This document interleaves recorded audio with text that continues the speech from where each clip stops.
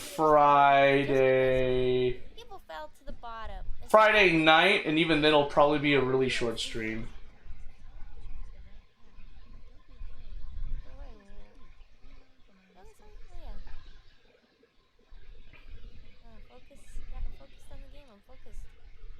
Friday, you don't have summer school? Alright, that's cool. Get to chill on a Friday.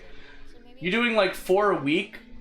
4 week school? No, not 4 week. 4 days a week of school? Alright, so I went.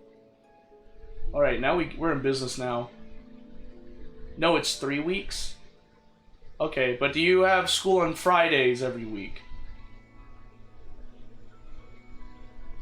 Okay.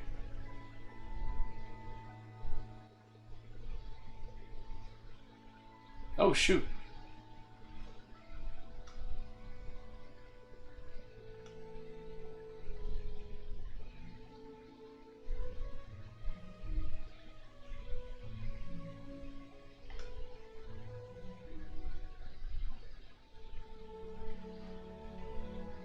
Alright, so your summer school is only Monday, Tuesday, Wednesday, and Thursday.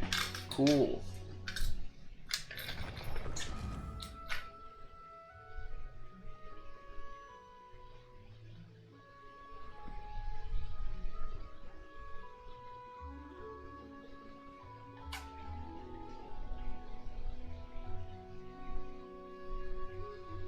Guys, let me know if the audio's okay. Because I'm going to have to turn up the audio for Bunny Garden. Yo, never mind, I don't exist. What do you mean you don't exist, Red? What do you mean?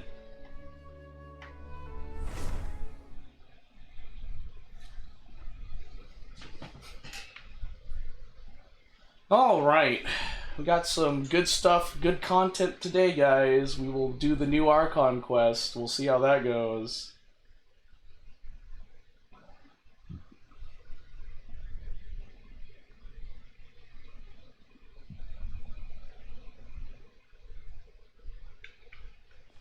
Okay, let me see. Can I even do Cold Case Commission? Vulpes Zerta Chapter Act 1. Who's that? Oh, shoot. Well, you've never seen this game before? This game is Genshin Impact. Think of it like anime Skyrim. There we go. I don't know if that's good enough in this day and age. I'm old. I'm 27. Okay, let's see this. Traveler, you've come at a good time. Wait, this sounds like another commission. It is as you say. The commission this time around is of high importance. It pertains to the safety of the Avidia Forest's inhabitants. Huh? What happened? Not long ago, we received word that a section of the Avidia Forest seems to have become contaminated. Contaminated? You mean a new wither? It's red? What do you mean? Huh? What do you mean? Something happened?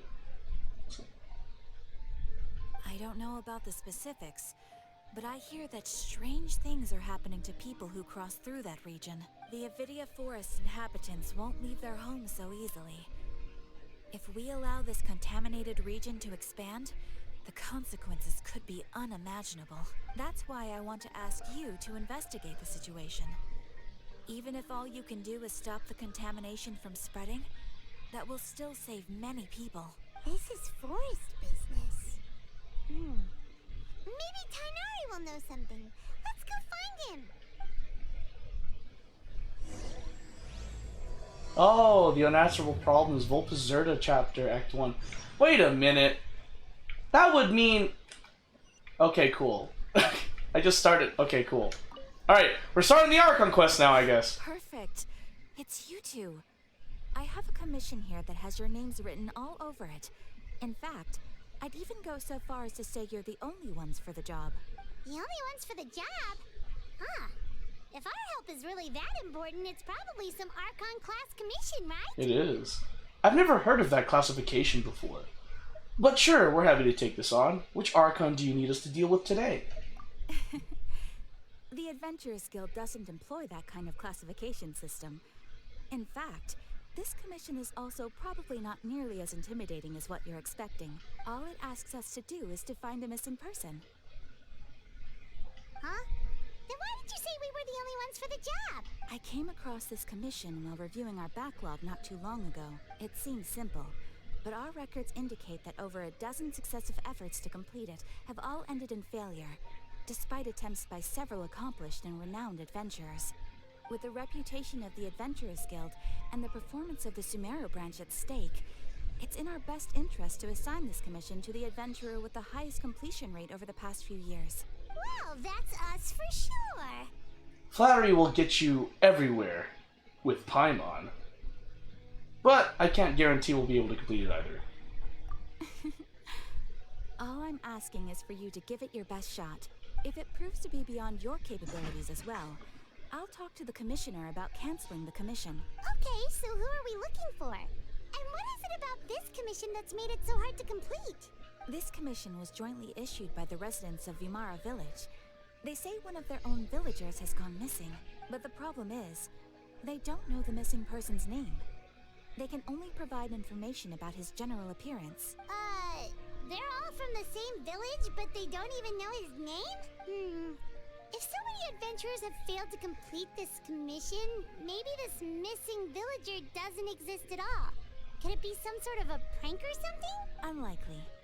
Several villagers came by to issue the commission, and judging by their appearance and tone of voice, they seemed incredibly sincere. It certainly didn't seem like a joke to them. Besides, putting up a commission requires a processing fee. There aren't many upsides to a prank that costs Mora to carry out. True. That would be a little strange. In any case, it would probably Oh wow, be you best were to not go to far Vimara off, Red. Village and ask around first. The Adventurers Guild does have some information on hand, but I would say anything you can learn directly from the villagers would be far more reliable. The best way to avoid misdirection is to go to the source. Alright then, let's go! I'm starting to get really curious about this whole thing. Bedtime Story, Chapter 4, Act 6. Oh, the slenderous sky that day. Jesus. I'm just sticking with this one. We're just gonna stick with that one. Vimara Village. Oh, I thought Vimara Village was like in the desert area. I guess it's in the foresty area. We made it to Vimara Village! Why don't we talk to some of the villagers to learn a little bit more about the missing guy? This commission is really a It lasts as long as I want it to. Probably gonna be like 5 to 6 hours, I don't know. Actually, maybe 4 to 5 hours. We'll say that much. I'd give you a guesstimate. Not set in stone. 4 to 5 hours. Hello there. You looking to buy something? I do business in this area. Oh, no, we're adventurers. Catherine sent us to look into a commission here in Vimara Village.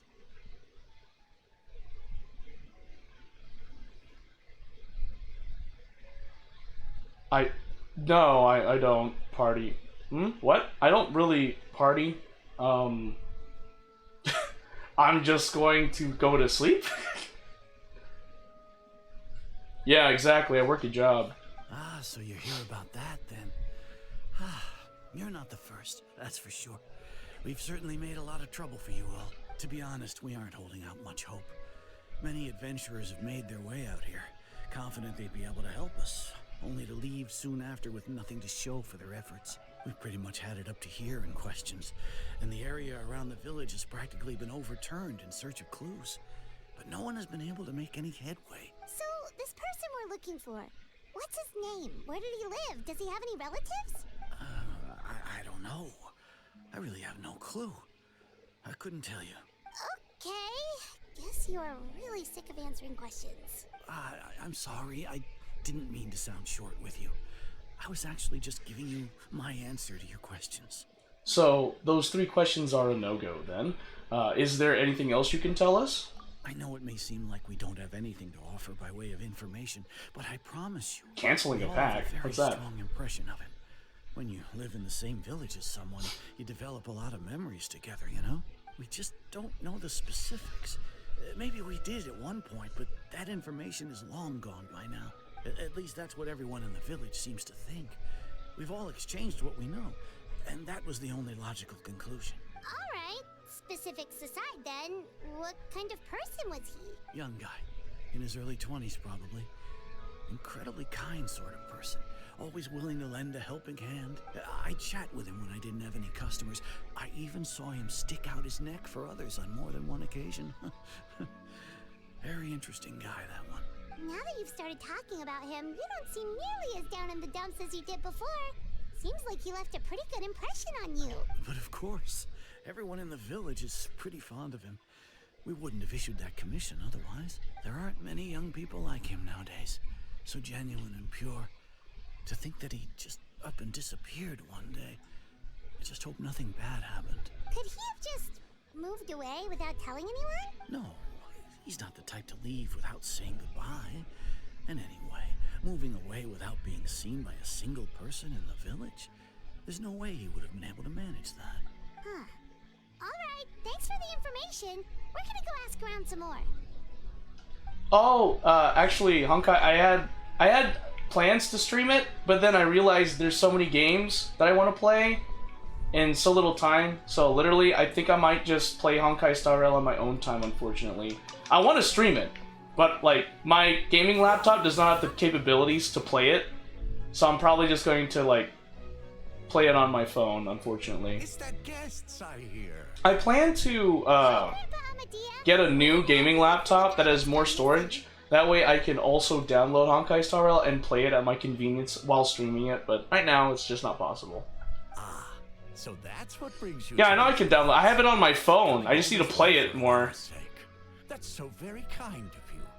With your help, I trust that young man's case is in good hands. Could you tell us a bit about him? Of course. I'm happy to help any way I can. With my failing eyesight, I'm afraid I can't offer much about his appearance. But I do remember hearing the sound of his voice. Not recently, of course. That loss has left me feeling quite empty. I don't think his parents are still living in the village. But somehow he never seemed lonely. In fact, he was usually the one offering companionship to others. He would often take time to visit the elderly or play with the orphans in the village. And whenever someone had something on their mind, he was there to listen with open ears. He always knew just what to say. As the village chief, I owe him many thanks. Helping villagers navigate difficult moments in their lives should have been one of my responsibilities. But he was often the one rising to the occasion. Wow. He seems like such a nice and gentle person. No wonder his disappearance affected you all so much. But, you wouldn't happen to know any details about his name, address, or family situation, right? I'm ashamed to admit it, but I just can't remember. No matter how you look at it, I should know those things. But for some reason, no matter how hard I try to remember, the information just doesn't come. Perhaps my age really has caught up with me this time. It's okay. There's no need to force yourself to try and remember. We'll figure something out.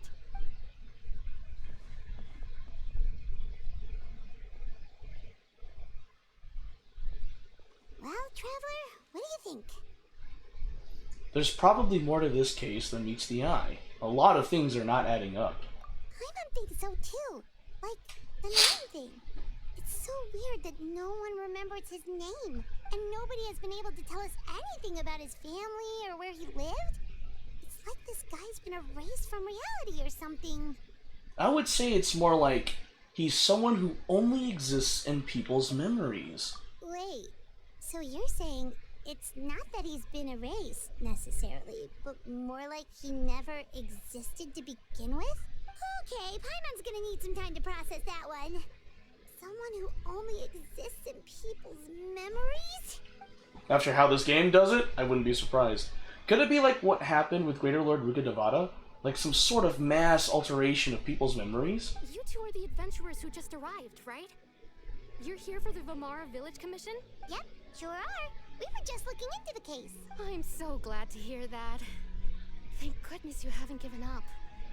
I've been so worried the Adventurers Guild might cancel our commission. My name is Atosa, by the way. I grew up here in Vimara Village.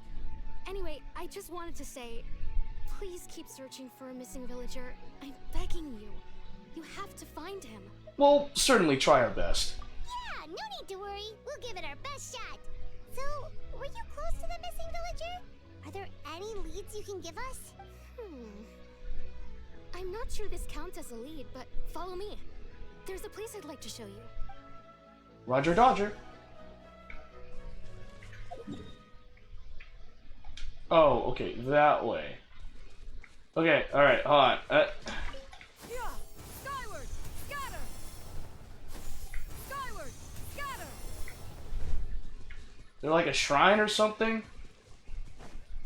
Oh, there's a mysterious Sealy.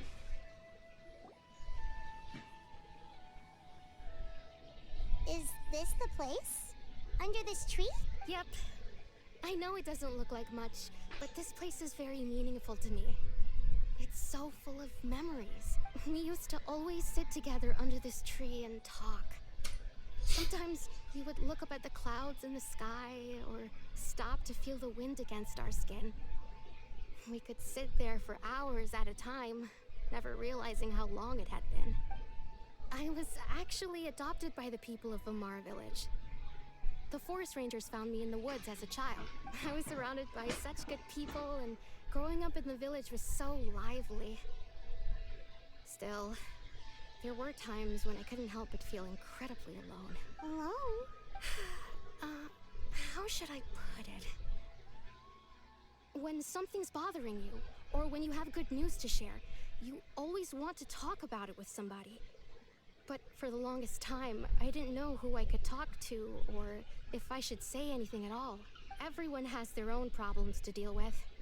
Even if I might want to confide in others, I don't want to become a burden. I think I get what you mean. Really?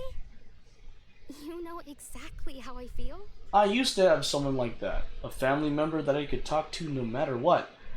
But now, I have a lot of friends who understand me, and would be happy to hear me out. Wow, that sounds really nice. You're quite lucky. When it comes to our missing villager, well, I guess you could say that to me. He felt like both a family member I could rely on and a friend who could really understand me. No matter what came my way, I knew I could always talk to him. He was so thoughtful and pure, and patient too. Whenever I talked to him, he would always seem so interested, as if the things I was describing were just as important to him as they were to me. Ever since he disappeared, there's been so much I wanted to tell him. No, none of those things matters now. I just really want to see him again. Wow, you two must have been really close. Did he ever tell you anything about himself? He mostly just talked about interesting things he saw around the village. He'd share a lot of his own wild ideas as well. Oh, right! I did ask him about his parents once. But all he said was, they're not here anymore. I didn't know whether that meant they had left the village or passed away, and I didn't want to pry. Still not much to go off of. Look at me. Talking your ear off and still nothing to show for it. I'm sorry I wasn't more help. Don't say that. You helped us understand him better. The last time I talked this much in one go was when we were still together. Come to think of it, every time we talked, it always seemed to be around dusk. Just like right now. Time always passed by really slowly. Even when it felt like we'd been talking for hours, the sun would still be at the same position in the sky. Well, time always seems to pass slower when you're relaxed, right? What's wrong, Traveler? It was always the same time of day, and time never seemed to pass. Based on what we've learned, this is definitely not a regular missing persons case. What Atosa just told us about time could be the key to unraveling this whole mystery.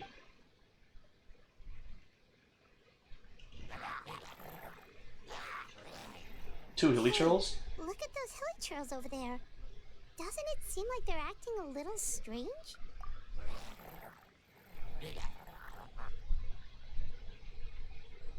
The Abyss Order. Could they be the ones behind all of this?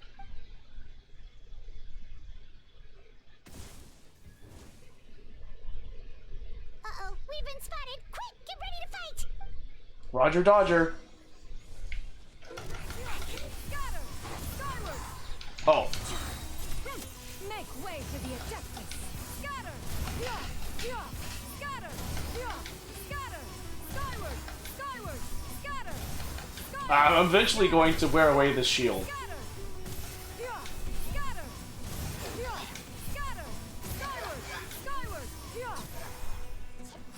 What? Surrendering will be gentle. No one escapes my sights! Go, go, Baron Run! You're in for a little shock. Come a little closer.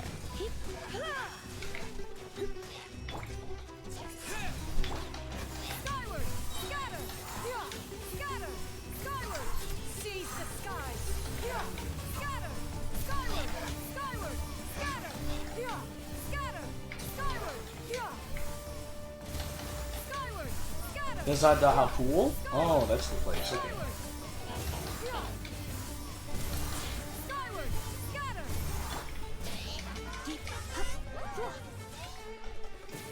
Skywimp, Skywimp. Bruh, you say that, but a Nemo be like popping off, just saying. Let it rain! With the wind! Oops. Is that may have been not good. Hey, there we go, there we go. I may have gone a bit too far away from the place. Oof. Thank you so much. I wasn't expecting monsters to show up. If you hadn't been here, I'm not sure what I would have done. You would have ran away, that's what. It was no trouble. The question we should be asking now is, what is the Abyss Order doing around here? Now that I think about it, the healing trolls around Vilmara village have been a lot more active lately. They seem agitated and would often attack anything in sight. Chief Amadea doesn't allow the children to play in the area around the village anymore. Maybe the Abyss Order really is involved. Well, we should head back and check out the situation in Vilmara village just in case. If the Abyss Order is plotting something that could spell trouble for the villagers. Roger Dodger. Huh. Oh. Wait a second.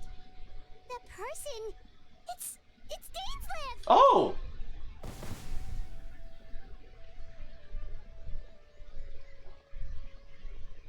Ah, it's you two. Oh, a friend of yours? Well, I'll leave you all to it then. I should head back to the village and check up on Chief Amadea and the others anyway.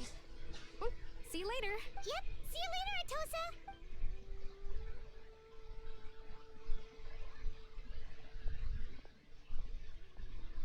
Why do you always have to pop up out of nowhere like that? Is it your life's mission to jump scare us or something? It's hardly personal, or intentional for that matter. As long as you and I are both in pursuit of the Abyss Order, we're bound to cross paths. Ah, so you're here to investigate the Abyss Order then. That would explain the monsters you were fighting just now. Naturally. Hold on. Are you not here for the same purpose? We're also on their tail. But I'll admit, you ran into them on accident. No matter. It may have taken you a while to catch on, but I'm sure you've also realized by now that there's something strange about this place. The Abyss Order is most certainly planning something in this area. Or worse, their plan could already be in motion. So you think the Abyss Order is behind the hilly trail activity in the area? As things stand, I highly doubt that is their primary motive. I would imagine the increased hilly trail activity is merely a byproduct of You're whatever hungry? it is Then they're go really eat something trying to red. Get a accomplish. chicken sandwich. Still, the hilly trail activity is causing a lot of problems for the people here. We should stick around for a while and protect the village, don't you think? The best way to protect You had them one? is by Get another figuring one. out what the Abyss Order is truly planning. That is how we prevent further tragedy. Well, let's see what more we can learn from the villagers. And after that, you also owe us many answers. And you shall have. Why can't you? I never intended to hide anything from you. Don't worry. There should be ample time to talk. You return to Vibrant Village. Blah, blah, blah, blah, blah, blah. Oh. You live too far, then what can you eat if you can't have a chicken sandwich? So that was the commission that brought you here to Vimara Village. Someone who seems to only exist in people's memories. That is indeed quite intriguing. I would agree that it's unlikely you have a simple missing persons case on your hands. However, any possible connection to the Abyss Order is still unclear. It appears all we have... No? Oh, shoot, man. Is there any place close to you where you can get food, bro? There is certainly not much to go off of. I'm coming with you? I mean, if you grab your phone, you can, I guess. Well then, how about the intel you promised me? Right! That mysterious voice he heard in his sister's memory.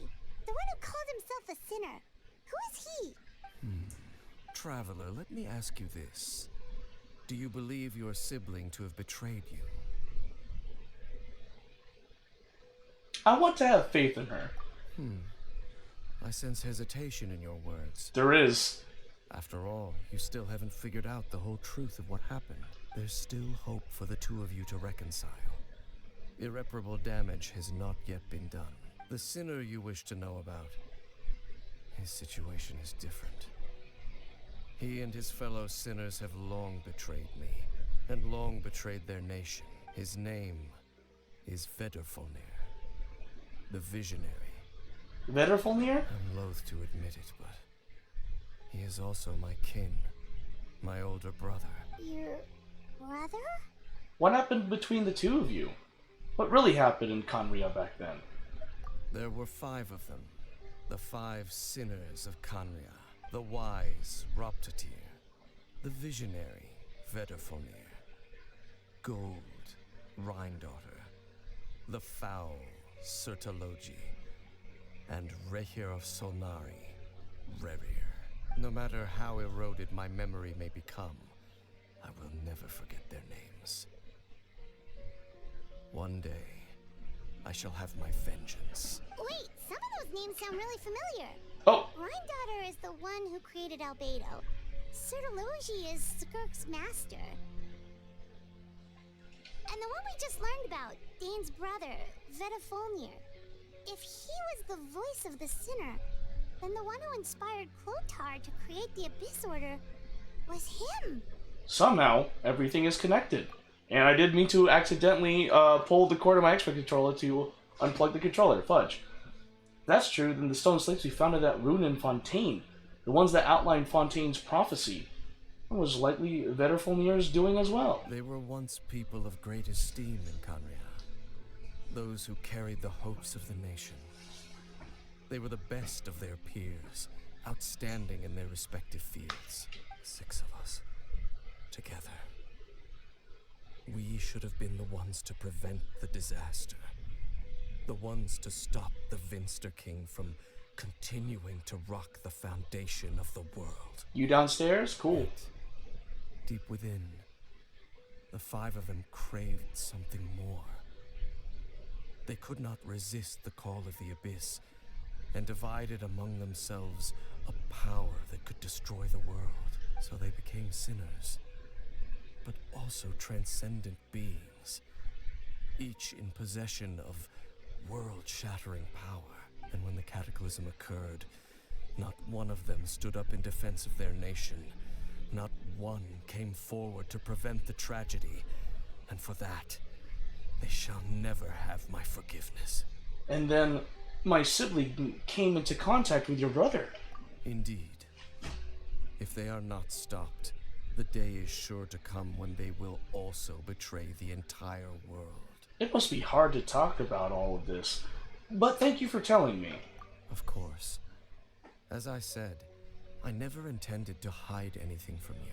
So, Dane, what have you been looking into all this time? I've continued to investigate the questions surrounding the Loom of Fate.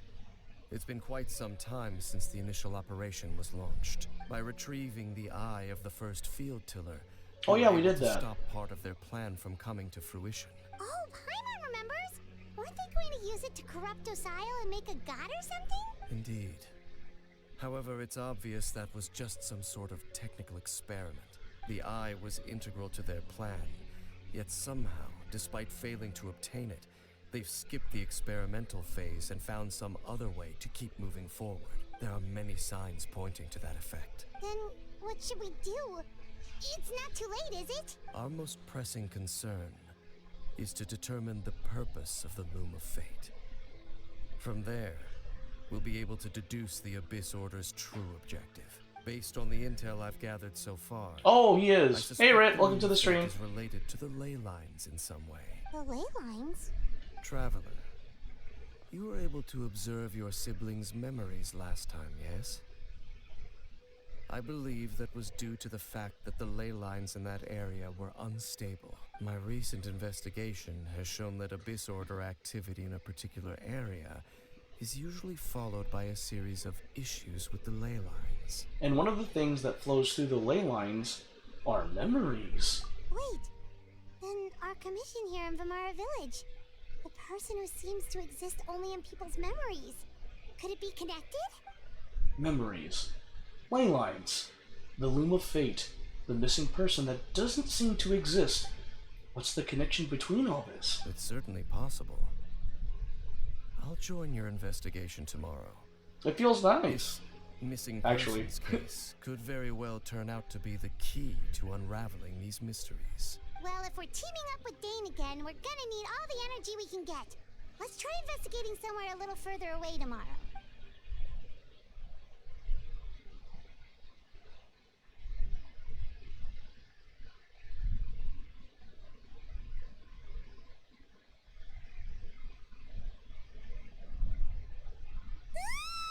Oh, I appreciate it, Red. So tired. Paimon used way too much brain juice yesterday. It's all Dane's fault saying all that complicated stuff. I didn't sleep well either. My head's a mess. Well, let's go find Dane. We've got a lot to do today. Sure, if we could find Dane. Wait, what? He's here. Where is he? Where is he? Down there? No. Where is he? I'm just climbing all over the place. Ah! Ah! Ah! I'm on a cliff! Hold on. Ah! I didn't think this through! Oh, it's Cloud Entertainer? Yeah, it's Shinyan. Ah! I didn't think this through! Ah! This is why I'm losing my voice. I was like, oh, he's behind me. I didn't see him. Where is he? Yeah, Shinyan. I wailed for to make Shinyan Constellation level 6. Where are you? Oh, Dane? he's over there. Hello, Dane? Why are you just zoning out over here? Did something happen? What's wrong, Dane? The missing person from your commission. Could you describe them to me? Oh, young guy? Early 20s? Seriously, Dane, what's going on? There appear to be certain memories in my mind that weren't there before. Memories of him. Maybe we just talked too much about him yesterday and you had a weird dream or something? No, it wasn't a dream. They're memories. Memories that suddenly appeared in my mind after I woke up. And I'm certain I've never met this person before. Well, what exactly did you remember? I remember handing him the eye of the first field tiller. What? Okay, so this missing person definitely has something to do with the Abyss Order then. Indeed.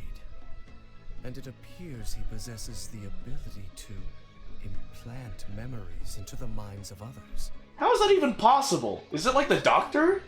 All the memories the villagers have of him. Could they be Who has a fakes? bulgy Wolgy, huh? Maybe they never knew him at all. Is it Dane or Aether? Who?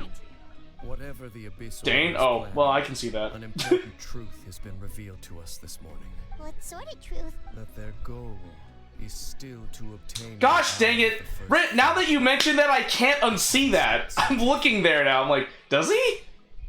I am the only Bruh. person who knows its location. Nah, not Paimon. I still see Paimon as a petite, beautiful Implanting girl. that particular memory was an attempt to interfere with my mind in some way. Is the eye still safe? Your concerns are not entirely unfounded. I don't believe the Abyss Order is capable of altering reality like that just yet. However, considering their single-minded pursuit of the Eye, I would say an equal level of caution is in order on our part. Come with me. We must check whether the Eye is still in our possession. Oh, so you're going to take us to where you hid it? But what if someone follows us? If we go straight there and someone is on our tail, aren't we just exposing the Eye's location? Maybe that's the reason the Abyss Order implanted that memory in the first place, to force Dane to confirm the Eye's location. Given what I know of him, though, I'm sure Dane has already thought of that possibility. It seems like he might already have a plan. Let's go. Lead the way, Dane. Of course. Your fish drowned? How did it drown? Did you, like, prevent it from breathing with its gills or something? Oh, shoot. Over here? Next to the chasm?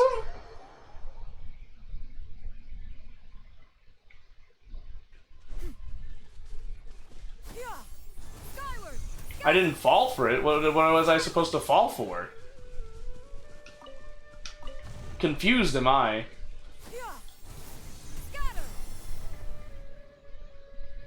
So you hid it way out here? Huh? Not an easy place to discover, that's for sure. Well, let's go check to see if it's safe. Me? What? Traveler, wait. Hmm?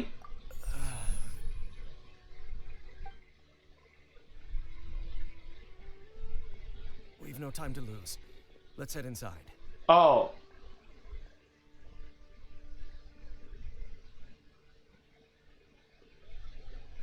I do not get the joke, Red. That is going way over my head. Oh. What was Dane going to tell me just now? Hey, wait up! Oh. The whole, like, oh, we're both straight thing? Oh, okay.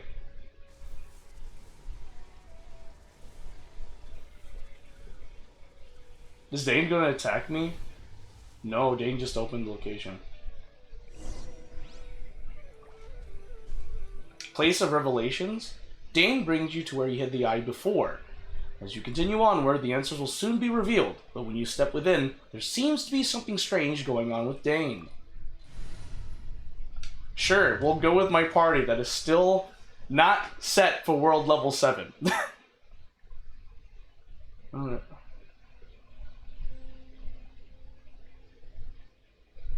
I'm sorry, Red. I know you explained it to me very precisely. I still don't get it. I had Morningwood? I don't think I had Morningwood this morning. Not always. I don't always get Morningwood. Oh, you're talking about Dane? Oh. I don't know. Might want to check the wiki, the character wiki or something for that. Still asking? Oh, I don't always get Morningwood, I'm pretty sure.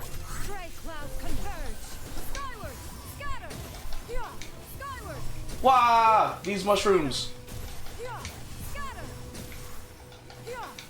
Man, they are level 90. Oh, I've maxed out the friendship level for Shenyun, so I got the name card for Shenyun. Well, hold on. No, never mind. I thought I could pause to show you guys, but no. Mechanisms here have changed over time. You can access the upper floor through the side door. Perhaps you should try reactivating the mechanism over there. Oh, cluster leaves of cultivation, I see.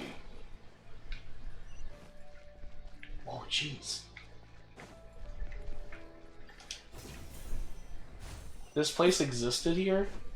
Oh, exquisite chest. What?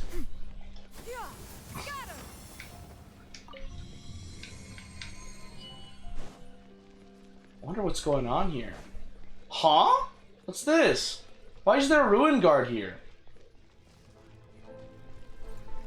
Okay. I'm very concerned. Why is there a ruin guard there? No escape.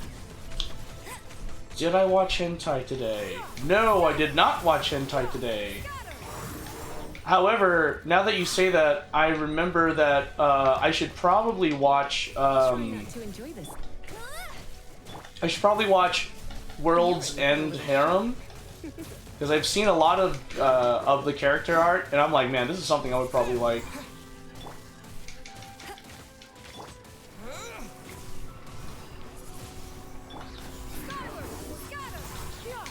Ooh. All right, well. Yeah. Don't mind me, Ruin Guard. I'm just going to. Man, so Dane had this prepared?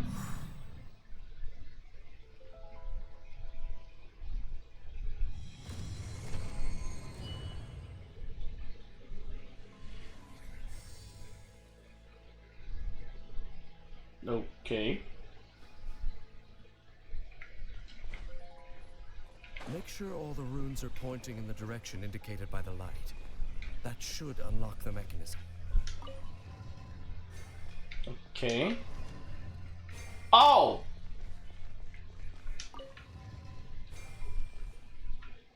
Ah, the door's Oh. open. First try.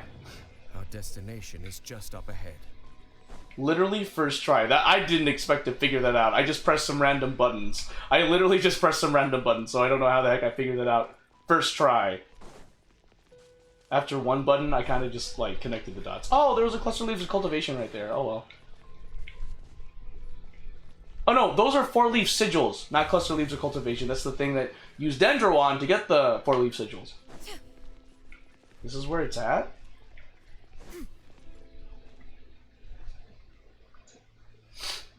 Oh, there's a lone stick over there.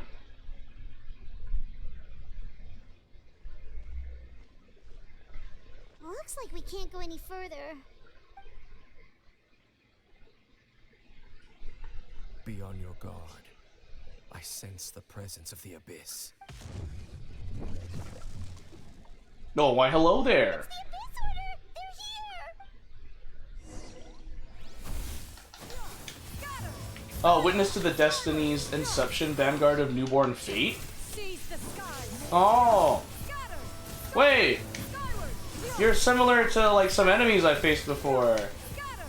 Wow, I am bonking you, Worth a Storm.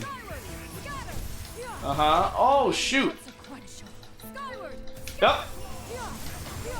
Oh, okay, that's just not fair. Come a little closer. You're in for a Yeah? little shock. Wait, I can just...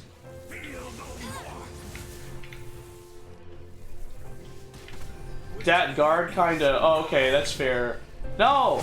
No! I'll drop that. You get distracted by, the clone. Get distracted by the decoy. That explodes, you know? Come on, don't you like exploding things? Oh, come on. Oh! Eh. Oh, come on. Literally, like, I need you to melt. Because you're a cryo and I'm pyro. That's kind of just... Oh, what the... Come on! Okay, you know what? Alright, fine. I need Shenyan. Alright, can I... Finally, yay. Just as I suspected.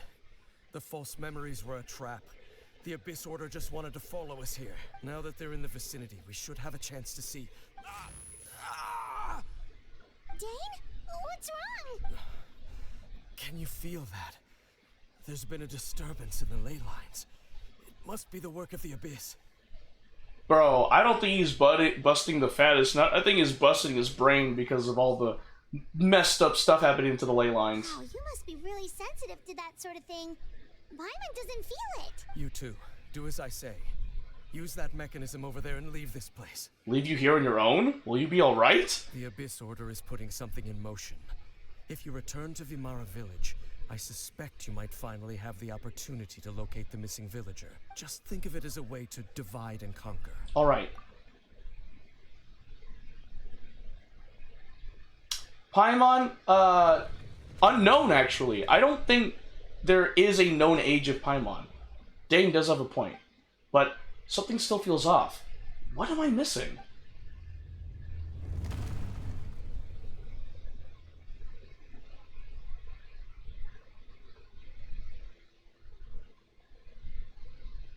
Oh, there's something that Dane was hiding from the Traveler in Paimon.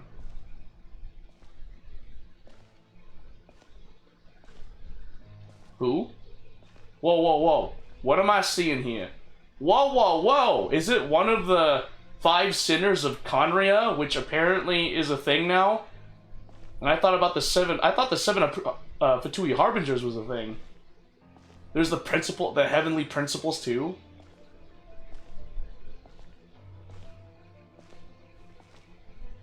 Oh, it's Lumine! Oh, fudge. I knew going along with your trap would be the only way to meet with you face to face. You risked your safety and that of the Eye? That's quite the gamble, Dainsleif. Yeah, that's Aether's sister. But I believe that I am the one walking into a trap laid by the Twilight Sword. Bro, I don't blame you. This story is very, like, interconnected. A lot of lore and stuff, and I love it. No, it's not John Pork! You're here all on your own? What about those followers of yours? When the Twilight Sword is prepared for battle, any army I could send would only be marching to their doom. Better that I face you alone. I know you must have a lot to say, but if it's a conversation you want, Pretty much. you have to defeat me first. Yeah.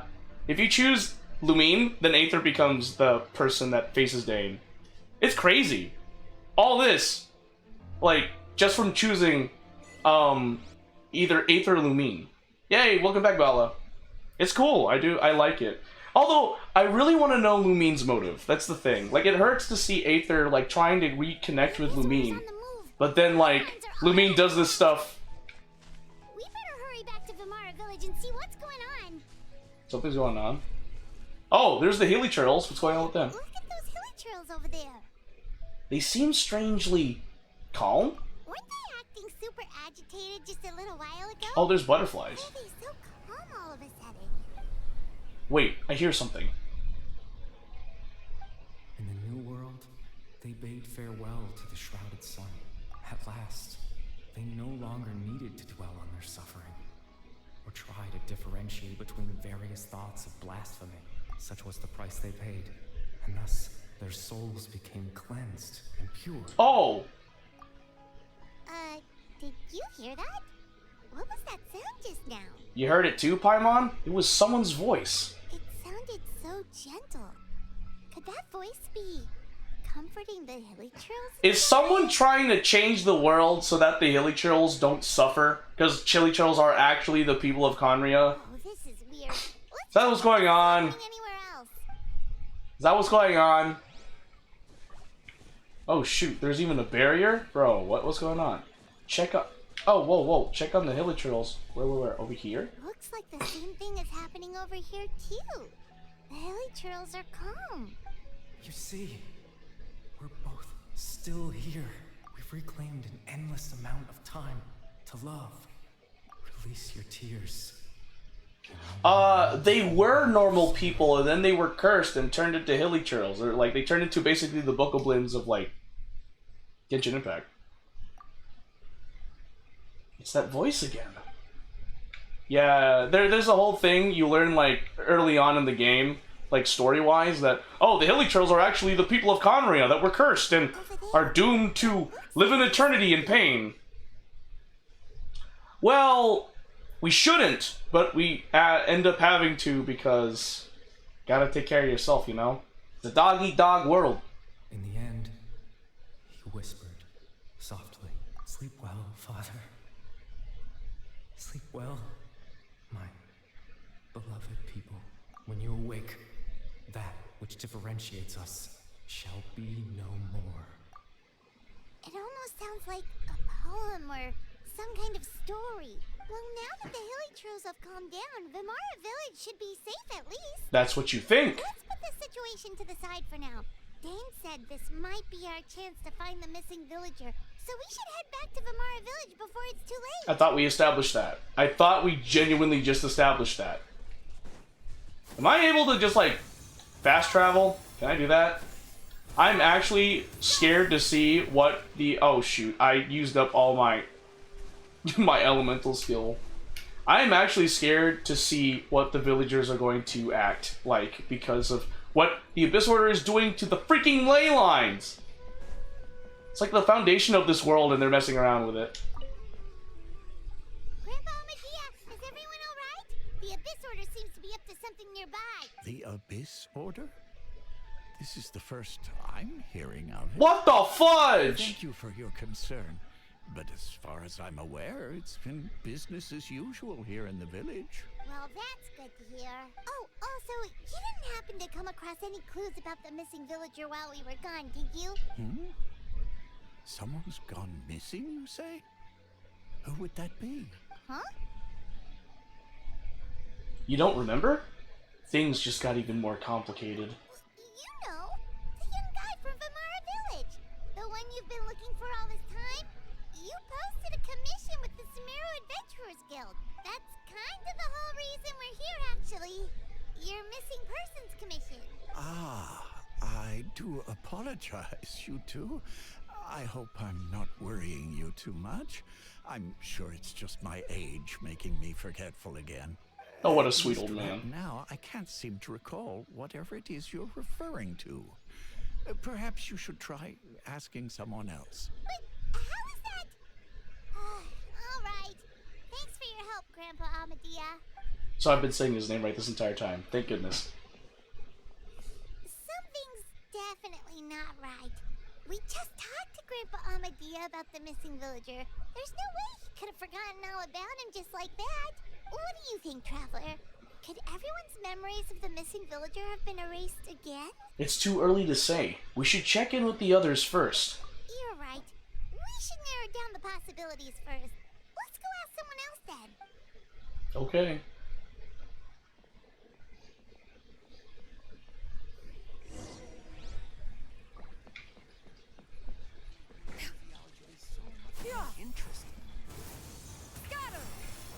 Oh, it's that one dude? Barum?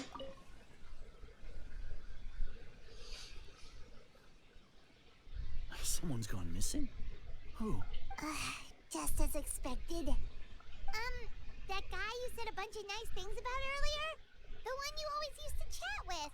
He's around 20 years old, and you said he was a kind, warm-hearted person? Oh, I know who you're talking about. Really? You remember? There aren't many young people who've earned that kind of praise from me. If you're certain that's what I said, then there's only one person who fits the bill. No doubt about it. But why'd you say he's gone missing? Have you seen him recently? Do you know where he went? Yeah, I just saw him leave the village. There was someone else with him, too. Do you remember? 21st of September? I love that song. It will never get old. The Bee Gees did a good one with that one. Just saying. Such a BB song. So Your good. mom seems to remember him, and apparently he just saw him? Do you think maybe it's not that there's something wrong with people's memories, but that we've somehow returned to a time before he went missing? I doubt returning to the past would be that simple. Given everything Dane mentioned about disturbances with the ley lines, I'd say it's far more likely this is related to memories in some way. I need to think carefully. What's really going on? Oh, I'm doing this thing again! Oh! People have forgotten about the missing person. Just like what happened with Greater Lord Rukadevada. No one remembers him. They're in the same realm. Yeah, they are. Yeah. Yes and yes. They're in the same world to that. It's just they're in different areas. If we really did travel back to a time before he disappeared, that could explain why the villagers said he hadn't gone missing. Oh, you stopped playing for you, Noelle. Hey, that's fair. Noelle is a good girl. Apparently there's a hangout event for Noelle in this game. It's crazy. I need to unlock that. If this person only exists in people's memories, maybe we're in someone's memory right now. Okay. No, Baram still remembers him. He just forgot about the fact that this person went missing. Time travel is extremely difficult to perform. The current situation probably has something to do with the disturbances in the ley lines. Right! Paimon totally forgot about the ley line disturbances. We're in someone else's memory.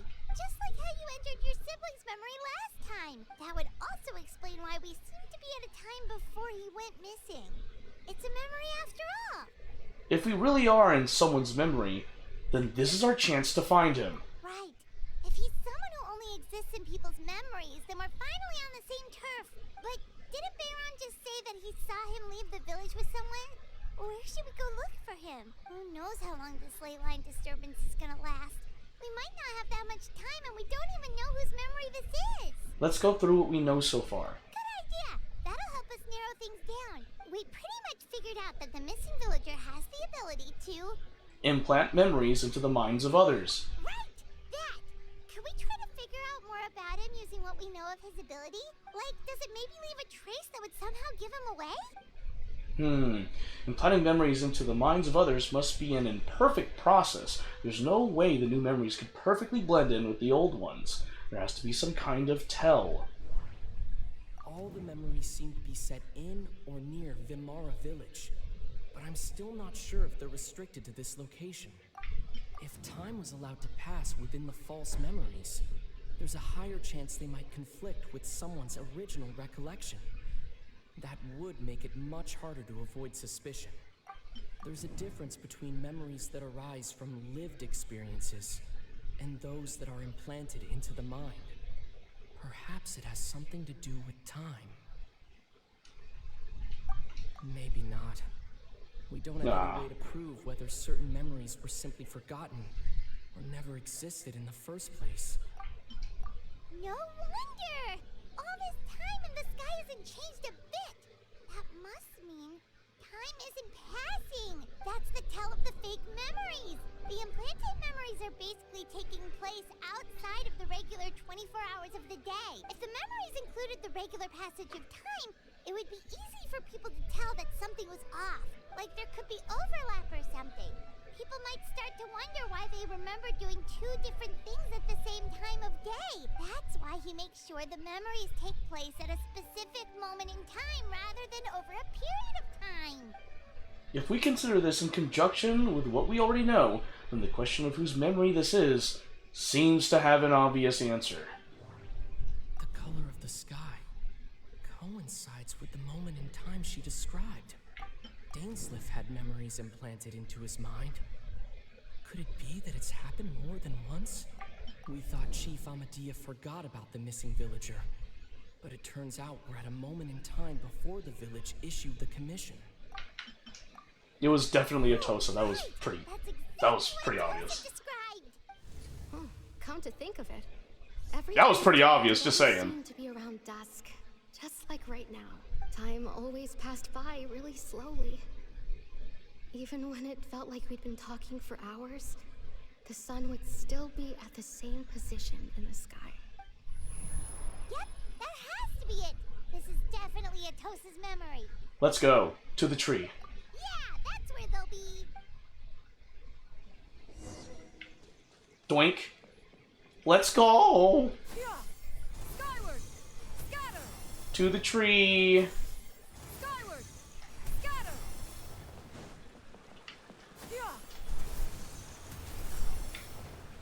Oh, over there? Oh. Scatter!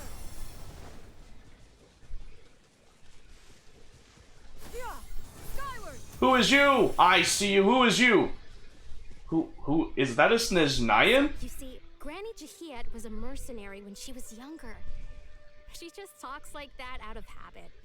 She's not trying to scare the children on purpose. Oh, there I go again. Always talking about my own things. Do you maybe have anything you want to share? It's okay if you don't. You could also just talk about what you think of me? Oh, come on. Oh, I think you're an incredibly strong and thoughtful young woman. You'll meet many. A Conrian, come on. A very happy life. You won't miss someone like me. Huh? Are those your friends over there?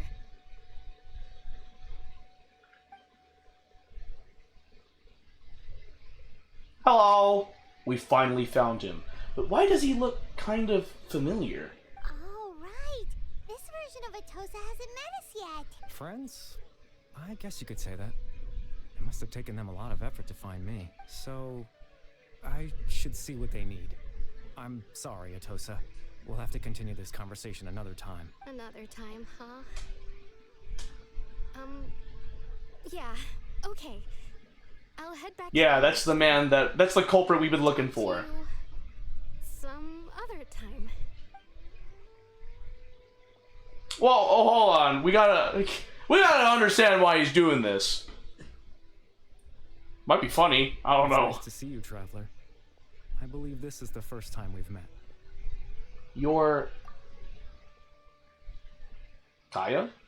No.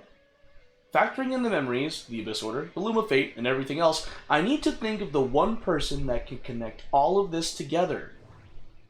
Oh, Clothar! The founder of the Abyss Order. The man who broke the... What the fudge? I mean, that's true, but I don't feel like it. Born into abject sorrow, he shall now become the Loom of Fate. Dane's brother, one of the 5 sinners of Conria. The one who stole the power of the Abyss. Clothar? Maybe? No, and that doesn't seem right. I need to think about this some more. So maybe his son, Caribert. You're Caribert Alberich. Oh, you know me? That's quite the surprise. I don't believe I've met you before. Oh, I see. It was the memory, wasn't it? Your sibling's memory. You saw the me from back then. This is Atosa's memory. I came here to say goodbye to her, but I suppose I'll just leave her a message instead. Come, let's find somewhere else to talk. I can see that, yeah. What is this? What is this goobity gook? Goobity gobbity gook. What am I looking at here? What is this? What is this? I can't read that. Game theory decipher, go. We are going somewhere else. This place is only for Conrians. Surprise, you're here now. Freak, I don't know. That's cool, it adds some lore, just saying. Yggdrasil. If they call this Yggdrasil, I'm gonna laugh.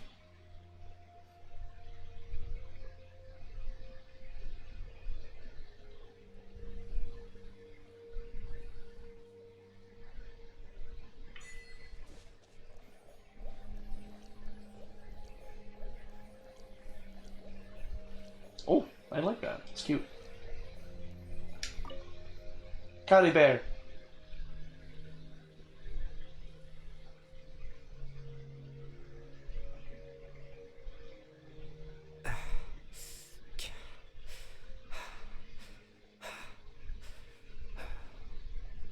What is this place? I suppose you could call it the realm of my consciousness.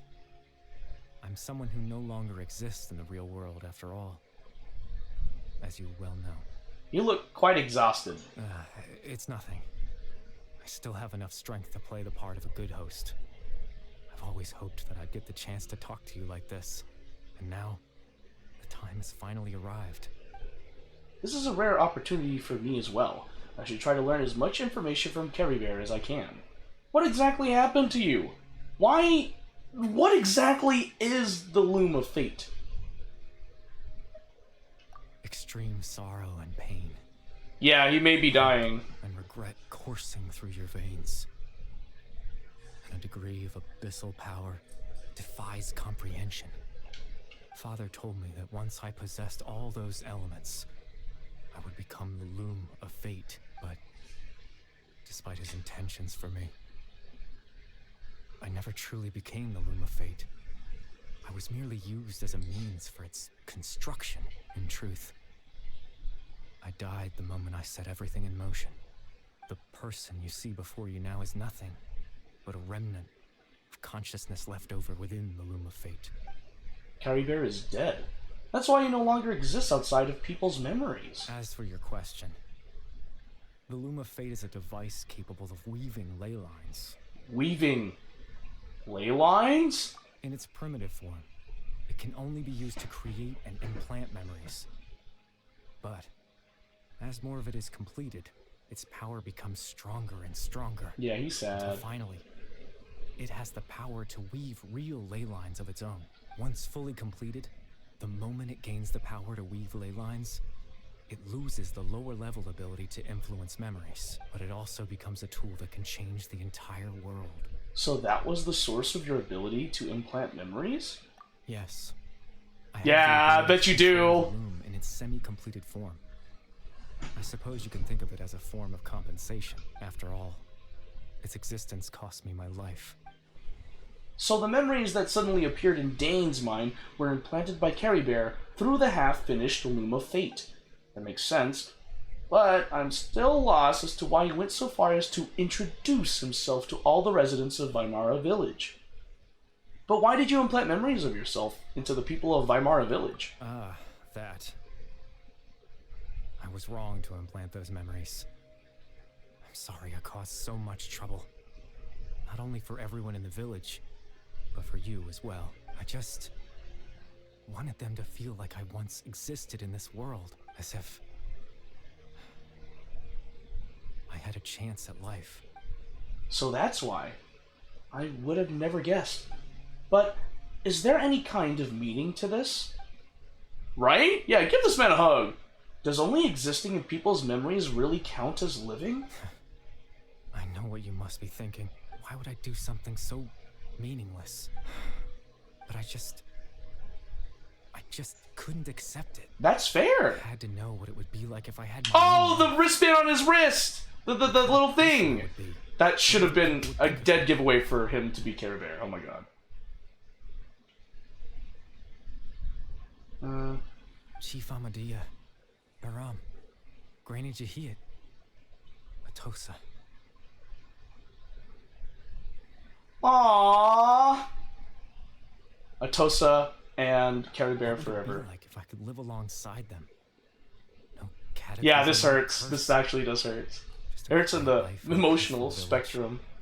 I was curious, so I selfishly tried to have my own life, even if that meant piecing together the Right? version of myself that could have been. One memory at a time. I know it sounds stupid. After all, my life ended a long time ago. Right? Oh my gosh. Any chance at living was stripped away from me when I was 8 years old. My consciousness left to mature in an illusory world of nothingness. Even the form you see before you was nothing but an invention based on my father's appearance. An imagined version Oh. of what I would look like if I had the chance to grow up. Wow. In the end, this all stems from the tragedy that occurred in Conria back then. You know, everyone is looking for you.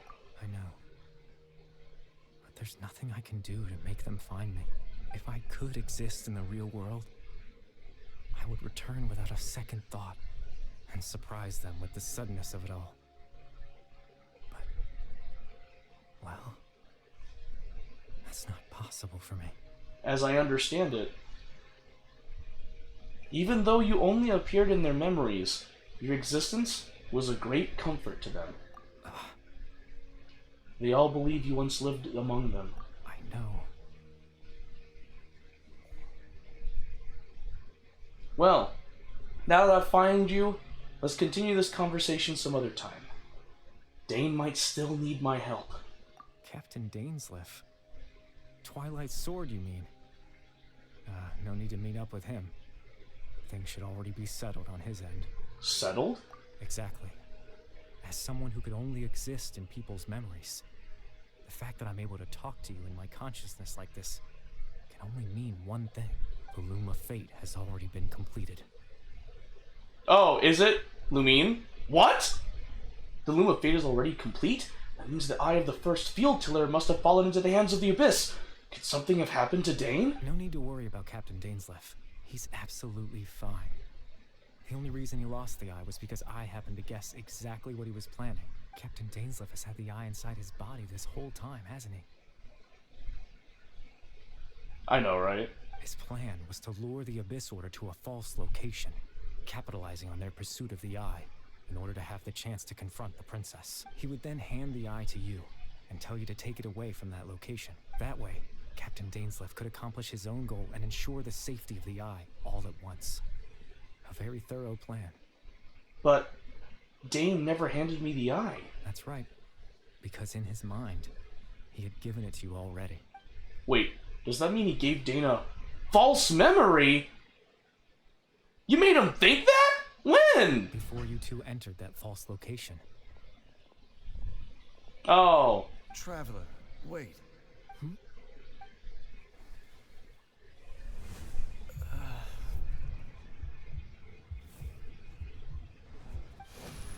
We've no time to lose. Let's head inside.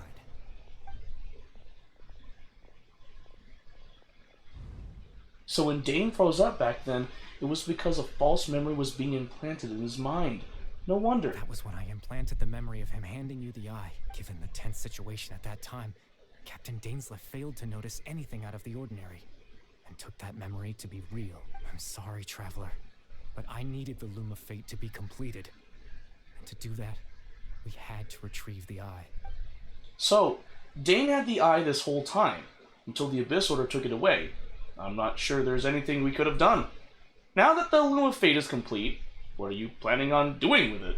I promise I'm not trying to conceal anything from you, but I truly have no idea what the princess is planning. Tevat's ley line system is deeply entrenched in the planet. Creating new ley lines can neither replace nor extend the ones that already exist in the face of everything they could be planning. I fear I'm too insignificant to even get a glimpse of the bigger picture. In any case, I had my own use for the Loom of Fate, and my goal, at least, has been achieved. Your goal? You remember my father, don't you? Clotar Alberic. I believe you saw him in your sibling's memory after he used the power of the Abyss to restore consciousness to my hilichurl form.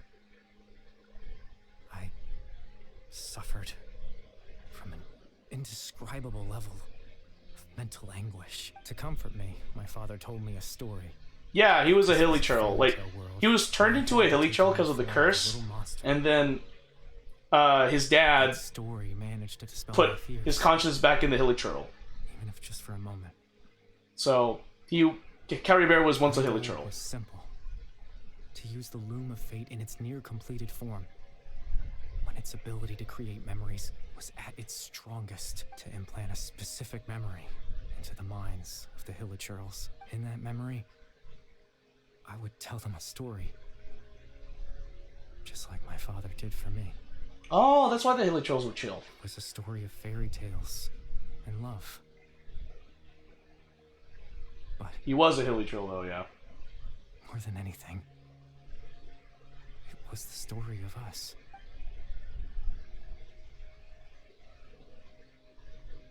Yeah. So, the thing that caused the hilichurls to calm down back then was Carrie Bear's story. So that was his goal. That was the only thing he wanted. He had a device as powerful as the Loom of Fate at his disposal, and all he wanted to do with it was to offer the hilichurls a moment of comfort and peace. I can't change the world. Not when I lost the very right to exist within it. What the fudge? Implanting those memories, that was the most worthwhile thing I could offer. Perhaps. I think it was meaningful, indeed. All that's left of my existence is a wisp of residual consciousness tied to the Loom of Fate. In truth, that trace of my consciousness should have dissipated long ago. My goal was the one thing that allowed me to hold on all this time. But now, the bedtime story is finished. And it's finally time to rest.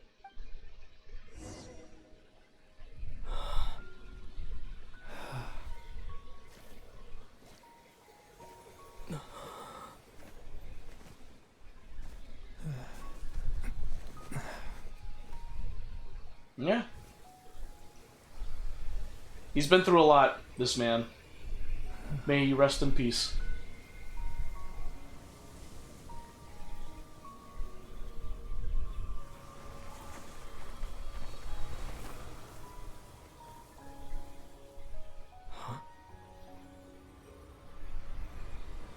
No, we need Paimon. Paimon deserves to live. How dare you? Paimon is the best traveling companion.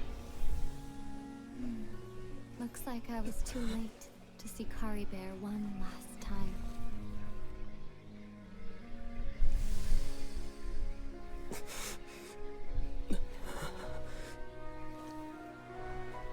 Can you just hug? Lumine, just hug your brother!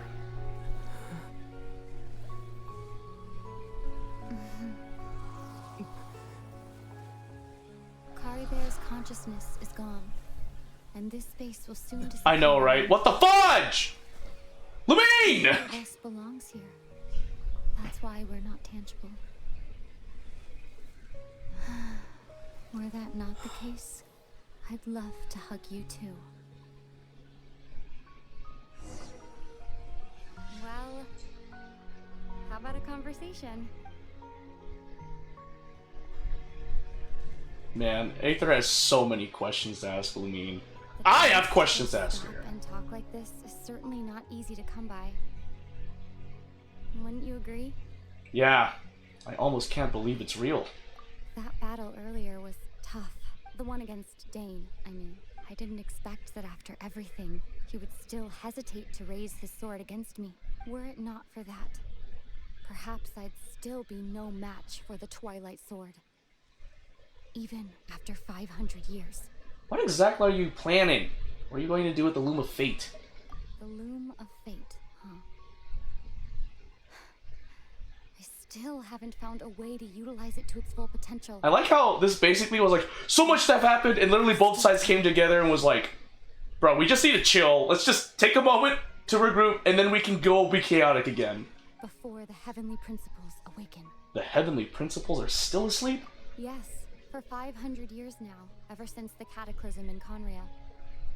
There's been no sign of activity. Not long ago, you witnessed the Hydro Archon destroy her divine throne.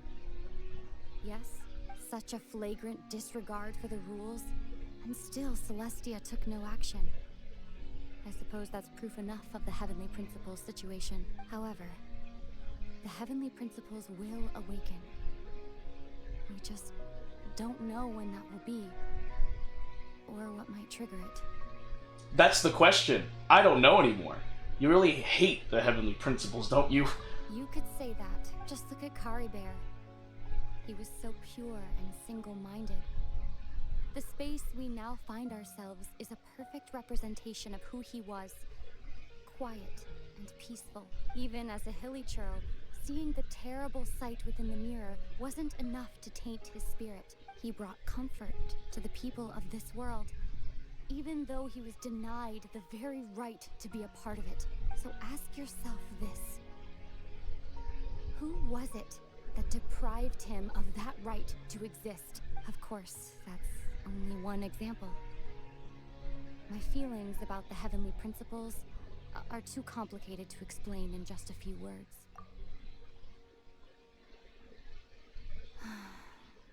Ether?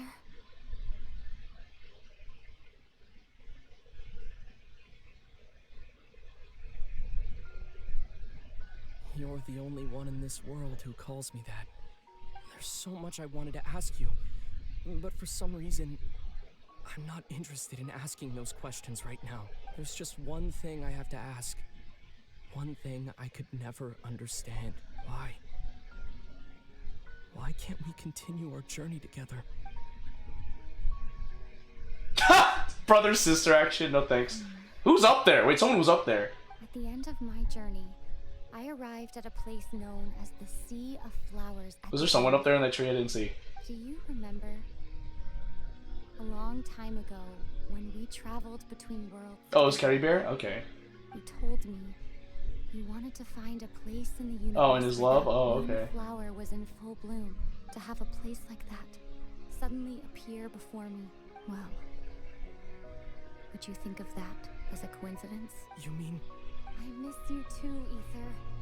But as this war continues to rage, and as I continue to seek that final answer, I don't even know how to face myself sometimes, let alone my own brother. What's going on? This space has lost its tether. I doubt it'll be able to exist much longer. In fact, aside from our inability to physically interact with each other, There's something else you should know about this space. With Kari Bear gone, we won't be able to remember anything that happened here. Wow! Everything Wow! existence. Freaking cock blocked! All memory of our reunion. You only telling me this now?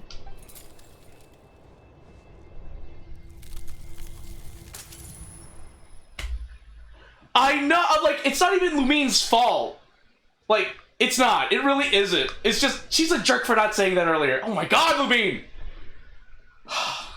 I love you. Well then, stop being a pansy and just go hug your brother. Like, set up a meeting where the Abyss Order and Aether isn't doing anything. Just meet up for like 5 minutes, hug, and then go back doing your own thing. Jesus Christ. Oh, this frustrates me. Head feels all fuzzy. Yeah, I don't blame you. That also is upsetting too. Oh, Paimon woke up a little earlier than you, so Paimon will fill you in. The villagers said that they saw us sleeping near the village yesterday. They couldn't wake us up no matter how hard they tried, so they decided He did. to just He really bring us did. back here.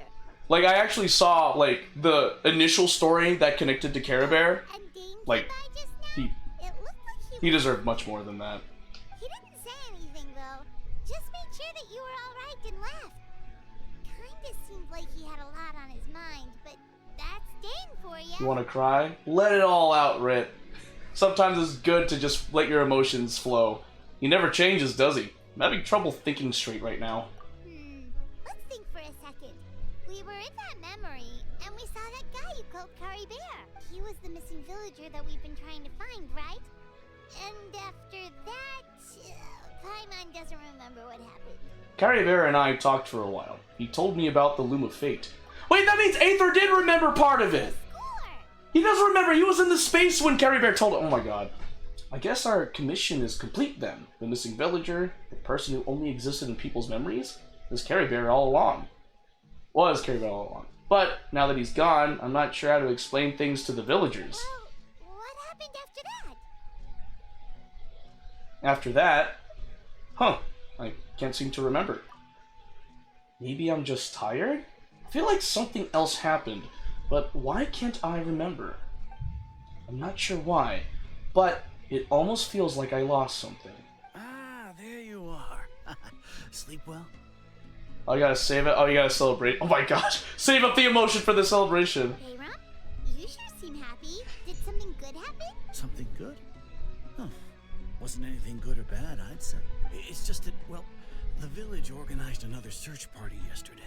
It didn't feel right to leave all the searching to the adventurers. So there we were, searching away, when suddenly this one guy said it all came back to him. According to him, one day around dusk, he was passing by this one tree outside the village, and he saw our missing villager. There he was, sleeping under that tree all by himself. His parents came a little later to wake him up, and they all left together. It looked like quite a happy family, apparently. Aww. And after that, well, we all started to feel like that really is what happened. Kind of strange that we forgot all about it for so long. So, that's how Carrie Bear said his goodbyes. That was the last memory he gave them. Oh, and we also remembered his name, Kari Bear. Now, that's not a name you hear every day. Would have been helpful if we remembered it sooner. That is a unique name. Make sure you remember it this time. Well, I hope he's happy wherever he is. I think he is, yeah. Relieved now that we know what happened. Seems like everyone thinks Kari Bear left the village. That's probably for the best. At least they have some sort of explanation now. Carrie Bear is gone. The Loom of Fate is now complete. And no one else will try to change the villagers' memories. Paimon wonders how Atos is doing. Maybe we should go check on her. If she hasn't remembered like everyone else, we can tell her what happened. Paimon didn't see her in the village just now, so she's probably at the tree. Come on, let's go talk to her. Alright. We can just go ahead and do that. No, just, I meant to switch. Skyward! Scatter!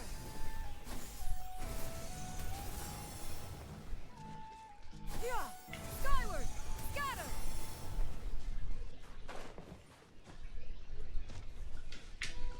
Oh, Give me that Sumeru Rose. Hey! Oh, you probably are sad, huh? You're probably sad. Hey, Atosa, how's it going? Oh, it's you two. I was just about to go looking for you. I wanted to thank you. I was part of the search party, so I remember what happened to Kari Bear now. Honestly, I just can't believe I forgot something so important. Maybe he wanted you to forget him. I'm sure he wouldn't want you to. Oh, fudge. Nah, I'm sure he wouldn't want you to forget him. It's funny, but... Whoops, my bad. I have this feeling he told me the same thing. I just can't seem to remember when. I guess it doesn't really matter anyway. Life is made up of a series of memories. As long as I hold on to our time together, he'll always be a part of my life. I'm just happy I got to meet him. So, who cares what happens in the future, right? I do.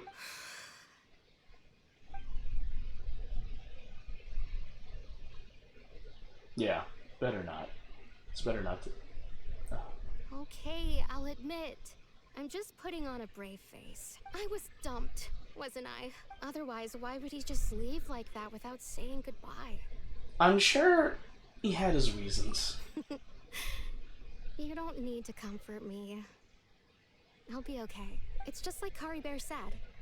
It's the things we overcome that make life more precious. And you know, if he has a heart, maybe he'll come back and see me one day. Anyway, thanks for all your hard work, you two. I promised I'd help Granny Jahiet with something, so I should head back. Goodbye. Well, that should be it, right? Everyone's lives can go back to normal now. Oh, right. Weren't you about to tell Paimon what happened after your conversation with Kari Bear? Right.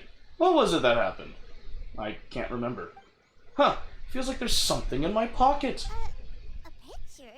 Where'd that come from? Let Paimon see. You must get along with each other, the two of you. Oh! Ah! Carabear! The ultimate wingman! Bro, I mean, I know. Man, this man is amazing. This man is amazing. I'm sorry. This man is the ultimate wingman. Oh my gosh! He left a parting gift and it was worth it! Alright. World Order narration. Okay. That was a good Archon quest. That was alright. But now it's time to do Clorin's Archon quest, guys. Hey babe. Hey babe. Oh, Judgment Day? Let's see. Devulia's Chapter Act 1. Who's that? Is it happier? I don't know. Maybe. At least, I mean, maybe? I don't know. Oh, is this gonna be, what is his name? Nouvelette's story quest? I wonder if it is.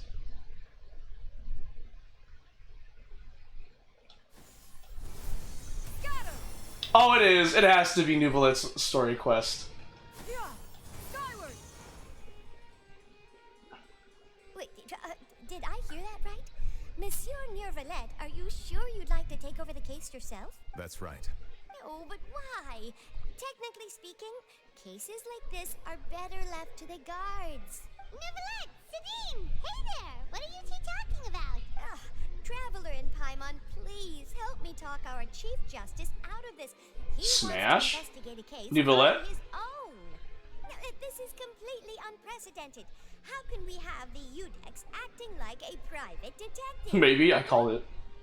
Maybe Sadine. Sadine's cute. Starting a new job? I can introduce you to some amazing detectives. The Sango Detective Agency in Inazuma. With how well connected you are, but I must apologize. Paimon? Do Nah. not plan on relying on anyone else's help for this matter. So, what is it exactly?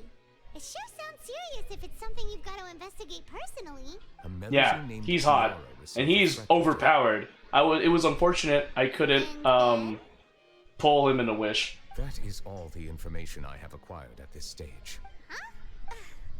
I have have no idea why you're so hung up over this. I've checked the schedule in advance, and it seems like there aren't any trials today.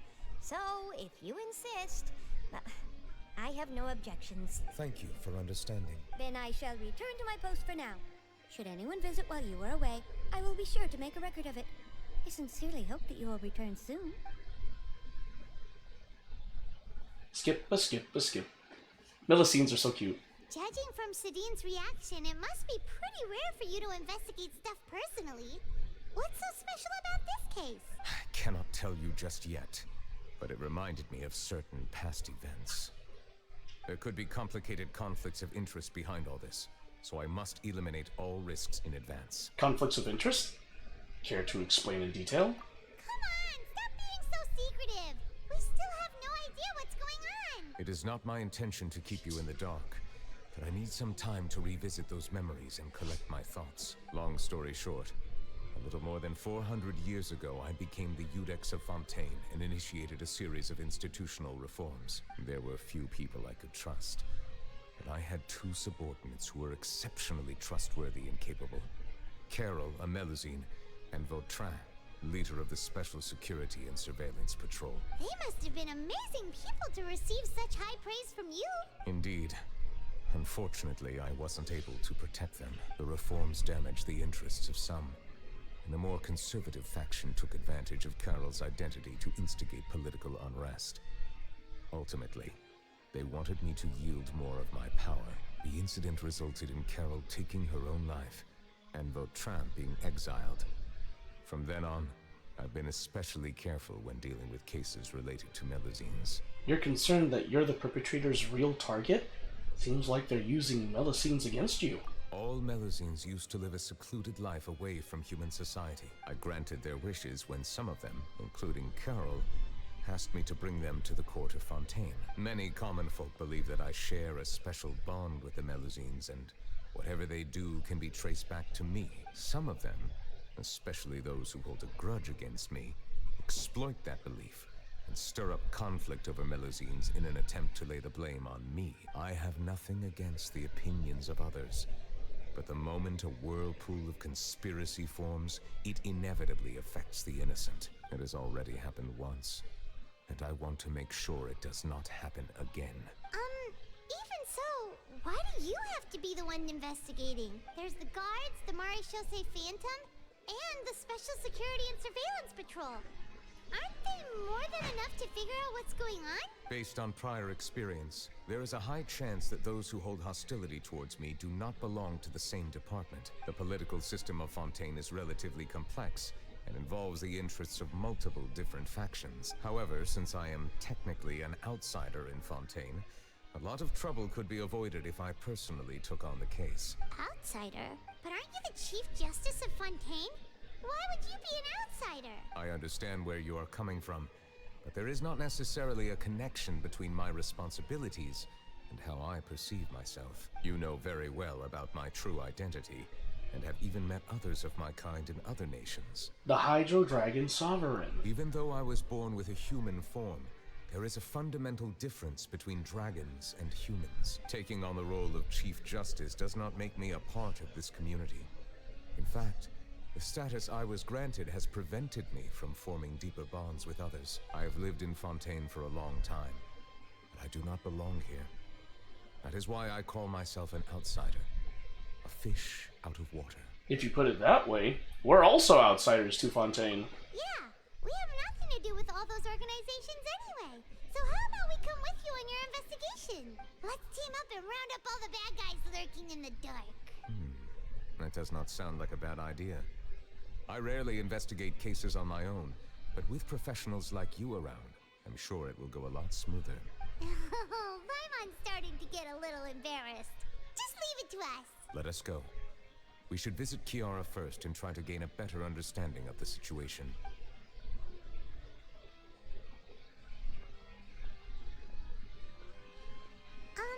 So Neuvillette feels like he doesn't truly belong here in Fontaine, but is that really true?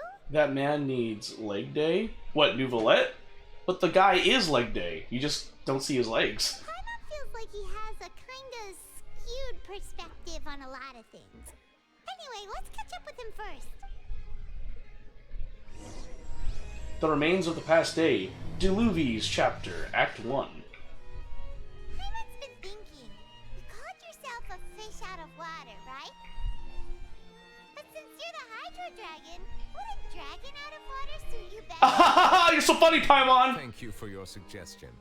I will consider using the more accurate term in private occasions. Please allow me to rephrase. Has a dragon out of water? Ugh. That sounds kind of weird. Let's stick with the previous version instead. Alright. Can I... Am I able to do Chlorine's story quest? No? Wow, that's freaking lame. That's legitimately lame. I want to do Chlorine's story quest. Cursed story quest, you know, prerequisites. I never thought I'd see him here. Does anyone have a camera?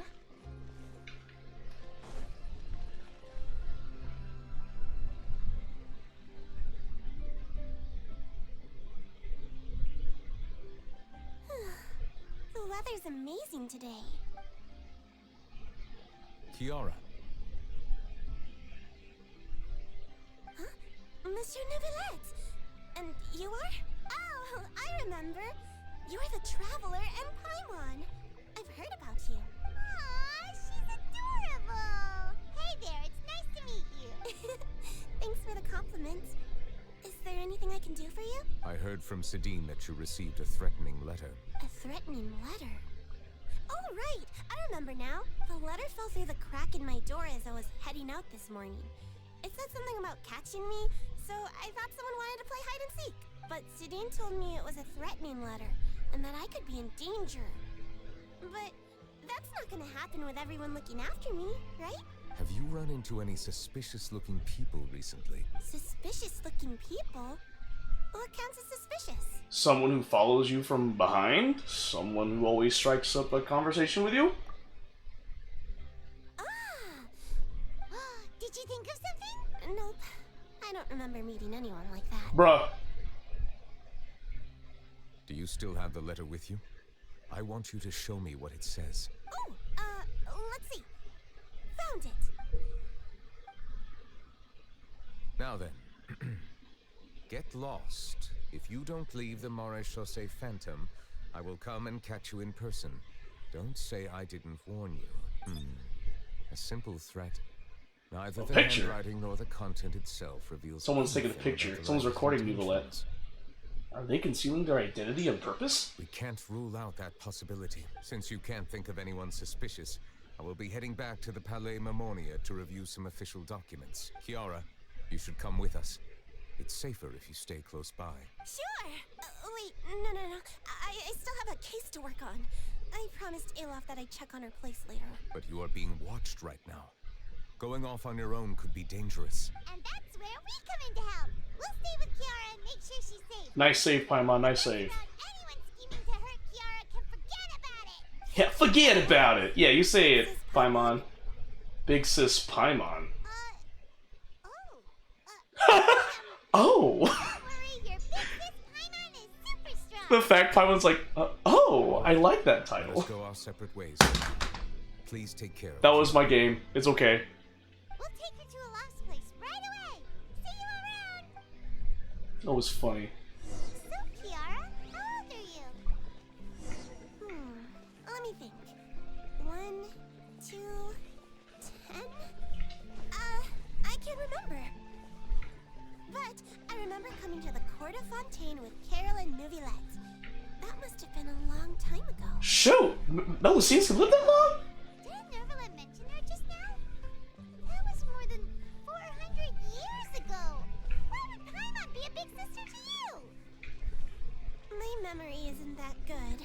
But Kara told me I could address others based on how I feel about them. Paimon feels a lot more grown up than me, so you're a big sis. Yeah, I get that. Hey, Traveler, did you hear that? Yep. I heard it. Someone's taking pictures of this Melusine. Oh, Illoff! Wait, isn't this where Chiori is? Strange. Paimon felt like someone was following us. Olaf! Kiara, you're here. Huh? Wait, aren't these two... Oh, they're the Traveler and Big Sis Paimon. I thought so. What brings you here? We're protecting Kiara. Did you run into any trouble? It's not really trouble anymore with us around. May I begin inspecting the store as planned? Of course. Go ahead.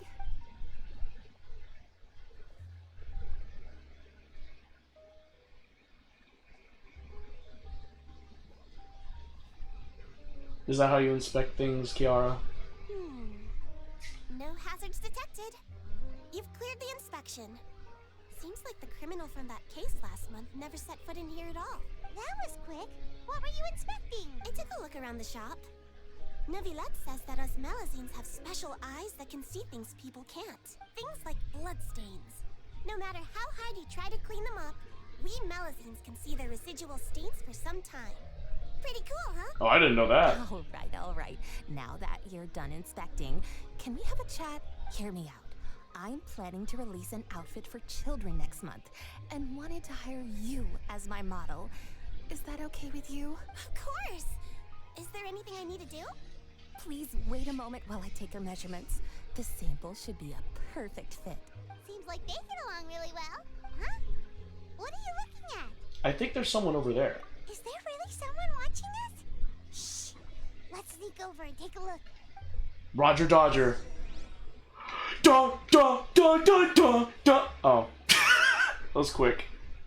Strange. Charlotte? Isn't he back yet? Gotcha! Charlotte, what are you doing here?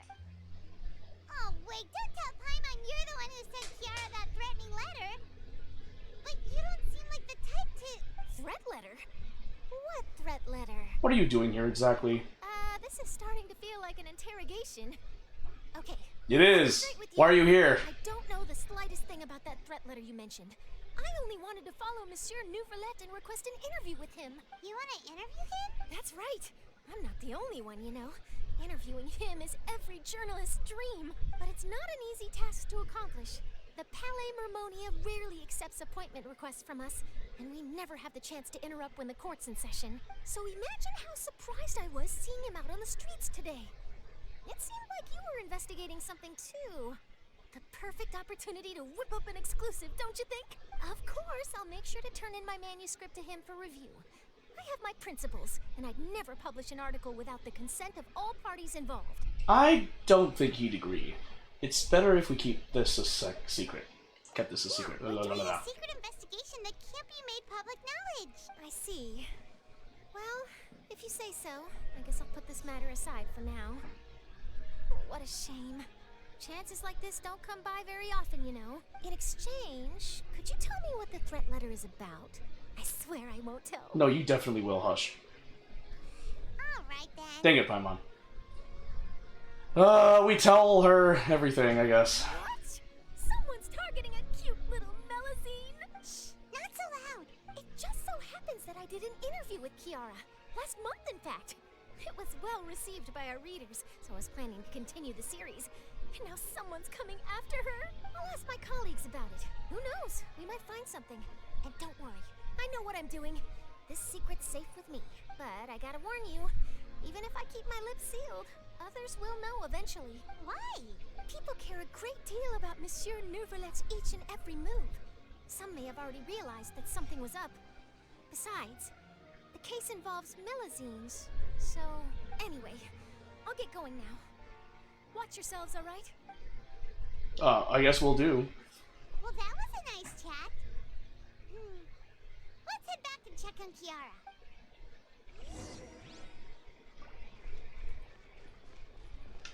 Oh! Chlorind! I think the design looks pretty good, huh? I think it's great. Huh. It's very pretty indeed. Haran, what are you doing here? It seems that you just showed up out of nowhere. As I passed by the Palais Mermonia, I heard that Neuvillette was investigating a case with you. Technically speaking, he and I are under an employer-employee relationship. It didn't feel right to have my employer personally take on such trivial cases. I happen to have some time at the moment, and came to take a look.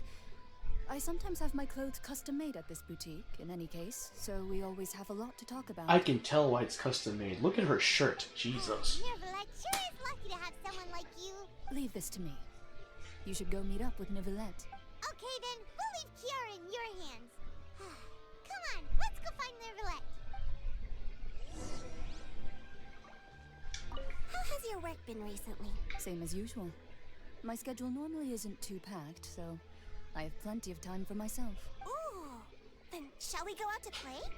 How about a beach vacation, like last time? Beach vacation? I even signed up as a volunteer lifeguard. I'm really good at swimming, so I'm sure I can help. Ah, it's you. Welcome. What can I do for you today? Tell me about Chioriya Boutique. This clothes shop was opened by Miss Chiori, a renowned Inazuman designer. She has gained great favor in Fontaine's fashion world by incorporating elements of resistance and revolution into her designs.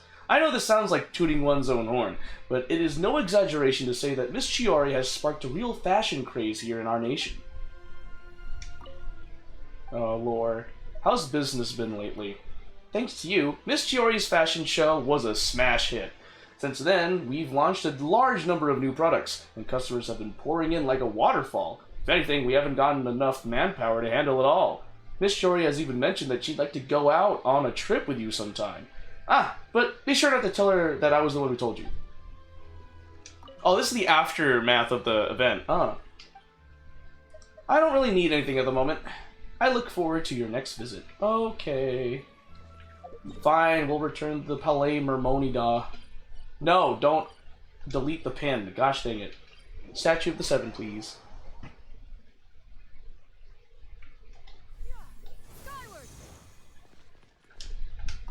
Enter the Palais de Mermonia.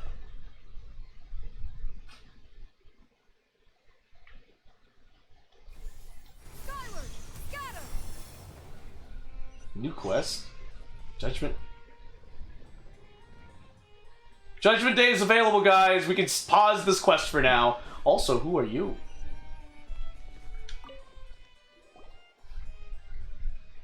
I just can't believe it.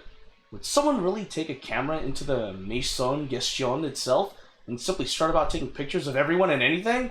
It is ridiculous. Everyone knows, everyone should know that that is how secrets get leaked. It is common sense. If common sense was common, Mr. Ian, then the Maison Gestion is simply disband tomorrow. What? Ione? How do I say it? Rialt! Oh my god, Rialt! I'm gonna say Rialt. I shall leave this to you. Have them sign the document, just like I taught you, and return it to me before the weekend. I still have to handle the expense receipts. Car6 keeps hassling me about it. But Mr. Rialt, just who should I be looking for? You don't have an office specifically in charge of cameras. I trust your judgment. Now, hurry up and take care of this, so we can each really enjoy the weekend. I'm going to go take care of other things. Hop to it, kid. Yes, sir, Mr. Rialt. Royalt. What are you doing? Huh? Hello, hello! It looks as though you are not a member of the staff here at the Maison Gestion. I am currently busy with the official business. Should you have any inquiries, please ask Miss Cornelia. She's right over there. She will provide with a chair and a cup of tea. Please have a seat, and I will come find you after I am done. What's the big rush? It's actually a simple matter, but dealing with it is quite complicated. The office I work in has received a notice instructing us to draft a letter to the other offices. The content was something like, staff are forbidden for bringing cameras into the Maison Gestion and taking pictures, except for work purposes, in order to avoid leakage of secret information. Does telling me about the letter's contents constitute leaking secrets? No, certainly not. If anyone really had used the camera to take a photo of the documents and it resulted in a leak, then this would certainly be a confidential matter. However, maybe someone will use a camera to take a picture of documents in order to leak them is not a secret. After all, that's a possibility that everyone is aware of. I feel dizzy. Think about it this way. If you are guarding a secret, then the secret you are guarding certainly cannot be revealed.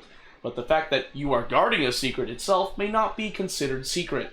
After all, if even the fact that you are guarding a secret is considered a secret, then you will fall into an endless cycle of keeping the secret of keeping secrets. Your wording is an endless cycle. I'm curious who is in charge of this matter. That is where this matter becomes complicated. There is no office in the entire Maison Gestion that is directly in charge with managing cameras. Mr. Simain says that I should ask Mr. Gataneo. Their work is related to confidential matters, and thus they should be first to be made aware. But Mr. Ryalt says that I should ask Diffor, as he is in charge of all matters related to the staff of the Maison Gestion. Hey, Red! Were we to make a new rule that all staff of the Maison Gestion cannot bring cameras to work, we'd have to let them know. Wow, that's complicated. Why are there so many different people responsible for different things? What happens if you can't remember? That's why each of us carries a thick notepad.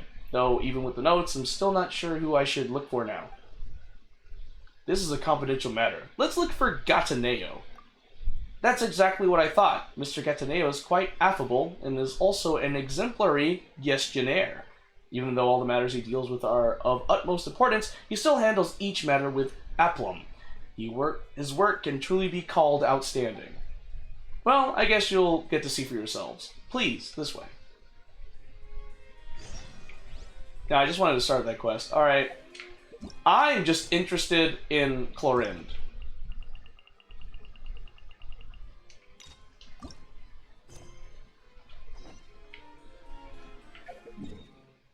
Oh, okay, over there. Alright, before we continue, I am going to take a break. I'm taking a break. Ugh. I'm going to be taking a break. I want a sundae from Sonic, so I'm going to take a break. I will be back soon. Alright? Cool, cool, cool. I shall be back.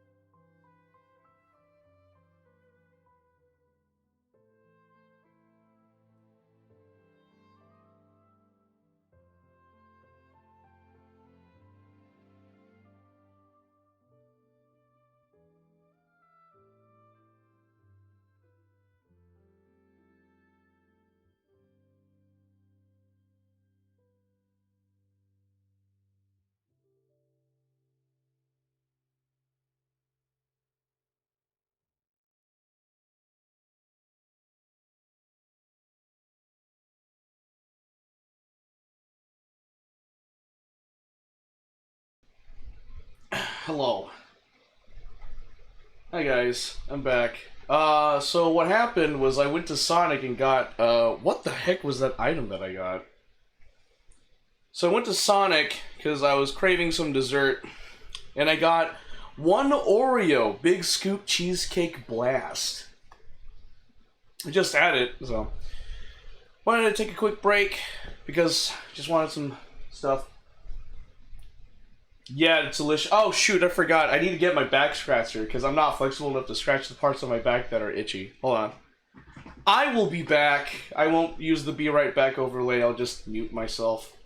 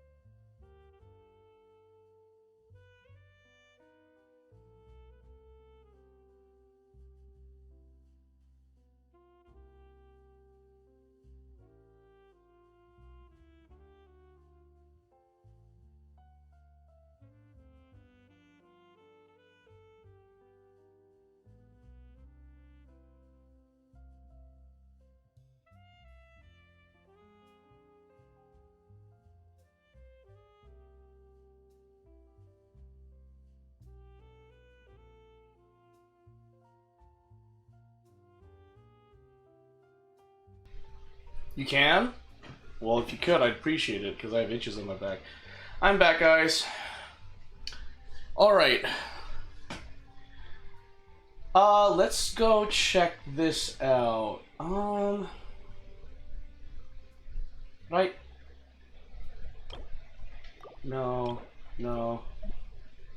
Oh, that's right. Change name card. So, this is Shenyun's name card.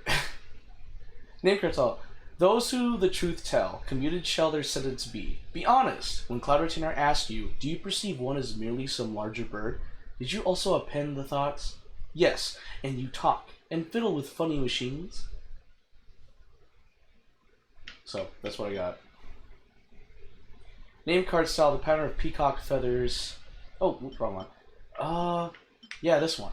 Name card style, we parted in one melody and reunited in another. Yay! Oh. Oh well. But I just wanted to show that.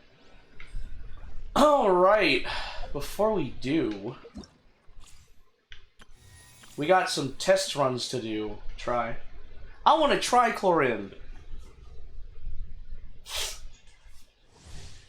Character description. Chlorinde enters the night vigil state after using her elemental skill. In this state, her normal attacks become electro damage dealing pistolet shots, which grant her a bond of life, and her elemental skill becomes an electro-lunging strike whose area of effect and damage increase and heals her once her bond of life reaches certain thresholds.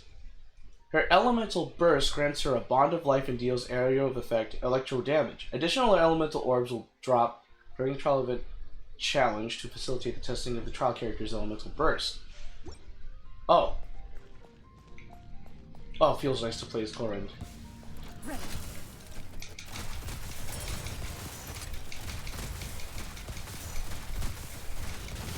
Man, there's like, I'm just, whoa. Oh, I want her. I want to pull Chlorinde at least. Oh, Charuz! Okay.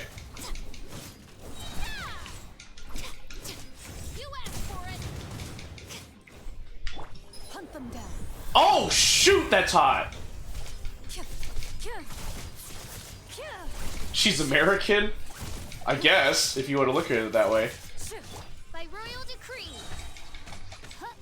Check this out. Here's backup.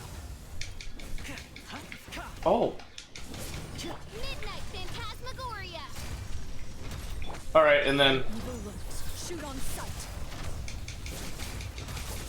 But she doesn't have one of those, Rit. I don't know what you're talking about. Justice will prevail. Drop your weapons. I got you covered. Time to testify. Loaded.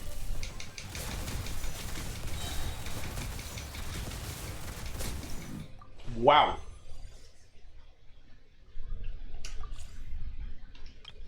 Okay, let's do... Oh, Alhaitham!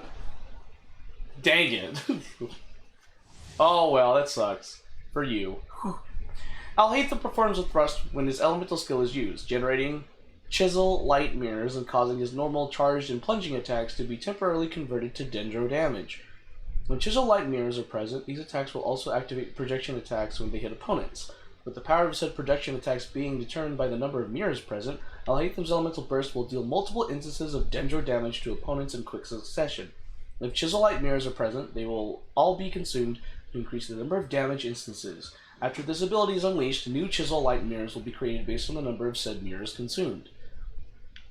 Ah. Bomblacat? What is that? Are you serious? I only have 3 characters in this setup?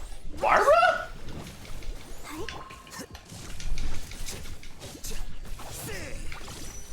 Midnight Phantasmagoria. You know, I just realized that these are electro slimes, so that was a bad choice.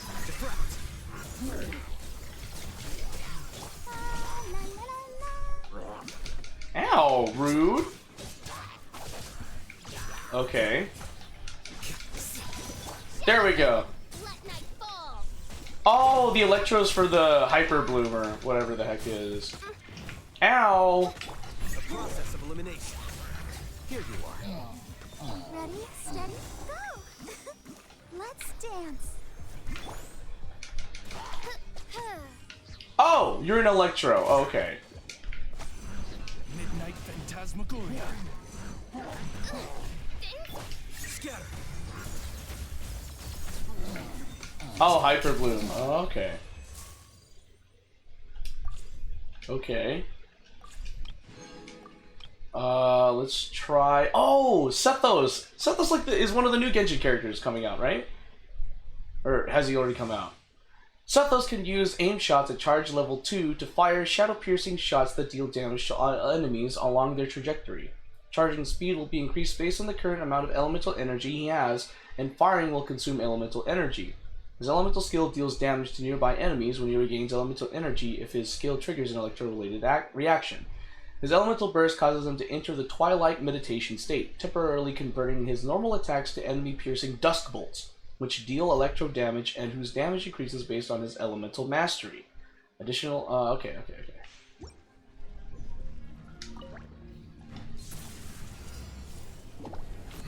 Okay.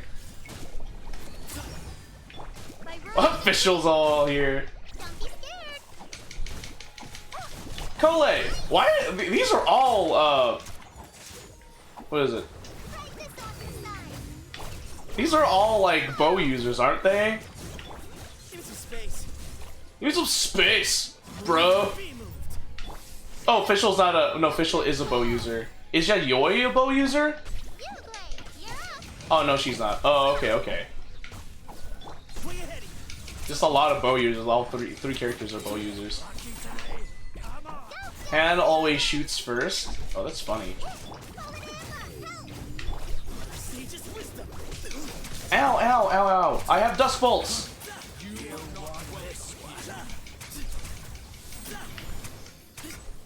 Oh! Elemental burst right where you connected. Hyper bloom. There we go. Okay, we got that. Oh, Bennett. All right. Trial by fire. That's essentially what I'm doing now. When Bennett uses his elemental skill, he can charge it up to multiple levels, which have different effects, from smoothly dealing pyro damage to dealing greater damage but sending himself flying in the ensuing explosion, though he will not be injured by it. His elemental burst strikes the ground with pyro to create an inspiration field. This field continually infuses characters with pyro and regenerates health for characters with low health. When the health of characters within the field exceeds 70%, The field provides an attack bonus instead. Okay. Let's light it up. Booba, get them. Rain outlines your fate. Oh, actually, no, I shouldn't have done that. These are hydro-based. Okay, this one works. Let's spark things up. Rain cutter. Eat this! Nice and spicy. Wow. Wow, wow, wow, wow, wow. Teamwork is trick. Woo! Dang. That was quick. That was a quick trial run. Mislim's measure, admonishing instruction, candlebearer, shadow hunter. Oh, okay. Protector from afar. Okay. Toma's elemental skill deals area of effect pyro damage and summons a defensive blazing barrier. Obtaining a blazing barrier again will allow the new damage absorption to stack with the amount that currently remains, and it will also refresh the barrier's duration. When he uses his elemental burst, he deals area of effect pyro damage and creates a scorching Oyoroi. Characters under the effects of the Scorching Oyoroi will trigger fiery collapses with their normal attacks, dealing area of effect pyro damage and summoning another blazing barrier. Okay, interesting. Don't get too close. Yeah, don't get too close! Booba, get them! What did you say? Oh, Yanfei! Oh, okay. Oh, so sorry. Time for your arraignment. Supporting fire. You're toast! Out the frying pan, into the fire!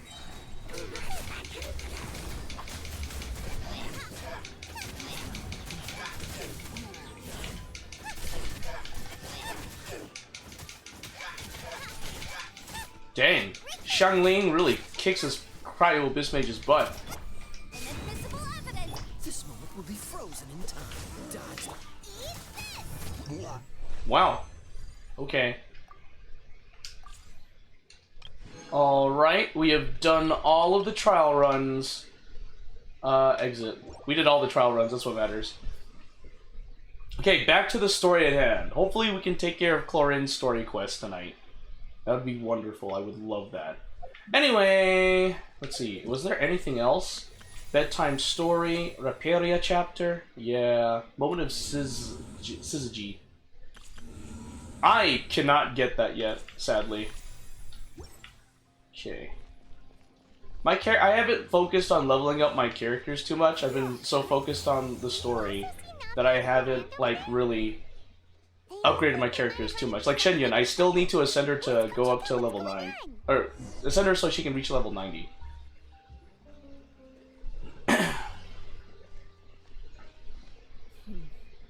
Still no dice? Not at all. And I've asked pretty much everyone in the court of Fontaine already. Lynette's ears drooped as soon as she heard that we'd have to be out and about for days on end. And Fremine, he hid himself under his helmet as soon as he realized there'd be people around that he didn't know. What about Chiori and Charlotte? I feel like both of them would be more than up to it. I've asked them already, but they're both pretty busy right now. I just gave the members of the Spina a few days off, too, so I don't want to bother them either. This is getting pretty difficult. Nadia, Clorian, what's up? Yeah, I love her outfit too. Oh, I want to pull her in the way she's in the current banner right now. dear partners, how are you all doing? Huh. Navia? Huh? Oh, you mean... Yep, this is our chance. Ooh, hot ladies, what's up? Well, actually, yeah, they are taller than Aether and Paimon. What are you going to do? We were just passing through. Do you need our help with something? Oh, precisely. My dear partners, we've got a huge problem right now that only you can solve. Whoa, for real? Absolutely. We've already exhausted all our other options. What kind of problem? Tell me about it. Traveler, Paimon, would you join us and play Marechaussee Hunter Judgment Day? Marechaussee. Yeah, it does.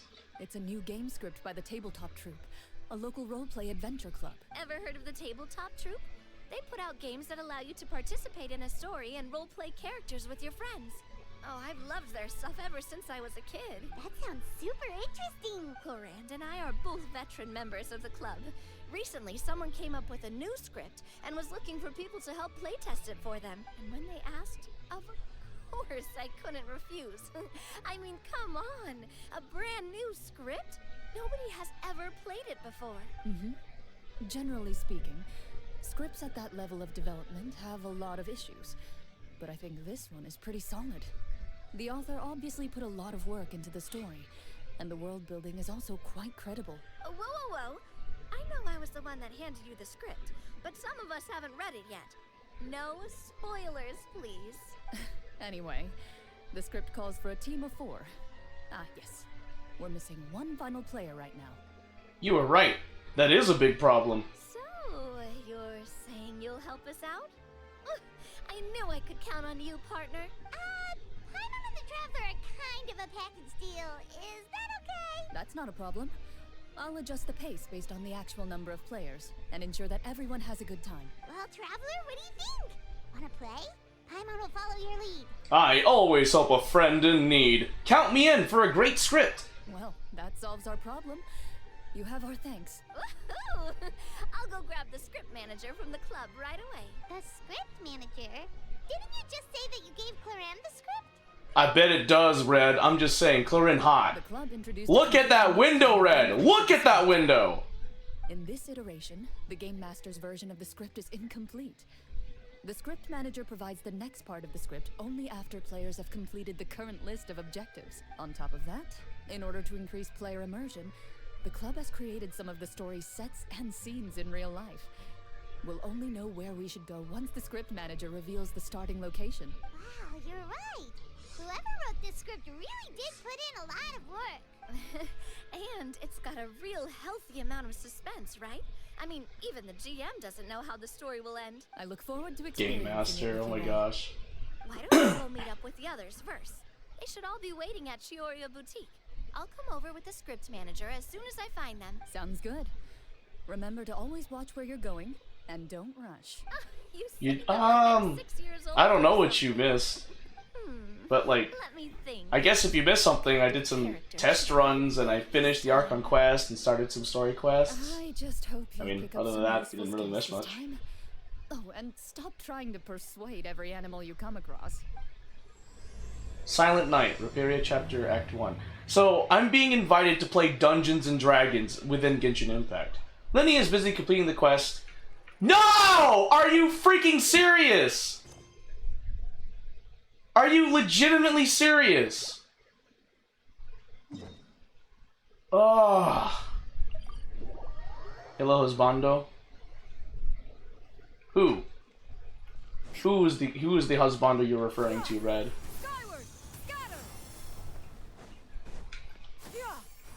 One of the first things you thought me? Huh? Huh? Eh? Funny, very funny. Isn't that Charlotte? We're always running into her. What's she doing this time? Oh, it looks like street interviews. I didn't mean to interrupt Paimon's thought. Absolutely. I've said it before and I'll say it again. The Phantom Weasel never acts as you expect. He must have faked his own death 10 years ago using a body double. Now that he's back, I'm sure the guards who worked on his case back in the day are in for a headache, but however this turns out in the end, the one thing it won't be is boring. Couldn't agree more. As a journalist, I'm gonna get a lot of mileage out of this one. Thank you, sir, for your time. Now, whom should I interview? Oh, I don't remember you saying wife without. What a coincidence! Fancy meeting you here. I did say husbando, but I don't remember you saying without. Perfect timing. So, the Phantom Weasel's latest warning letter. What are your thoughts? Phantom Weasel? Warning letter? Yeah, this is the first time we're hearing of this one. Could you clue us in? Huh? Oh, sorry. Yes, this case is from a decade ago.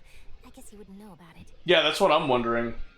Apparently I'm calling Red a husbando, which, no offense, but he's not. 10 or so years ago, a phantom thief became active. Where? Somewhere in Genshin Impact. Only as the Weasel. Nobody knew his true identity, and the authorities never managed to catch him. Wow, cool! He sounds like one of those mysterious night burglars that you read about in novels. Precisely. Well, except the part where they actually have a good reputation. Our weasel targeted whatever people held dear, and no one was... Paimon is annoying? That's fair. I think Paimon's great. He would just as soon steal a necklace from a rich merchant's safe as he would a toy doll given to a commoner child for their birthday. Oh! I know. That's a wild reference there, Red. The poor, but this guy did not discriminate. Unsurprisingly, this didn't work wonders for his public reputation. Every man and his dog wanted to see him behind bars. Yeesh.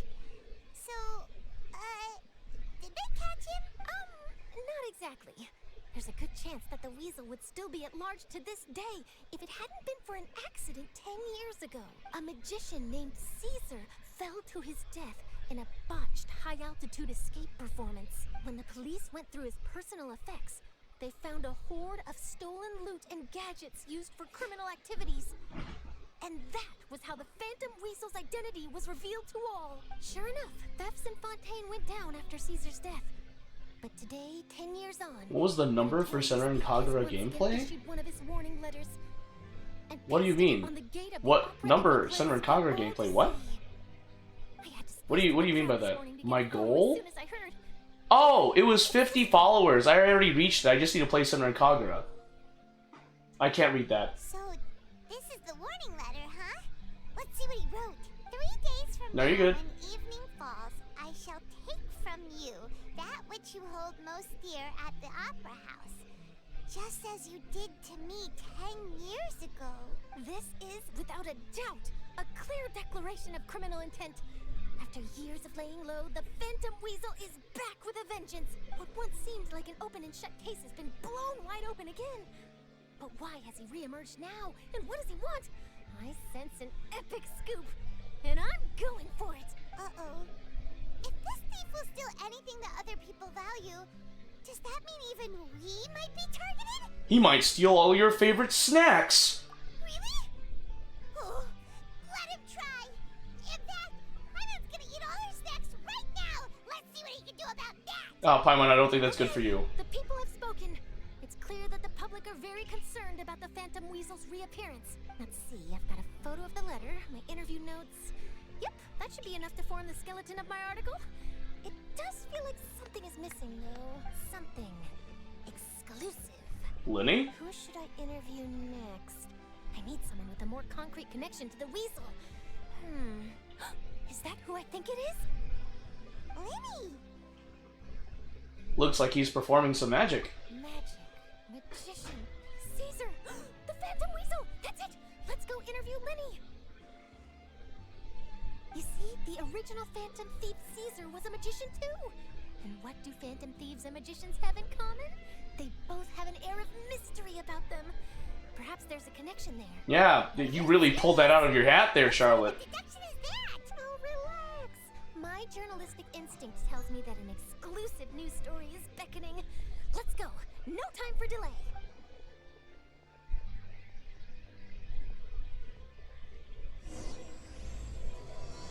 The Forgotten Thief. Alright. Hey, Lenny. Wow, Mr. Magician! How did you know which card I picked? Oh, it's simple. Come closer, and I'll let you in on my secret. Magicians have a special skill called telepathy, which means we can read other people's minds. Really? Then, what am I thinking now? Well, first you need to relax, because I can see that you're clenching your fist in your mind, as if to say, no, I mustn't let him guess it. Aww. And now you're getting a little flustered. You're trying to find a way to empty your mind, to think of nothing at all. But the more you try to hide a secret, the easier it'll come out. You snuck out from home today, didn't you? You told your family a little lie so you could come out and play. Now, that's not a good habit. Oh, I heard that. He said that. You can tell? Oh boy. You really can read my mind. Of course. Oh, and that's the end of my performance. You should really be heading home. Remember to apologize to your family, all right? They must be worried about you. All right. Got it. Bye, Mr. Magician. Man, Charlotte's legs though. Ooh.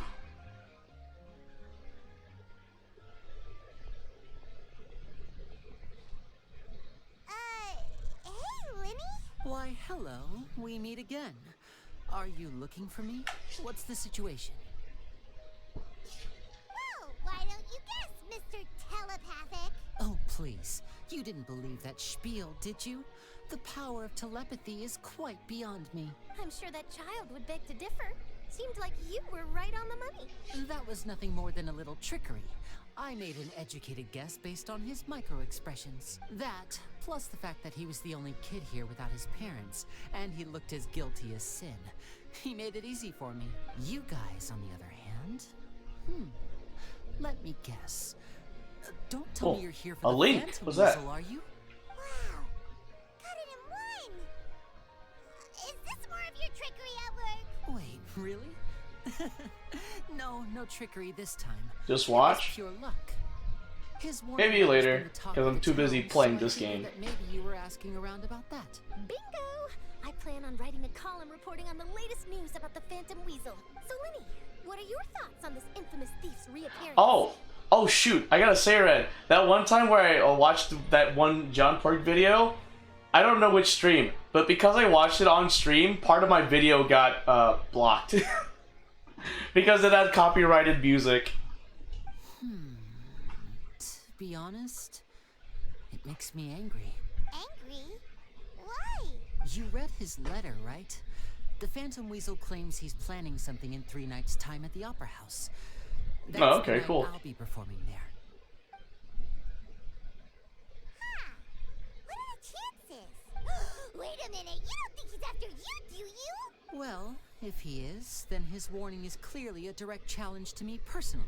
And if he's not, then it's still going to be a huge headache for me. Alright. The mere mention of the Weasel's name is enough to scare people off. So once the contents of that letter get out, barely anyone will be showing up to watch my show. But I've been preparing for this for a long time. I'm not about to let him ruin my big day. This leaves me with only one choice. I have to expose the Phantom Weasel's identity before the show begins. Really? So what you're saying is, we might get to see a live duel between a famous magician and an infamous thief? Wow, this has exclusive written all over it. To be honest, I'm not sure if I'll emerge the victor. The Phantom Weasel is a notorious crook, infamous for his inscrutable methods. You're being far too modest, Lenny. I think your magic tricks are even more inscrutable than those of a thief. Thanks for the compliment, though I have to say, I don't care much for the comparison. A lot of people liken magicians to thieves because we both have the ability to make things disappear without the person noticing. But there's an important difference that these people overlook. Allow me to demonstrate with a quick magic trick. Here, I have a flower, just an ordinary flower that was picked not long ago. Watch it carefully now. 3, 2, 1. It's gone! Where'd it go? That's the question. Where did it go? Therein lies the difference between us. Thieves make precious things disappear, but only magicians make them reappear. If I could now invite you all to check your clothes, there might be a surprise in there somewhere. A surprise? Let me see! Huh? It's right there! But how? You haven't moved this whole time! What an outstanding trick! Sorry, Lenny, it seems that my previous praise was woefully inadequate. Clearly, magic is the superior art form to theft. Don't worry, I didn't take offense. I just wanted to take the opportunity to perhaps change some of the preconceived notions you might have about magicians. Since Caesar's death, a lot of people associate magicians with criminality. It can be quite frustrating. I can imagine. Coming back to your trick just now, might I presume that you are well versed in floral symbolism? For example, magicians often use rainbow roses in their flower-related performances to represent passion and romantic encounters. But you used a Looney-Doo spell, which, if I'm not mistaken, allude to separations. I'm curious to know if there was any deeper meaning behind this choice? Impressive knowledge. It's no wonder you're such a successful journalist. but I'm afraid I don't know the first thing about floral symbolism. I'm just in the habit of using Lumidu spells in my magic. It sounds like something I should look into, though. I'll buy myself a copy of Fontaine's Floral Language Facts when I have some time. But it'll have to wait until this Phantom Weasel business is behind us. Well noted. In that case, this brings us to the end of our interview. I, for one, am looking forward to the final showdown between you and the thief. Please feel free to get in touch to update me on any further developments. Otherwise, I will of course see you at your show in 3 days' time. But let's hope the Phantom Weasel is caught by then. If there's nothing else, I'll be off.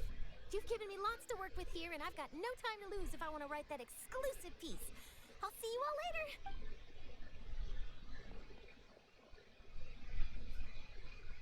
So, Lenny, are you gonna tell us how you did that flower trick now? I'm afraid that's my little secret. Aww. Well, magicians are entitled to their secrets. But Paimon's really itching to know how it's done. You feel it too, right? So itchy. The Phantom Weasel. You sure you'll able to be?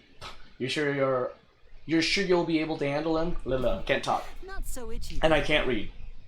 Well, since you're so concerned, how would you like to serve as my temporary magician's assistants and help me investigate? Magician's assistants? Oh, that sounds fun! Assistants are technically magicians too! Also, it'll bring us one step closer to figuring out how that darn trick is done. Shall we go for it? We'll help you with your investigation. What's your plan? The first thing we need to look into is who Caesar really was. If he truly was the Phantom Weasel, that means that the Weasel is dead, and whoever wrote this warning letter is just a copycat criminal. But if he wasn't the Weasel? Well, that'll make things more interesting. It would mean that the Weasel lives, and he's been laying low all this time in some corner of Fontaine. And if we're investigating Caesar, his fiancée Gemma is a good place to start. Word is that she visits the cemetery often, so I asked Lynette to wait for her there. We should make a move. Let's go and rendezvous with Lynette.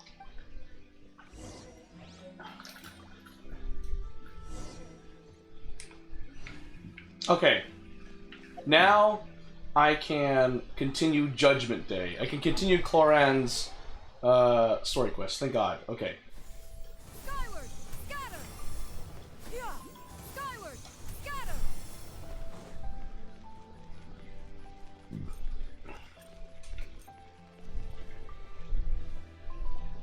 Video. Sorry to keep you waiting. You're back. Oh, Farina! I'll watch it later, Dang. Paimon with you too. What a pleasant surprise. I assume you'll be joining us for the game then? Lenny, Farina! Paimon didn't know you were playing. Oh, same video? Okay. Members of the tabletop troupe? Hey, you two. I'm more of a casual member, if anything. I haven't taken part in many formal club activities. Lynette, Fremine, and I play something similar. It's worth it? Alright, I'll consider it. I'll probably watch it later then. Still, I'm sure it'll be fun being a player for the first time. I'm looking forward to it. Well, I'm not a member of the club at all. Clarion simply woke me up first thing this morning, said there was a good script worth experiencing. You'll get me hyped for the game? Alright. If you're interested, I can give you a referral. I'll still watch it later. That should give you a 40% discount on membership fees. 40? Wow. I think I'll wait to see. You'll get me how this diggity? experience Alright. plays out first, especially when it comes to the quality of the script. If it's sufficiently fun, then I'll join. I'm glad that Farina's in the story quest, by the way. Oh my gosh, I'm glad to see her again. Troop activities, Clarion? You could say that. She's actually one of the few senior game masters of the troupe. Right. I knew about that even when she was still my subordinate. It's nothing. Really, just a small hobby of mine. Aw, that's so cute. She has a cute little hobby. Used to seeing you be all upstanding and intimidating as the champion duelist. It's kind of hard to imagine you role-playing with a bunch of friends. So, if we have a problem with any of the rules, do we have to submit a duel request to you?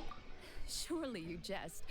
I would never intentionally make things difficult for my players. I maintain a clear boundary between my professional and personal lives. The me you see at court represents the law and order of Fontaine. I put all personal feelings to the side and grant a fair duel to all who seek to defend their honor.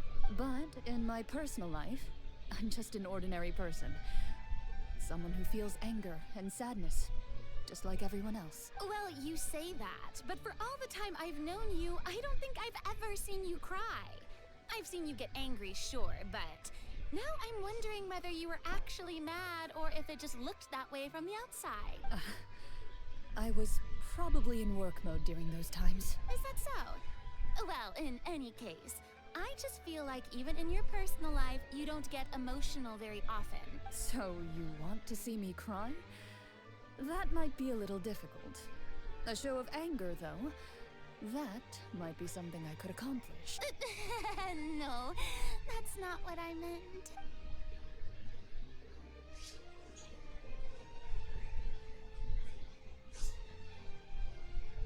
Yo, Bella, welcome back. Not much, just starting Cloran's quest in Genshin Impact. I'm back. Here, allow me to introduce you to the script manager, Mr. Florian. Pleasure to meet you all. Hello. Wait, are you a champion duelist too, Mr. Florian? Oh, no. This is just the costume provided by the club. Now's the time. I occasionally play a few of the roles. Oh, you were trying to find me? You found me? Well, I'm glad you found me. That sounds like a lot of work. It's nothing. It's the least we can do to give the players a more immersive experience. Anyway, allow me to give you a brief introduction of the script. This script was adapted from the real history of the Marashose Hunters. You all will play the role of hunters from a bygone era and resolve a series of events unfolding in the capital. Paimon's not super familiar with the history of the Marashose Hunters. Is that a problem? I'm not gonna be streaming tomorrow. Oh, I'll be streaming Friday. I can give you a brief rundown. So, basically, Marashose Hunters were people who Well, hopefully I'll be themselves to able to hunting stream Friday. monsters and protecting the city by using a special swordsmanship technique passed down over generations. Their story can be traced back to the ancient Remurian dynasty, as well as the first hunter, Cassiodor. But I'll leave the finer details for you to seek out and discover later. Mm-hmm. And I'll provide additional commentary as the story progresses. In that case, brave hunters, are you ready to set out on an unknown adventure? Whoa, just one sentence and it's like we're in the story already. Uh-huh. I see many a determined gaze. No idea. Maybe 5? Or maybe around 9 or 8 at night. So, as we follow the story, it leads us to specific scenes? Ooh, sounds pretty innovative. What does the message in the envelope say? It's the exact location of the scene, as well as the formal permission to use the venue. Huh. Seems like they have everything prepared. Please check all your belongings, everyone, and make sure you haven't forgotten anything. Once you're ready, please follow me to the designated location. Sounds good. Hunter Squad, move out! Okay, we have the Hydro Archon, we have Linny. Wow, we have an intense lineup, just saying. Where is it? Oh, it's over there.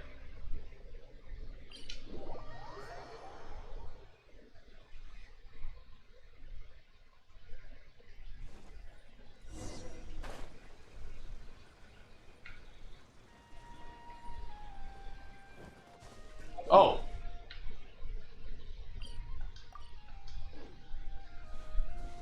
Yeah, skyward. Yeah. Scatter. Oh. Echoing conch. This seems to be a special biological device made by some ancient civilization in Fontaine, created for various types of training. When activated, it generates visible sound waves that can detect invisible objects nearby. Huh.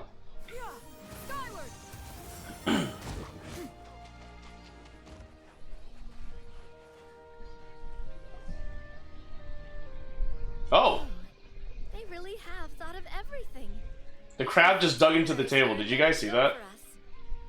The photometer. What's that? It's a card that's used to determine action success or failure. We'll need to use it when we try to use certain skills. And what about all the dessert and tea? Is that for us as well? That's what the message said. Oh, really? That's so nice. It feels just like a tea party. Why do you want me to play the vid?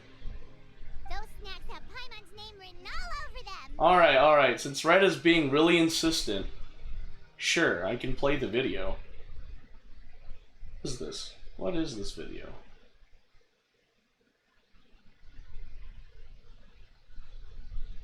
H anime SMR. Okay.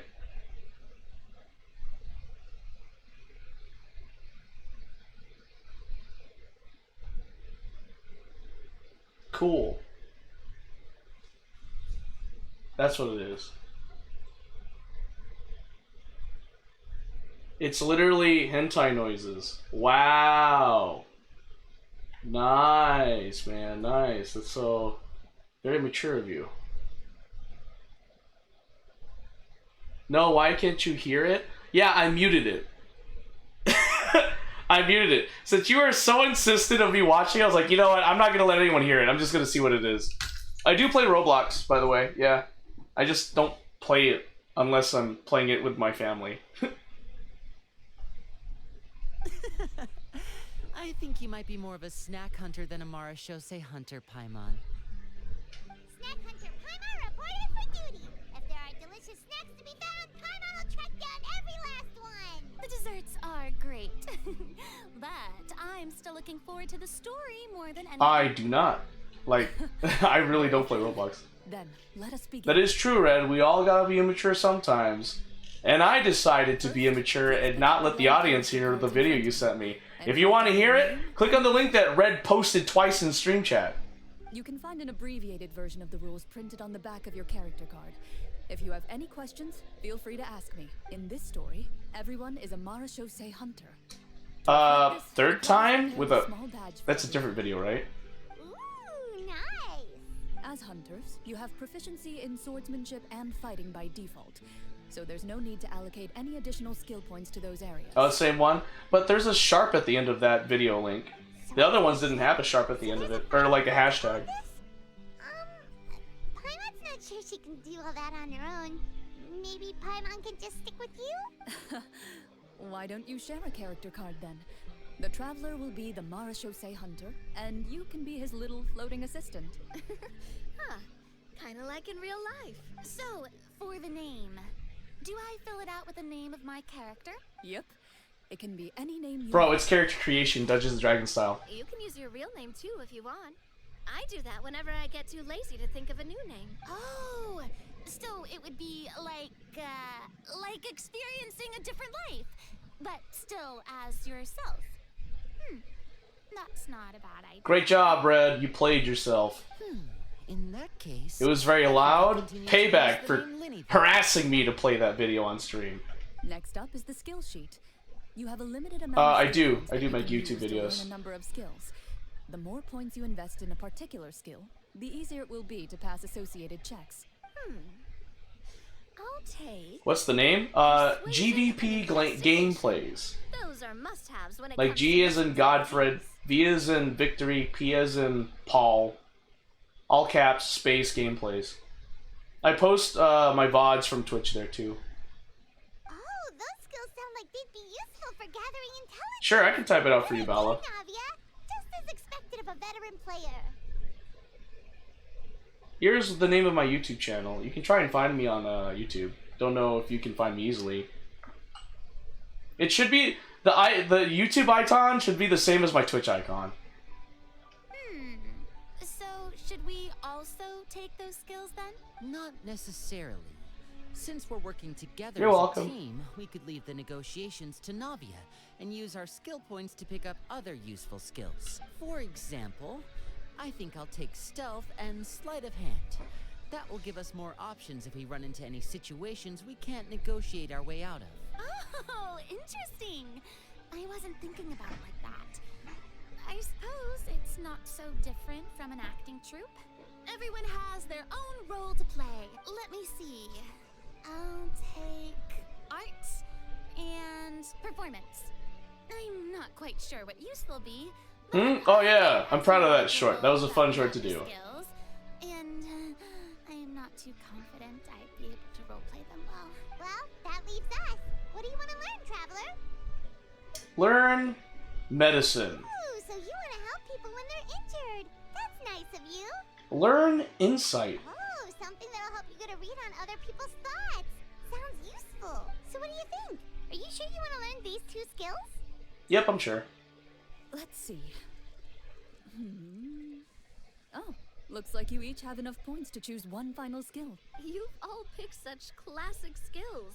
It's fine to go a little bit out of the box, you know. Why do I get the feeling she's getting ready to cause trouble? For example, this one here. Summon. Doesn't it sound super mysterious and cool? Oh, I saw that one just now as well. The description says, this skill can be used under certain circumstances to summon characters or creatures that fit the script's world-building rules. The script's world-building rules, huh? No, I didn't change my profile on How are we YouTube. supposed to know what a Marashose hunter can summon? It should be the same one. There are multiple GVP gameplays out there on YouTube. Oh, that's not for us to worry about, my friend. Just learn the skills that interest you. Yeah, it's the same one as in Twitch, like I said earlier. Alright, you've convinced me. Yeah, Can't wait to see what the problems of a DM. Totally understand. Also, the link to my YouTube channel should be on my Twitch channel. Like, it should be there. Like how you found... Oh, no, you didn't find the Discord. The Discord's there too. Well, now that everyone's more or less finished creating their characters, we can begin. Since 2 of our players are doing this for the first time, though, let me ask, would you like to play on easy mode or authentic mode? What's the difference between the two? Well, in role-playing games, the story sometimes changes based on the decisions of the players and the results of the Fatometer. For example, if you fail a check, that means you cannot use the target skill in that scenario. A critical failure may even A nat result in 1. negative consequences. You subscribe? Oh, I appreciate the subscription, Bala. Thank you. If you choose to play in authentic mode, every time you elect to use a skill, you'll need to use the Fatometer to see whether you succeed or fail, and face any consequences that may follow. If you choose easy mode instead, every check will be successful by default, and you won't have to worry about luck playing a factor. The random checks triggered by the Vitometer often serve as indicators for Destiny's course or the success or failure of an action. Press to draw a card and get a random number between 1 and 20. If the number displayed is greater than or equal to the check difficulty, you will pass this check, otherwise you will fail it at 1 to 20. Yeah, this is Dungeons & Dragons. They put Dungeons & Dragons in Genshin Impact. The random checks triggered by the Vitometer often serve as indicators. Players' role-playing and the scene in the story can sometimes affect the results of checks. Your current check bonuses will be added to your randomly drawn number, making it easier to pass checks. In easy mode, all checks are considered successful by default. Given that I'd like to focus on the story, I suppose I should pick easy mode. I'd feel bad if I brought the team down by failing my checks. Huh? Oh, come on.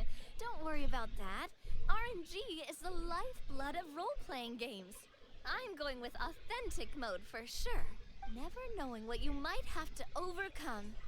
Ugh, doesn't that sound exciting? I'd rather be mentally prepared for what might happen. All right, then I'll mark down Farina for easy mode. All her checks will be successful by default. As usual, Navia and Linny will play on authentic mode. What about you, dear partner? How would you like to play? Ah, shoot. I'd like to pick easy mode. Are you sure? Yep, I'm sure. No need to worry about the pesky Fatometer. Pretty good choice if you just want to relax and play the game. I do just want to relax and play the game. Kind of regret it a little bit. I think Clorand would make things too difficult for us, no matter what the Fatometer says. Isn't that right, Clorand? Also, I'm just doing it for Clorand's sake because, like, Christ almighty, Navia seems like she's gonna give Clorand a headache. That wasn't super reassuring. Well, anyway, enough talk. I'll let you two fail your checks. I want to experience at least a good chunk of the story today. Speaking of the story, why is the beginning scene on a beach? Well, that's because a long time ago, back when human civilization was still in its Nice, that was Cloran. powerful demons and Nice evil transition sorcerers there. ruled over the land. They created a host That is of a nice art monsters of Cloran, and too. sent them to slaughter all humans in existence. Soon, a group of human rebels banded together. With their swords raised, they swore to brave the darkness, and in doing so, subdue each and every monster that sought their destruction. They became known as the Marashose Hunters.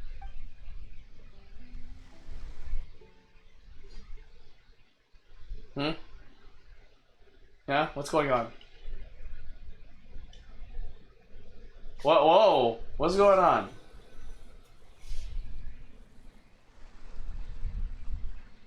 Sometime later, as a member of the Marechaussee Oh. Hunters, you receive a commission. Following the address provided on the message, you take a boat and arrive at this strange city. As you inhale, you can taste the slightly salty air of the docks as you begin to survey your surroundings. There aren't many people in the vicinity, but you do take note of a few others who, like you, seem to be sizing up this place. Your eyes meet, and you realize... I'm sorry, this is just Dungeons and Dragons. Marechaussee Hunters likely led to this location after receiving the same commission as you. You're all Marechaussee hunters too, right? Allow me to introduce myself. The name's Navia, monster hunter by trade and helpful neighborhood businesswoman on the side. What say you to traveling together? We can help each other out on the road. Okay, count me in. My name is Linny. I've been wandering since I was little and picked up a few less than legal tricks along the way. I was adopted by a Marechaussee hunter and later chose to follow in his footsteps. Is this where you introduce your character to everyone? It sounds like they've done this dozens of times. My name is Farina, and, I grew up in a noble family. Come on, you have some good BS skills, Farina. Performance and the arts. Even though I'm a Marechaussee hunter, what I really want is to be a performing artiste. Hey, that's really cool. You can do it, Farina. That's exactly how it's done. Paimon is Paimon, a good friend and companion to this Marechaussee hunter right here. I've been studying medicine ever since I was a child. Oh! I want to do my part to eradicate these monsters and use what I've learned to heal others. Oh shoot, Aether talks. Welcome. When we face the monsters, I'll make sure to charge in front to give everyone some cover. You can take care of the healing at the back. You open your envelopes at the same time. The message reads, "To the honorable and trustworthy Marechaussee Hunters, our kingdom is currently facing a grave crisis. The lands outside the capital have been overtaken by monsters, and our people are being led astray by forces of wickedness. We beseech you, please help us resolve this crisis and return peace and stability to our home." Huh. The layout of this city looks super familiar. It kind of reminds Paimon of Mondstadt. The scriptwriter must have used a real-world city as a reference when coming up with the map. As experienced hunters, the layout of the city reminds you of places once traveled. You recall the sight of tree-lined streets and the gentle tranquility of days gone by. Yet, as you regard the city in front of you, it appears to be little more than an empty shell. Its hollow gates are open to you, beckoning you to come forth and bring salvation back to the town. I carefully read every line of the letter and turn my attention to the signatures at the bottom. Who issued this commission to us? You see a long string of unfamiliar names. It would seem that many of the residents of the city issued this commission together. They sensed that things were not right within the kingdom and sent a distress signal to the outside world. In that case, why don't we take a walk around the city and see if we can learn anything from the local residents? Oh, good idea. We might be able to get some leads on the monsters and bad guys we're after. Door of Resurrection activated. And see a tavern. Oh, because if I fail, I could die. Oh, okay. Why don't we go check out that tavern? If the novels I've read are anything to go by, taverns are usually full of information. Oh, cool. Oh. As you approach the tavern, you find a plainly dressed woman standing nearby. She appears to be rather troubled about something. Okay.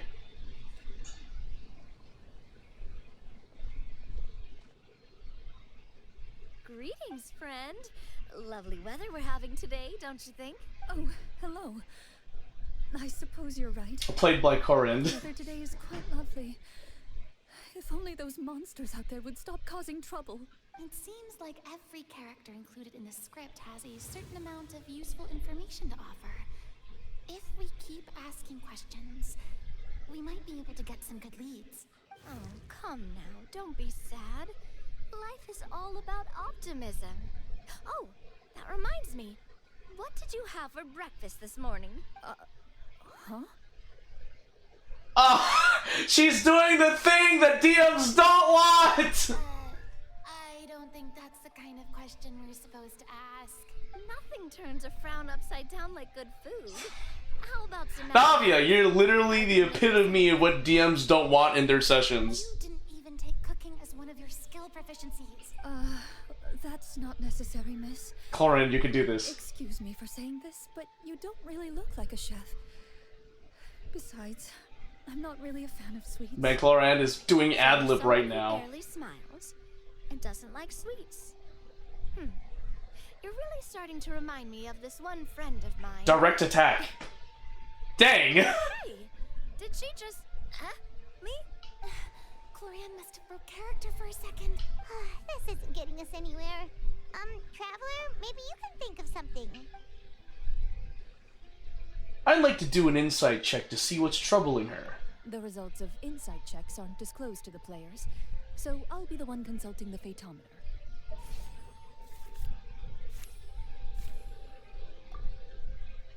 You recall all the lessons you've learned in your time and begin to carefully observe the woman's mannerisms. You notice that when she's quiet, she has an empty look in her eyes, as if her thoughts have drifted to a place far, far away. And when she speaks, she often subconsciously reaches out to touch the ring on her left hand. Did something happen to your husband? So you noticed. That's a little embarrassing. A horde of monsters suddenly appeared near the capital recently, so all the guards were dispatched to fight them. Do you remember when those monsters appeared? I'm not completely sure. All I know is that my husband was dispatched to fight them 3 days ago. Do you know where he was sent? It all happened so fast. When we said our goodbyes, he couldn't even tell me where they were sending him. You have our thanks, friend. We'll find and defeat those monsters as soon as possible.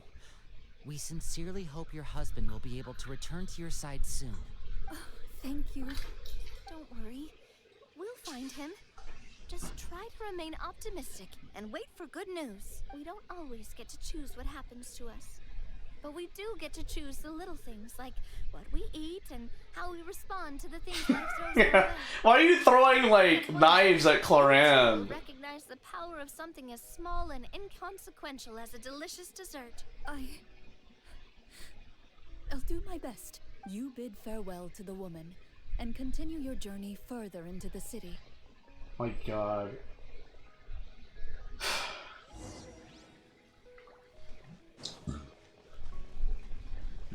As you venture further into the city, the streets... I'm not moving my left control stick, what the heck? An elderly woman walks past. You see her shake her head as she puts away her wrinkled wallet.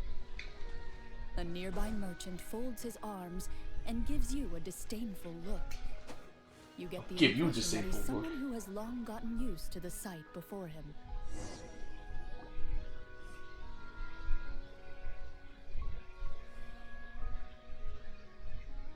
Although he doesn't seem very friendly, merchants are usually a good source of information, right? Pardon me, sir.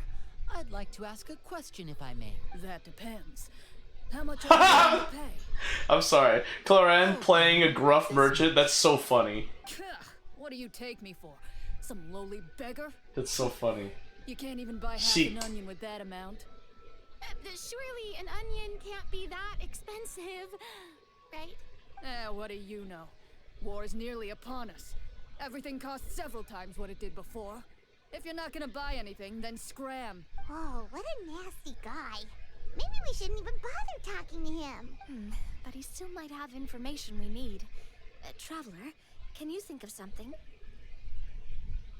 Who had the ability for an opponent? Lenny, you're up. Okay, while everyone is talking, I secretly use my magic props to summon a bottle of wine without the merchant noticing. sleight of hand. On nat 20! Whoa! Are all my checks gonna be nat 20s? Sir, here, allow me to offer you this bottle of vintage wine, made only from the finest grapes. I'll just leave it here. Please, enjoy it at your leisure. Ah, I should mention that this wine is the perfect accompaniment to a meal. I'd suggest enjoying it with dinner. All right.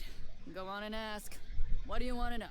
Do you have any information on the monsters or the crisis that has overtaken the kingdom? Crisis? If you ask me, there's a crisis everywhere you look. Those monsters are camped outside the city, and they've been destroying all our trade routes. No. I guess I won't. Limited reserves within the city. Who knows? Maybe I will. But right now, no. I just play whatever games I want, really. Wait, you're saying no one has put a plan in place to distribute supplies or maintain order? We could all starve, and those nobles in the palace wouldn't even break a sweat. Who knows? Maybe they've been in cahoots with the monsters all along. That is concerning. Thank you, sir. We won't take up. Yeah, I any used to more play of your Paper time. Mario.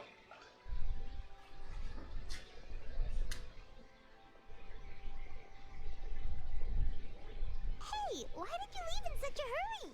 Well, you see, that bottle of wine was just a cardboard prop. Oh. Should we try to go somewhere with more people? Oh, how about the city square? Follow me. Follow me.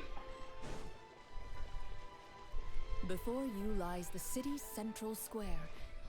You see a man with a slightly anxious look on his face, pacing back and forth, his head hanging low. He doesn't seem to notice your approach. Still immersed in his own thoughts, he shakes his head and lets out a long sigh. This guy seems promising enough. Maybe I can get some information out of him. Hello, sir. Is there anything I can do to help you? Wait, you're... I'm... Oh, dear goodness! You're a Marashose hunter! You recognize us? Ah, are you one of the people who wrote the commission letter? Yes, yes! Oh, I didn't expect you to actually come. Oh, what great news! The city is saved! What happened here? Alas, we once lived comfortable, carefree lives. This city used to be free of monsters. The first Marashose hunter, Casiodor, the Golden Hunter, he was the one who drove them back. I cannot imagine how the voice actress of Clorand is feeling right now. Playing Clorand, playing as something else. Jeez. Or perhaps an evil sorcerer has been meddling in our affairs. All I know for sure is that their return has stripped the city of any chance at peace.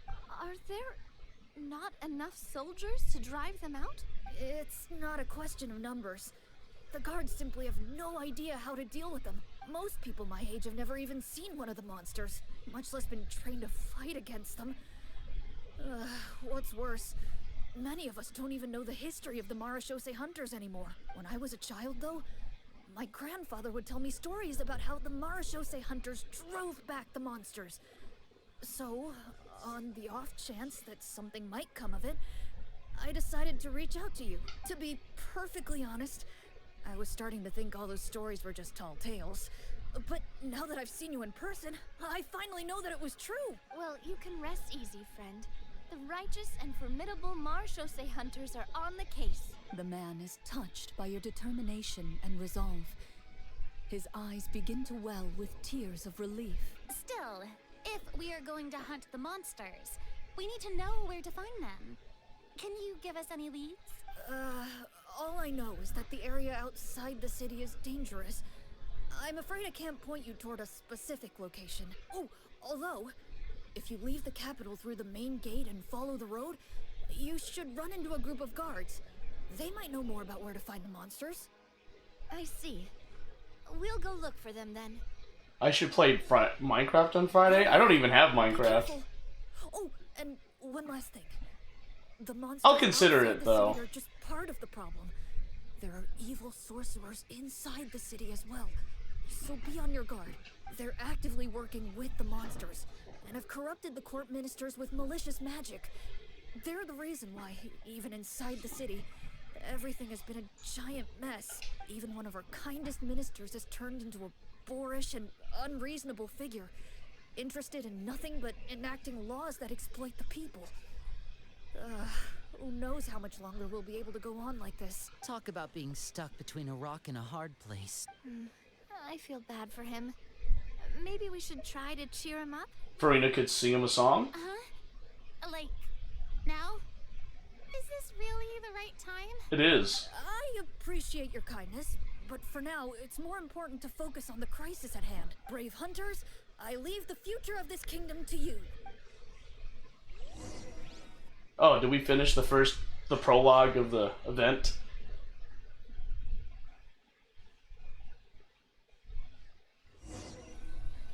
Back at the beach? If I understood correctly, there are currently 2 problems in the kingdom that need solving, right?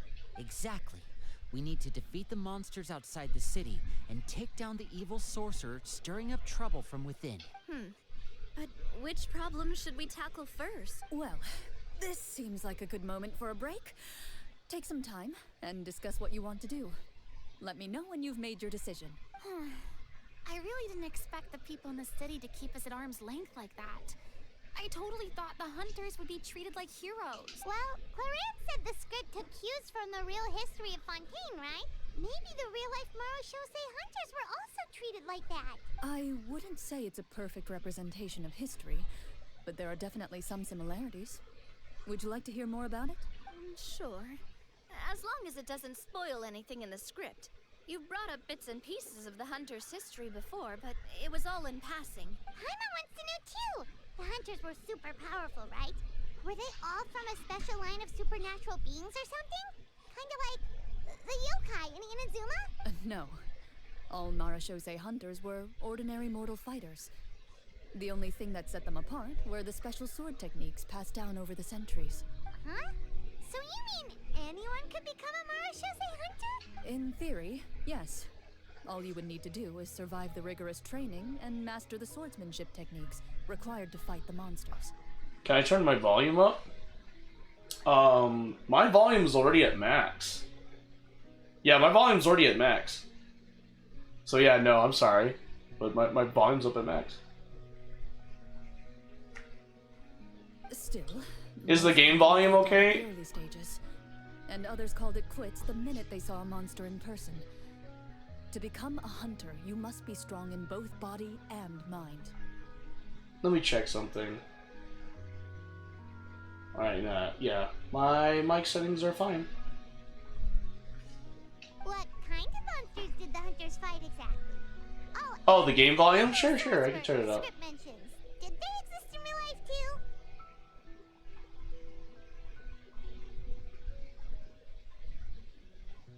Is that better? The land of Fontaine once played host to an ancient dynasty known as Remuria. After that dynasty fell, monsters began to appear, intent on obstructing humans from establishing a new social Alright, cool. order. Thanks for letting me know, by the way, Bella. I appreciate it. One of the ancient sorcerers of Remuria used his power to assemble a formidable army of golems. He sought to use that force to establish himself as king. Now, wait a second. Don't tell me that guy was the inspiration for the evil sorcerer in the script. We still haven't found any in-game information on him yet. So, why don't you talk about someone else for now? Well, I wasn't planning on going into anything you might be able to find out in the game. But if you want me to talk about something else, then... how about Casiodor, the Golden Hunter? Or Egeria, the ex-Hydro Archon? Wait, but those people are all from a super long time ago. Where did you learn all this, Claran? From my master. Huh. By master? You mean Miss Petronia? Someone you know? Absolutely. Miss Petronia and my father were good friends. Back in the day, she would often bring Clorand over to play, but then... let's not get off topic. Anyway, back to what I was saying. Nice save, Responding Clorand. to Egeria's call, a number of warriors followed Casiodor into battle against the monsters. This group of warriors, under Casiodor's leadership, became known as the Marechaussee Hunters. Yet, as Fontaine entered an era of peace, their work gradually became obsolete. The Marechaussee Phantom, originally an association made up of hunters, eventually came to be predominantly comprised of Melusines. Ah, I see. That explains why most of the people in the script have forgotten the hunters or think of them as nothing more than a legend. Is that really a bad thing, though? It can get tough always being the one shouldering everyone's expectations. Depends on who you ask, I suppose. If the name of the organization no longer commands respect, investigative work is bound to suffer. Speaking of investigations, which problem should we tackle first? Monsters or evil sorcerer? I vote monsters. That's the main duty of the hunters, right? We can come back to the sorcerer later. Well said, Miss Farina. Plus, if the sorcerers really are the masterminds behind this whole thing, defeating the monsters could give us some clues on their intentions as well. What about you, partner? What do you think? I also vote monsters. Letty made a really good point. All right. After some discussion, you decide to turn around and head out of the city. Well, back into the world of Dungeons and Dragons, Genshin Impact style.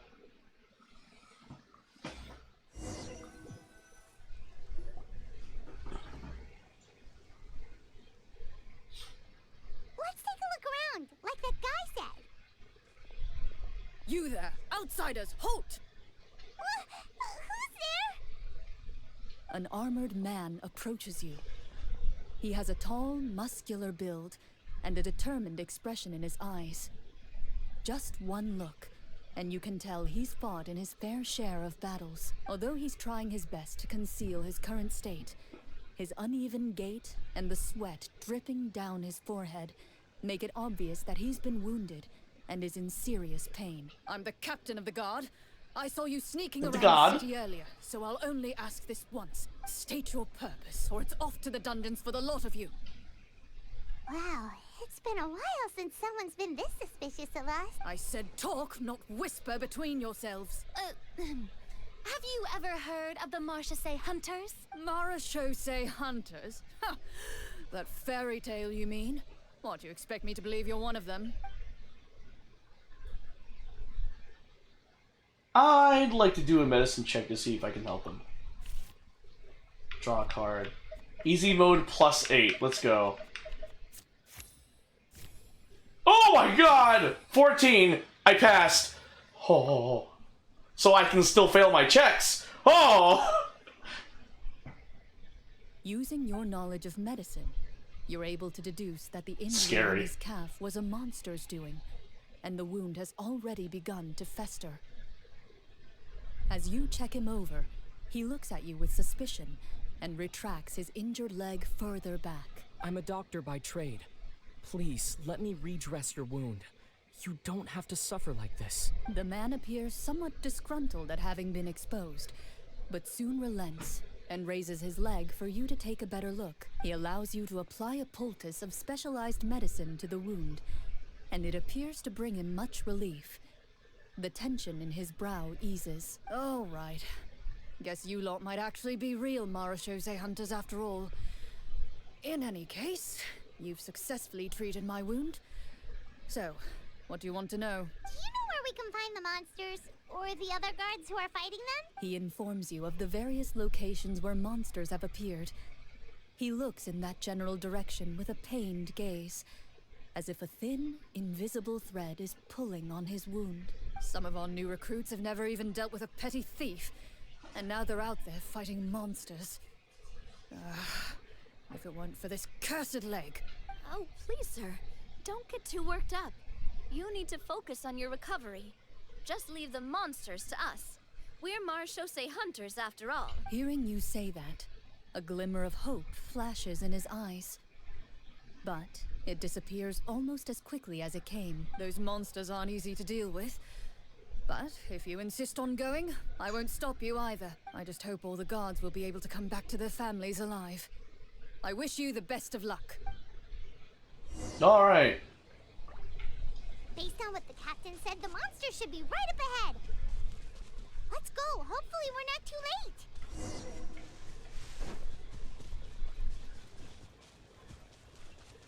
Oh As you no! approach the battlefield, you see numerous people lying by the side of the road. They appear to be dressed like guards. Their faces are filled with desperation and terror. Some are screaming and cursing in vain, as if still trying to banish the monstrosities they saw from their minds.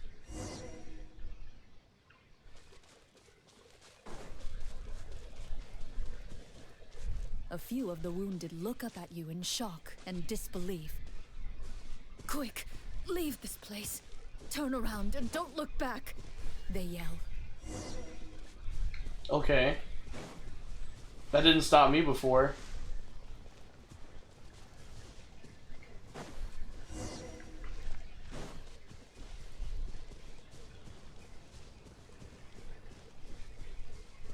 Okay.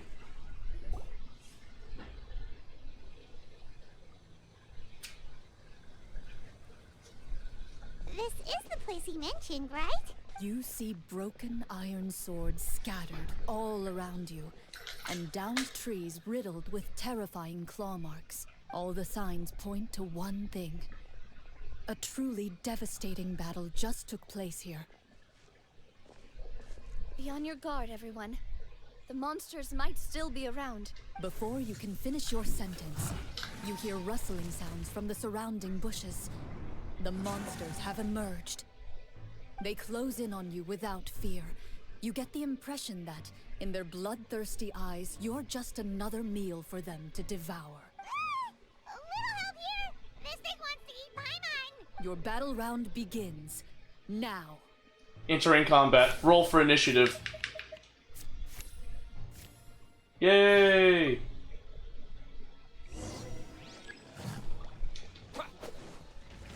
Disappear! A proper send-up! Boom! From the Spino and Flood. Hiya! Haha! A round of applause! The next battle round begins now. What? Oh, we got golems here.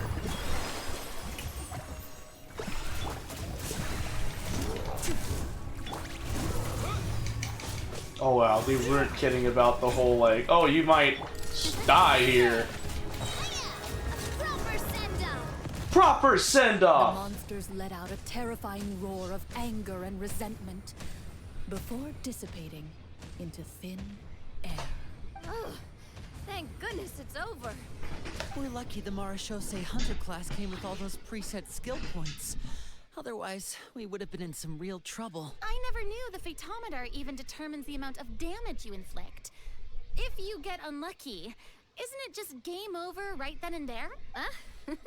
That's part of the fun. The uncertainty of fate is what gives these games their appeal. True that. Just as I you played a begin couple to of sessions celebrate of your Dungeons and victory, Dragons before, so a yeah. suspicious lump on the ground catches your attention. A suspicious lump. Wait, could it be the thing that appears after every battle? Loot? Like, I walk up to it, crouch down, and begin to carefully examine it. I've still got my right glove on, so it should be fine for me to touch it, right? As you investigate the mound, you discover that the exposed portion appears to be made of wood. It was previously obscured by the large form of the monsters. With the monsters gone, the small protrusion now awaits your discovery, poking out of the ground like a shy flower bud. Ooh, it's a treasure chest! let's dig it up.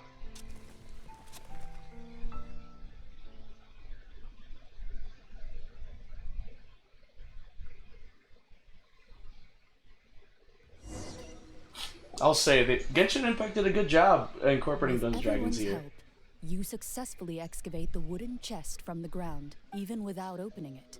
You can tell from the mora and jewels scattered around the chest that it must contain quite the fortune. Makes sense. We worked hard for this. Let's open it and we can share what's inside. I can understand your excitement, Paimon, but think about it. Doesn't it seem like there are people out there who need this treasure more than us? Yeah. Think about all the people suffering in the capital. Or all those guards who got hurt fighting the monsters. Wouldn't it be better if we gave the treasure to them? Wait, is that how it works? Paimon thought since we were the ones to dig it up, we could just take it for ourselves. Basic adventure let's put it thought this way. process. Any decision you make during a role-playing game can impact the future course of the story. But would the people really believe us? It's hard enough for us to prove we're Marchese hunters. What if they think we procured the treasure illegally? They might get even more suspicious of us. That's definitely something we should consider. Maybe we can come up with an explanation in advance. Well, if donating it could cause that much trouble, why don't we use it to buy some gear and fill up on good food? Then we'll be ready to fight even more bad guys. Looks like you're facing a difficult choice once again. Well, it's getting late. Why don't we call it a day for now? Wow, where did the time go? I'm not sure if it's because I'm having so much fun with you all or because the story is particularly enticing, but I feel like I could almost keep going. Here, here. Ooh, how about we play through the night? I'm not sure I'll have enough energy for that. Yeah, that won't work for me either. Lynette will give me an earful if I get home too late. I understand how you feel, Navia, but we have to change venues for the next part of the story anyway. Huh? Another location? Mm-hmm. There's a special note for the GM at the end of this section that says to proceed to an indoor set for the next part of the script. Whoa, they really pulled out all the stops for this new script. Well, even if we end the game for the day, we can still stay a little longer and hear Cloran finish her story, right? Paimon wants to hear more about the history of the Hunters. Something tells me you just want to finish the free desserts before we break for the day. That's just a coincidence, okay? Besides, to Paimon, not finishing free food feels even worse than having to buy her own. And anyway, Paimon really does want to hear more about Cloran's master. Well, If the story doesn't have a happy ending, it's okay not to finish it. It's nothing. I appreciate the concern, but it's all in the past. It won't do any harm to share these things now.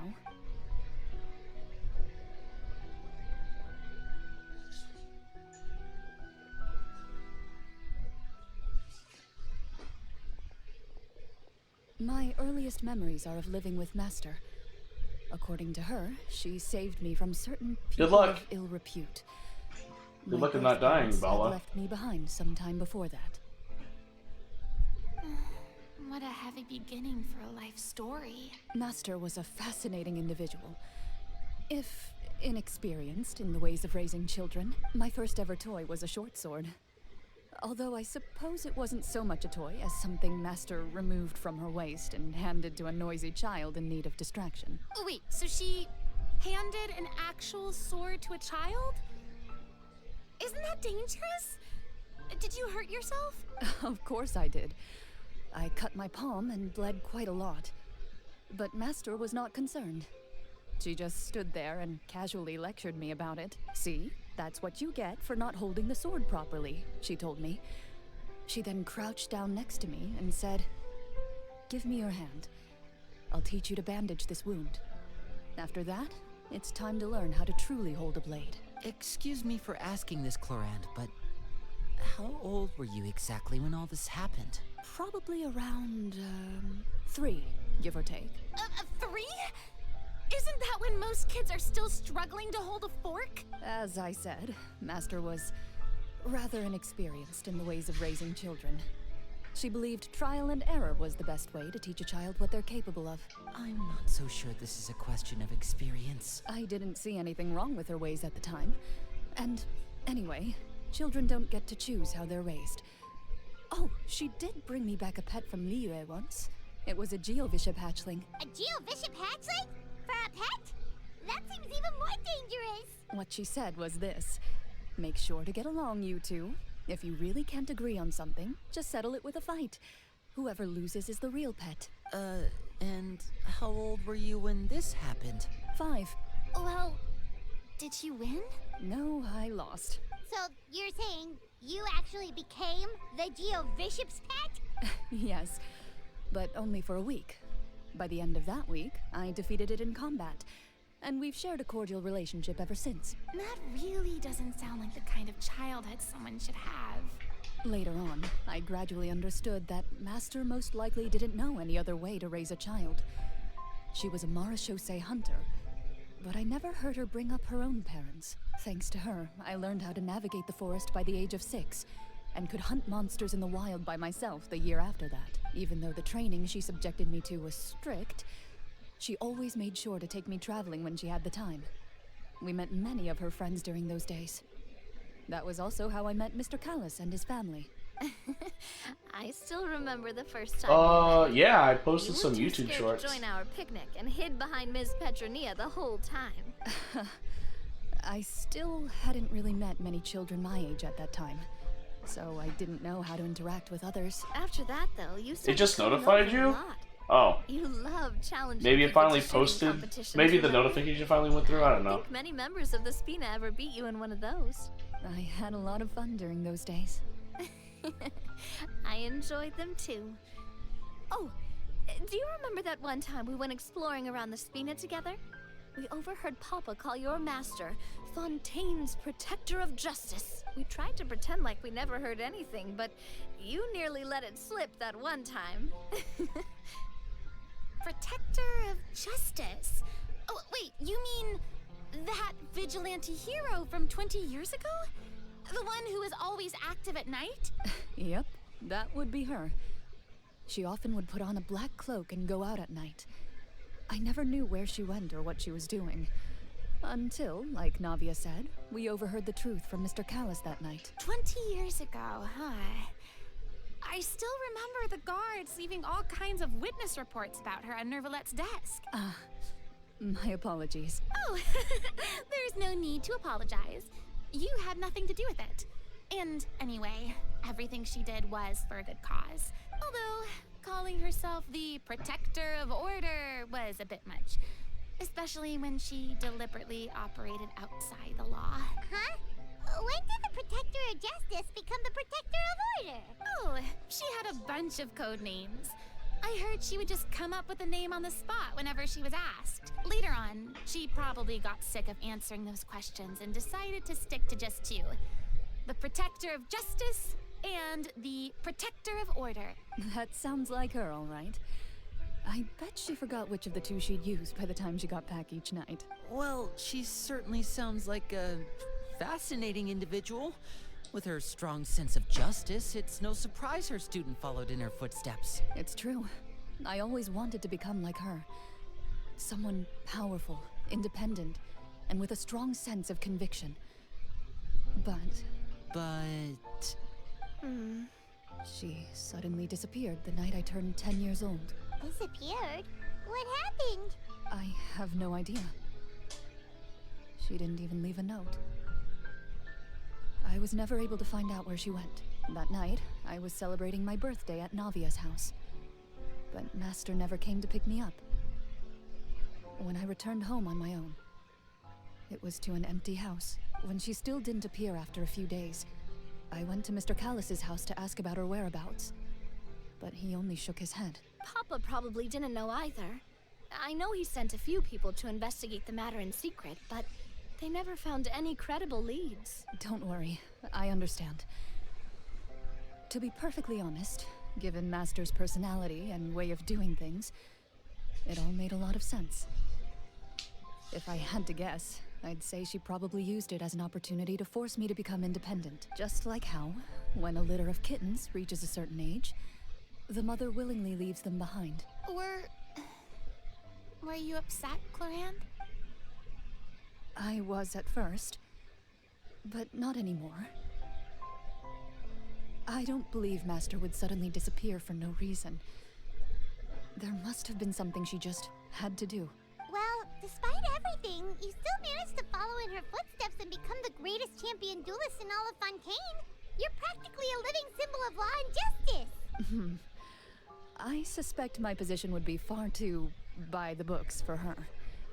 Master always did whatever she pleased. But you're right. I suppose I do take after her in some ways. Who knew Clorinde had such an interesting past? I never had the chance to ask her about it before. I wonder if Florian's master were the champion duelist back then. Would that duel against Mr. Callus have gone differently? Oh no. Judging by the atmosphere, Clorian and Navi are probably thinking something similar. The mood just got super awkward all of a sudden. Well, anyway. Would you look at the time? It's getting dark, so we should probably call it a day for real this time. If we keep talking like this, we really will be here all night. I had a great time today, Miss Clorant. Thank you for being our GM. Anytime. The script was good, but I've got to say, your childhood stories were even better.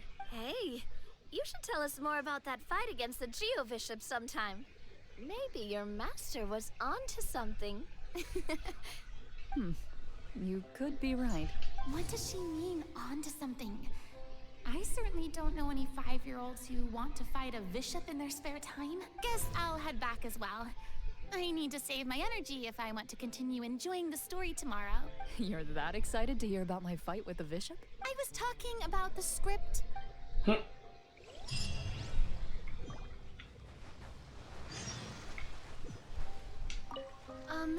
Just between the two of us, could you tell me what it was like to be the Geo-Bishop's pet? It was nothing special, really. Geo-Bishops don't understand the concept of a pet. So, basically, it just headbutted me whenever I entered its territory. And that hurt? Yeah, it hurt. What, something you want to experience for yourself? Oh, I'm good. Thanks. Alright. So, wait till 8 or 10 tomorrow? Between 8 and 10 tomorrow.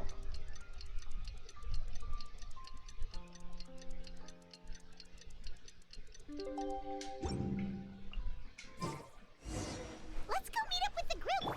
Paimon's really looking forward to today's story. Where's the game venue? Over there, Jesus! Talk about a change in scenery.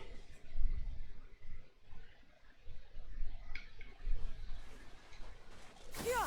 Skyward! Scatter! Skyward! Scatter!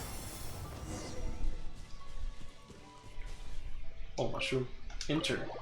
Are we going into, like, a domain or, like, inside a house area? Oh, this is crazy. It's like a hidden bar or something. Looks like everyone's here. Now, before we begin, why don't we finish where we left off yesterday? There was an important decision to be made, yes? I'll pour everyone a cup of tea. Is that really the most important part, though, Clorian? Paimon's more concerned about our current surroundings. Heavy walls, cold railings, dim lights. This is obviously supposed to be a prison. I admire the work put into the set. Still, it's obvious the scriptwriter has never paid a visit to the fortress of Meripede. So this set is going to be a part of the script? Unfortunately, that is something I can neither confirm nor deny. Anyone think Clorian's smile is starting to look kinda scary? Well, whatever happens, we'll just have to push on.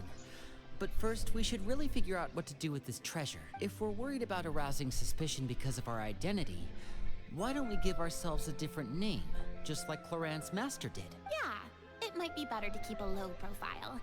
As long as we're helping people, it doesn't matter who we are or what we're called. Staring at me won't get you anywhere. Or did you want some more tea? Oh, Paimon's good. Thanks. Why aren't you saying anything, Navia? Wait, what's that next to you? Oh, this is the short sword Cloran mentioned last night. I found it. Huh. I'm surprised you managed to track it down after all this time. Well, I made sure to take good care of it, considering the circumstances in which you gave it to me. Of course I had to keep it safe. Anyway, where were we? Oh, right. I was just thinking about all the potential ways for us to break out of prison. We could dig a tunnel, or try to bribe the guards. Wait, we haven't been thrown into prison yet, have we? Well, it's only a matter of time. It pays to be prepared. Just like how you should always have an umbrella on hand, even when it's sunny. All right, Paimon's made up her mind. Let's just give the treasure away. Paimon may have wanted to keep it, but if it's going to land us in prison somehow, Paimon will be too upset to enjoy her snacks. Turns out Paimon cares more about snacks than treasure. So, you reached an agreement? Paimon's a Alright then. defaulting We character. can That's a funny continue with the dialogue story. option. Oh, and we'll collect all the scattered pieces of treasure on the ground as well. Alright. You collect the treasure and make your way back to the capital with your bag of loot in hand.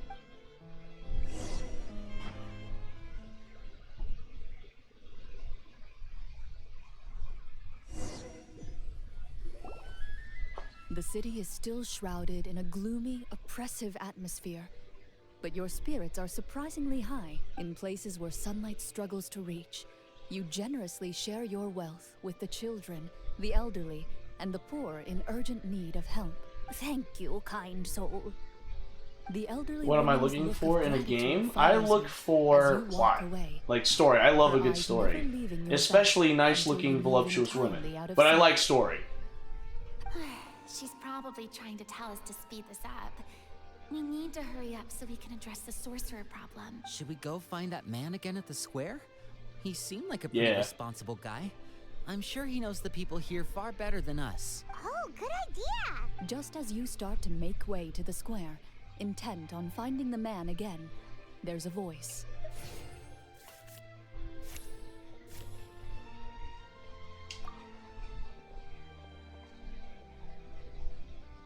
Please wait, distinguished guests. Several strange guards suddenly call out to you.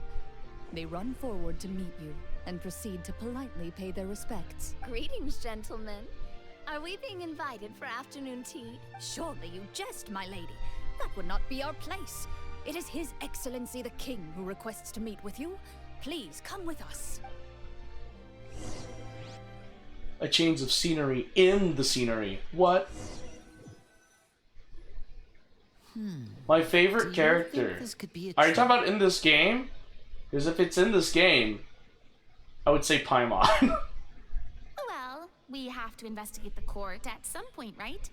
Meeting the king himself would be a fantastic opportunity. Yeah, in the game, to do Paimon, that. yeah. I say we go for it. If I actually have a something Paimon happens, figurine I we'll got just from turn Japan. The whole place upside down. That sounds a little intense. After a quick discussion, you nod to the guards and agree to follow. They lead you all the way to the audience hall of the palace. Gilded tables line both sides of the hall. The space itself is adorned with all manner of expensive antiques, glass shelves, and silver candlesticks.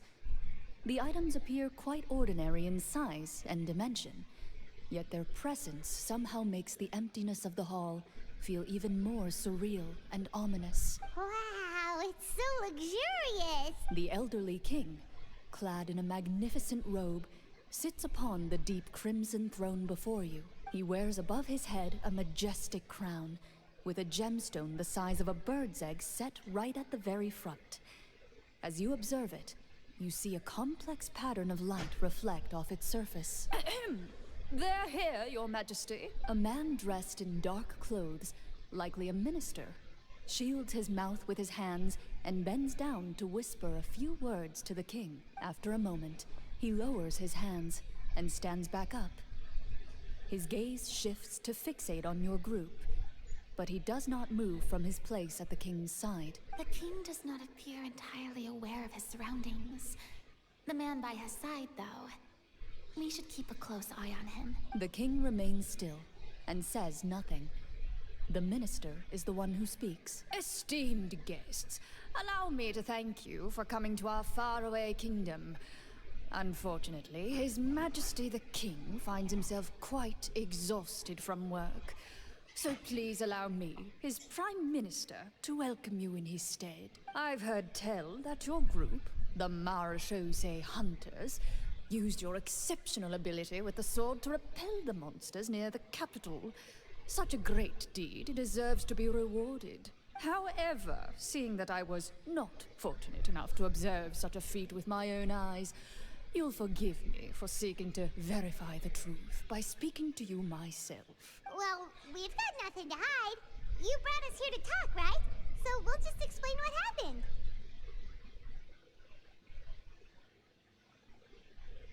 The golem's blades were so powerful, they could cut down trees in a single swipe. It took a lot of effort to defeat them, even for trained swordsmen like us. Well, that was enough details, right? Believe us now? Your account does indeed match those of the survivors. Since you were the ones who defeated the monsters, that must mean you are also in possession of the treasure they stole? Well, we did take the treasure, but... How did he know about the treasure? Then I must ask that you return it at once. It belongs to the kingdom. Wait, but didn't you just say that our great deed deserved a reward? Shouldn't the treasure be considered a part of that? Yes, that was indeed what I said. But you seem to have forgotten a very important distinction. Only that which is freely given by the king can be considered a reward. Taking the rightful wealth of a kingdom without said permission, on the other hand, is a crime. But that's completely unreasonable. Yeah, that makes no sense! If it weren't for us, the treasure would still be buried underground somewhere! Maybe so, yet the fact remains. You tried to dispose of the treasure without reporting it to the court and without receiving permission, yes? What, no answer? Surely you're not insinuating that you, a group of legendary Marachose hunters, sought to take the treasure for yourselves? Well, what about the king? Is he just gonna let this guy talk for him the whole time? Clad in his magnificent robe, the king remains seated, with his hands resting on either side of the throne. His posture is rigid and unmoving. He stares forward with an empty look in his eyes, completely unmoved by the events before him. If this was Dungeons and Dragons, I would have cast Fireball at the dude. Not the king. The Prime Minister, yeah. Could both the king and the prime minister have fallen under the evil sorcerer's control? I would like to observe the number of guards stationed in the hall. The guards in the palace appear fully armed, their expressions solemn. Sensing the tense atmosphere in the room, they stand at the ready, each with a hand placed upon the hilt of their sword, as if prepared to draw their weapons and surround you at a moment's notice. Well, there goes my plan to turn the whole place upside down, I guess. It appears we've been visited by nothing more. Beam! Hey, welcome back to the stream. You're right, I guess it has been 2 months. How's everything been, Beam? Guards, take them away and throw them in the dungeons. Before I decide your fate, however, I must first determine whether you have any accomplices outside the court. Can't we try to slip away? Or maybe start some kind of riot? But if we try to fight the guards right now... Don't worry. At least we figured out who's behind all this. Let's just play it by ear. If you're scared, Paimon, just hold my hand. You can have my hand too. Thanks, you guys. You allow yourself to be led away by guards surrounding you on both sides. It's only when you begin to feel drops of water falling from the dungeon ceiling and smell the you went to the Ranger game? How was it? Decay all around you, that you finally realize you've stepped into a completely different world. Stay here, and don't try anything funny. The guards lock the cell door and leave without looking back. Wait, sir! Your voice echoes through the dark hall, but the only response you receive is the sound of water dripping from the ceiling. No! What should we do now? Carve out a new path of fate with our own 2 hands, of course. I draw my weapon. You danced there and it was loud? I imagine it's a Rangers game. But you danced there? Like, what do you, like, did you, like, was there a dance for starter machine or were you just, like, just chilling dancing, you know? The bag of treasure along with them. What about that knife I hid in my boot? When did you hide it in there? When I was thinking about digging a tunnel. Rejected. You failed to inform the GM of this course of action. Moreover, the guards would have conducted a thorough search before throwing you in prison. And the keys to the cell aren't anywhere to be seen? Oh, nice! Glad to see you had that fun moment. Correct. I like how Navia did what every classic person in a Dungeons & Dragons campaign does. Like, if they're chaotic, they're like, what about the thing in my boot? It's like, bro, fudge! Well, there goes all our plans. Indeed. Huh? Why are you the one saying indeed? Because that statement holds true for me as well. This is where the script ends. What? But that's a terrible ending! Generally speaking, this should be the point where the scriptwriter gives the players some kind of hint, or gives the GM some kind of code for how to move forward. I mean, maybe they just really wanted us to be immersed in the feeling of being in prison? Like, they'll only show us the way out once we've grown truly and utterly desperate? That is a possibility. If only there were desserts and tea in real prison.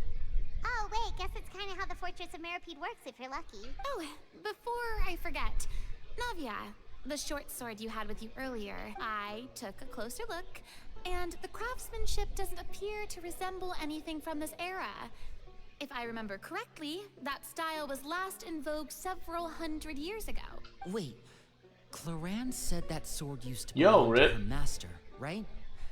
Does that mean her master has been alive that long? I doubt it.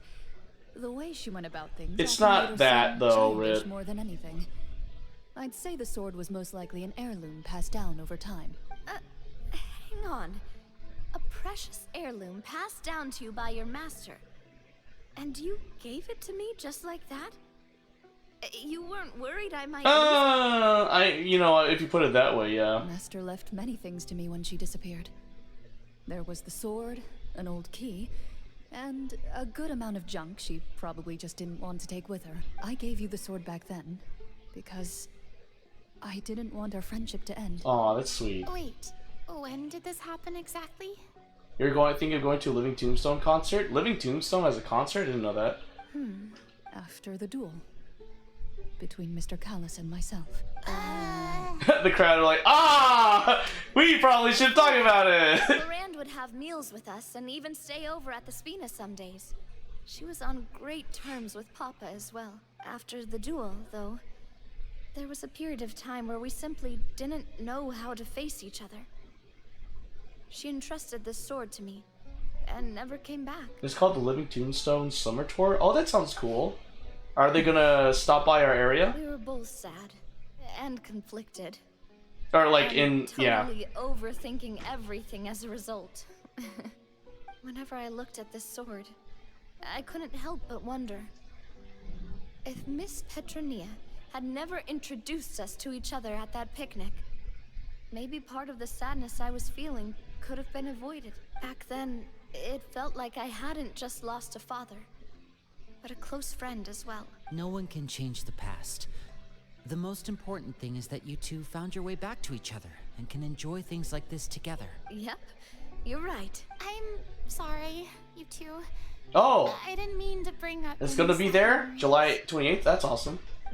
Think nothing of it. No one here is at fault.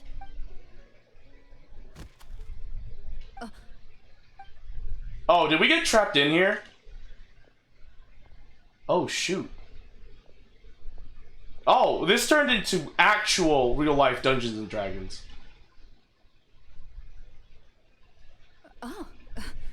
Looks like the next part of our script is here. Perfect timing. The situation was really starting to get desperate.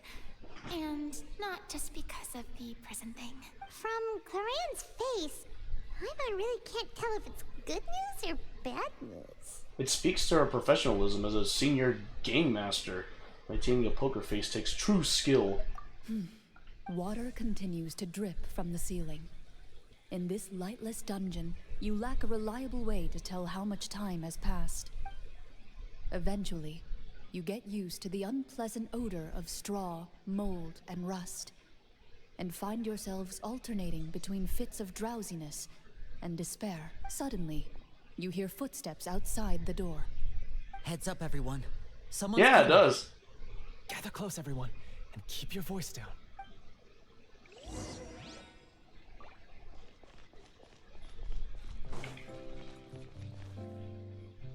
Who are you?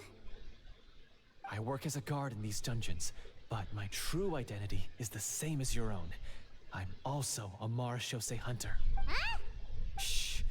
I've already sent away the other guards, but if we make too much noise... I understand, but how can we be sure we can trust you? The king has issued a formal decree. In light of the irrefutable proof of your crime, you're to be executed before tomorrow's sunrise. If you want to escape, it has to be now. Executed? We barely did anything! Monsters appearing at the same location as the treasure. Could this entire thing have been a Oh, that would trap? be cool if Dantro Stardom had a remix of one of the Living Speculation once we're Tombstone out of songs. here. As for my identity, I have no way to prove that to you just yet. Infiltrating the capital was difficult, and finding a chance to speak with you has taken a lot out of me. I could go on, but I think we can all agree that now is not the time for details. Well, it doesn't look like we have any other choice. Have you seen our weapons anywhere, sir? Don't worry, I brought them with me. They're just behind the door. Still, these weapons alone won't be enough to defeat the true enemy behind the scenes. His faction is too powerful. The guards are all under his control, and he's even stationed a number of golems in various rooms throughout the palace. To defeat him, you must find a secret vault. It is said that within that vault, the Marachose hunters of the past left behind a treasure with the power to defeat the sorcerer. You're not coming with us? No, I'll remain in the dungeons to deal with the guards. I'll try my best to distract them so they don't go after you. As long as my identity is not revealed, I'll be able to aid you when the final battle comes. In that case, please stay safe. Thank you for your concern. I will do my utmost. As for the location of the vault, here, this map should lead you there.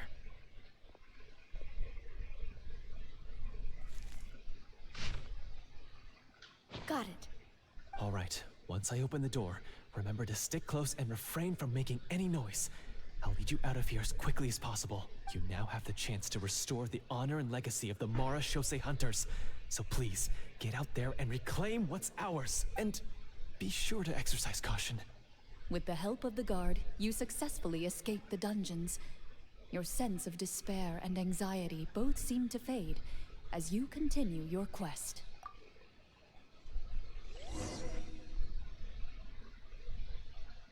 Are we in, like, the Dungeons and Dragon world, or are we in the world... Wait, we didn't get to use our skills at all while we were in prison. Who knows when we're gonna get the chance to use that cool summon spell? That is a pity, but we can only continue to move forward. Oh, so we are actually doing this in real life. We're LARPing. Okay, cool. Yeah! Skyward! Scatter!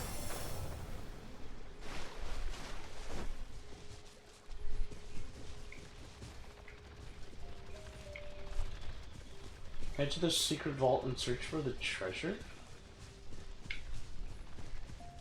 Is it? Oh, it is here. Okay, I was like, where? This should be the place marked on the map. This bit of rock certainly looks suspicious. Well, I'd say an investigation's in order then. Plus, if all else fails, we can just blow it up. So she blew it up. Good job, Navia. Wow, you really meant that. Before you lies a serene stretch of open water, its surface shimmering a brilliant shade of sapphire blue. Oh yeah, I've been thinking, like, when I turn 30, I want to start writing light novels. Like, start writing a light novel at least. Time for a swim.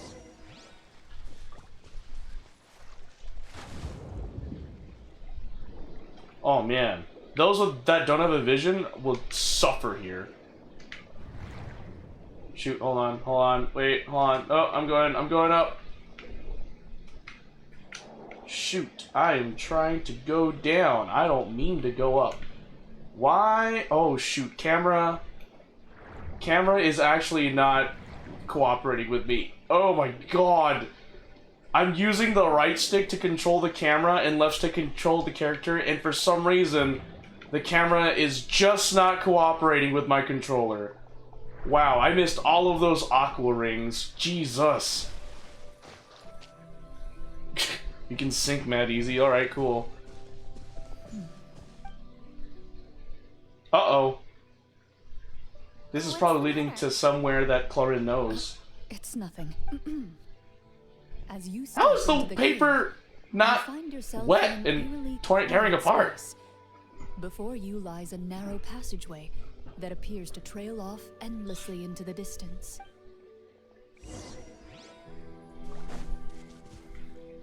I'll go further in, okay. Wow, this must be where the treasure is hidden. But this door is blocking our way in. Huh. It almost looks like it's been here for quite some time. I've got to hand it to the tabletop troupe. They really went all out with the props. I don't think this is a prop. Huh. What have we got down here? A kind of mechanism connected to the Making of some original characters We soon. might have to arrange it into a certain pattern. A pattern on a stone door. That's something Master mentioned before. Is something wrong, Clarant? After a long, difficult journey, you finally arrive at the location indicated by your map. It appears to be an ancient site of some sort, where treasure likely awaits. Your surroundings are exceedingly quiet and serene, as if the secret that slumbers here has never once been disturbed. If you listen closely, you can almost convince yourself you can hear the sound of its calm, gentle breathing. That description makes Paimon feel kinda bad for disturbing this place. We're doing this for the sake of the people, to free them from the evil sorcerer. I say it's time for this treasure to once again see the light of day. Linny's right. We need to keep going. The future of the kingdom depends on it. The next part of the story requires us to solve the puzzle, right? Let's start exploring the area. Yes, that should be fine. Something feels off about all this. Guess I'll just have to improvise. Yeah, it's something tells me that your master has a hand in this. Wait for your companions to progress. Install hydrocore. Need a hydrocore from Hydrograna.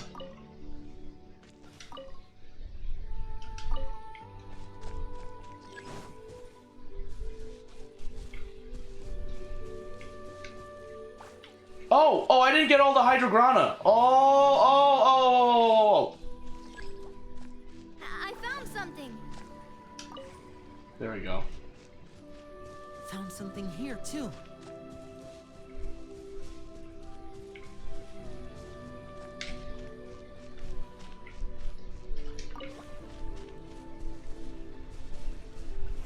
Same here.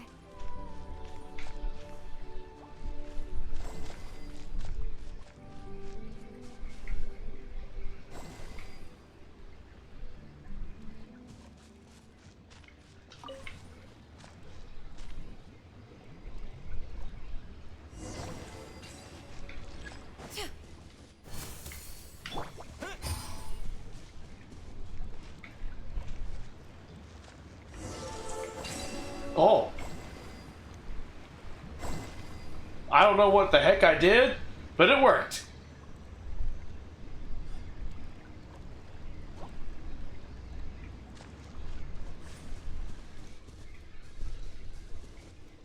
Okay. Alright. It worked! Something just appeared. Some kind of new mechanism, maybe? By solving the puzzles, you prove yourselves worthy of inheriting the secrets of the past.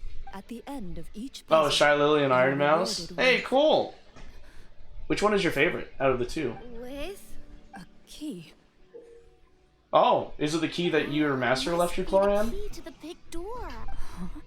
This is one of the Marechaussee Hunter keys that are passed down from generation to generation. It looks just like the one Master passed down to me. It is said that 4 keys in total are required to form the final, complete key. And it seems like we just collected 3 of them. Oh, you love Shy Lily? That's fair. Huh? What's wrong? You hear a few strange noises. Suddenly, all the torches in the ruin go out at once. Huh? What's going on? Did we fall into another trap? For the sake of immersion, please close your eyes, everyone. Without the torches, the space is now completely dark, and you cannot see anything.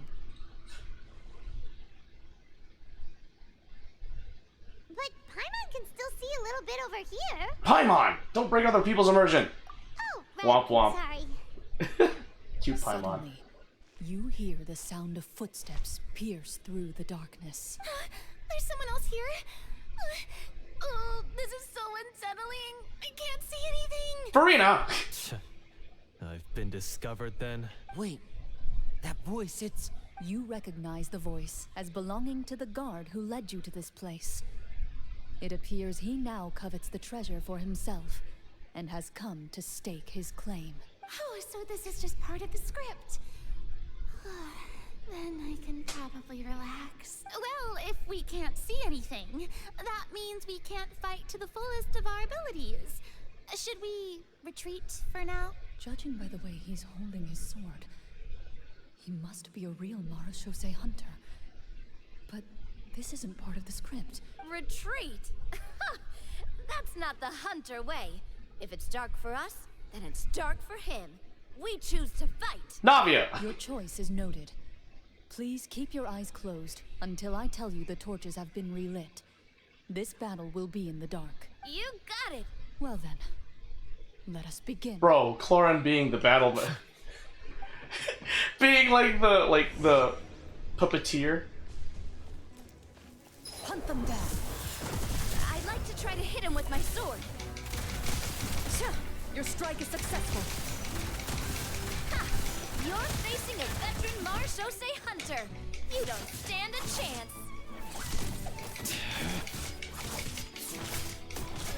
Is he still standing?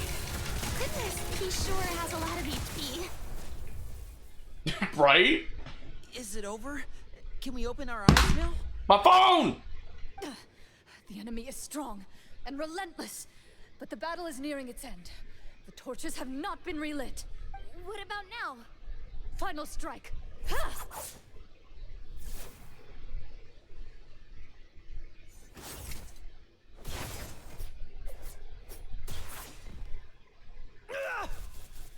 Well, did we get him? I don't know, did you? Why isn't she answering? Glorian? Warm fire flickers across the walls once more. Your vision is now clear. Wow, Cloran really did, like, do some ad-lib. In an impressive display of courage, the four of you successfully defeat the uninvited guest. That look in his eyes. It's like he became an entirely different person as soon as I defeated him. Huh? Mr. Florian? Oh, wait. We're supposed to be role-playing. I should Good job, stay in Farina. character. Yeah, don't worry, the phone's good, Beam. Your name, guard. Why did you lead us here just to betray us? Is this treasure really more important to you than bringing peace to the kingdom? What kingdom? What peace? Those were nothing but lies. I, Florian, am a true Marashose hunter, descended from hunters of ages past. So he's also using his real name. Or, wait, was that the name of his character from the very beginning? Then I'm even more confused. If you truly are a Marashose hunter, shouldn't you want to help us just like you said before? Shouldn't we fight together for the sake of the people? What do you know? In this day and age, there's no glory to be had as a Marashose hunter. What's that supposed to mean? My skills were passed down to me by my father. We lived a life of obscurity in the remote wilderness. Still, he devoted everything he had to being a Marashose hunter. And what did he get in return? A life of poverty and pain. In a world that forgot all about him. When he died, not a single person came to mourn his passing. The Marashose hunters were the ones who saved this city. We're heroes. We deserved more recognition and respect than this. Is he talking about how no one in the capital seems to remember the hunters and their legacy? I didn't expect the script to contain this level of social criticism. So that's why you want to take the treasure for yourself? You feel like you're owed fame and wealth? If you already knew where the treasure was located, why didn't you just come down here and take it? Because I still needed the final key. Only a true Marashose hunter is capable of passing through this final door. As someone who sought to hurt others for his own gain, Florian lost that right long ago. Ooh, shots fired. Okay, but what is this treasure anyway?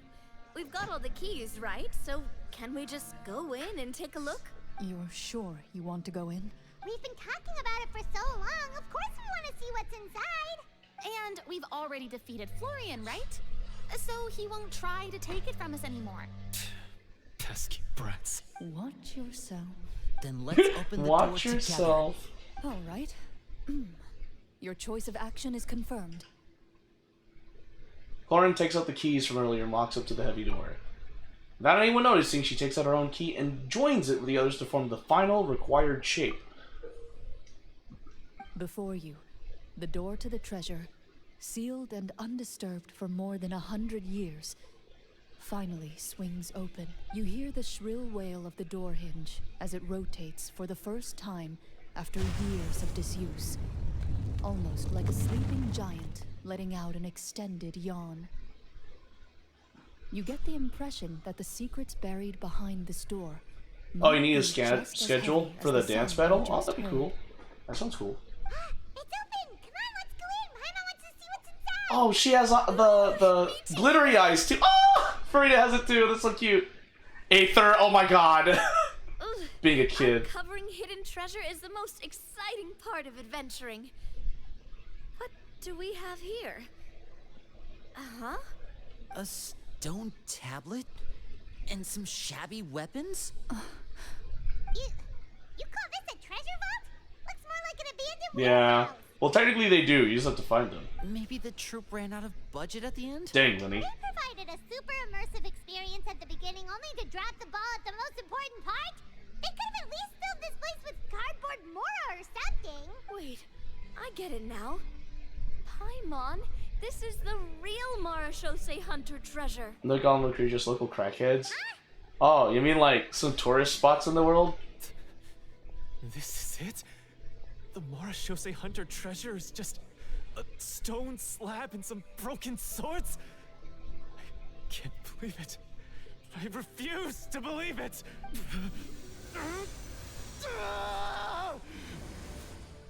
Whoa, are you okay? The Marashose hunter before you appears to suffer a serious mental breakdown. He needs to leave the room for a moment to collect himself. I know, right? Well, not. Wait, which chick you talking about? Like, all the girls are fine. One of There's you seems to Florian there understand freaked the out. significance of the treasure already. If the rest of you wish to follow suit, The guy? Oh yeah, then I remain agree. Yeah. here in the meantime and explore your surroundings.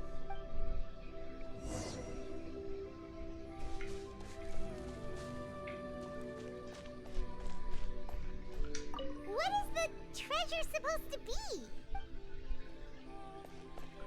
Walter. The old and broken weapons. The names on the tablet. I think Navia gets it. Everyone else doesn't get it. Alright, oh cool. I just go on Sunday mornings.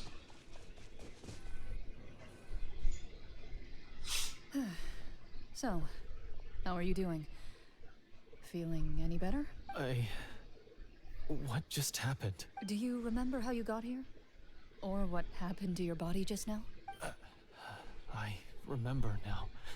I brought you here because I wanted to... The explosives in the cave! You mean these? Huh? How did you... I could tell something was off the moment I stepped into this cave, so I kept an eye out. I've already dismantled the whole thing. So the strongest champion duelist in all of Fontaine saved the day once again. Guess I shouldn't be surprised. It would seem your skills as a Marashose hunter are Maybe as holidays? sharp as ever. Alright. I deserve some answers, don't you think? Florian is that dude right there that Clorin is talking to. Everything you said earlier sounded like the truth. Luckily, your monologue was dramatic enough to convince my friends you were just role-playing. That's what I want to know. I don't know. I just always felt like there was something in my heart that didn't belong to me. Something agitated and angry. Who knows? Maybe it was my own anger all along. Oh, you'll see me on Friday? Alright, take care, Bala. Thanks for being part of the stream. The feelings about my father and the other Marashose hunters are real. It just wasn't fair. I was angry, bitter that no one remembered them or praised their accomplishments. I don't know when it started, but at some point, my anger came to completely consume me. At that point, I remembered the legend my father used to tell me. The one about the treasure. But if the treasure was all you cared about, why plant all those explosives? Wouldn't they just destroy the treasure and bury you along with it? I can't remember. My head is a mess. It felt like there was this voice telling me to eliminate the hunters, but now it's gone. From your description, I suspect you were dealing with a Devorator. Devorator? Oh, your master... your father, I mean. Never talked about it? It was a kind of monster that was active several centuries ago. No, I've heard of it. I'm just not sure why you suddenly... Wait, it can't be. The seal! The seal? My family has served as Marashose hunters for many generations. But the title and swordsmanship weren't the only things passed down over our line. There was a seal as well. My father instructed me to always watch over that seal and maintain it regularly. He said it had been passed down over a truly ancient age, and protecting it was our clan's most important duty. But I neglected that duty after he died. I finally decided to come down and check on it one day, and that's where my memories become fuzzy. The Devorator would be a formidable adversary for any mortal being, even ones as capable as the Hunters. If you lacked the power to completely destroy it, you could easily fall prey to its influence and corruption. In light of this, some Marashose hunters chose to seal the Devorator away, in the hopes that a permanent solution would come with the passage of time. I heard it has the power to amplify the obsessions and desires in people's hearts, to the point where they overtake you entirely. It would seem I'm not just lacking in skill with a blade, but in mental fortitude as well. And yet, you were able to retrieve 3 of the 4 keys. If I remember correctly, each was entrusted to a respected and capable hunter. How did you manage it? Oh yeah, same here. Did we just release it? Belonged to my father. The second I stole from a different hunter. And the third was one that I snatched while the person was on the way home from the tavern. I nearly died in that alley. I know just how strong you are. It's as clear as day to everyone in Fontaine. I observed you from dusk to dawn, but could never find any opportunity to sneak up on you. I never even saw you drink a single glass of liquor. The only way I could think to obtain that last key was to lure you here using your hobby, and then... Oh, I get it now. That monster, it wanted to bury you here alongside the treasure. I won't comment on anything else, but the script was good. Well, I did pour my heart and soul into it. The stories my father used to tell me about the glory of the heroic Marashose hunters and how they came to be forgotten.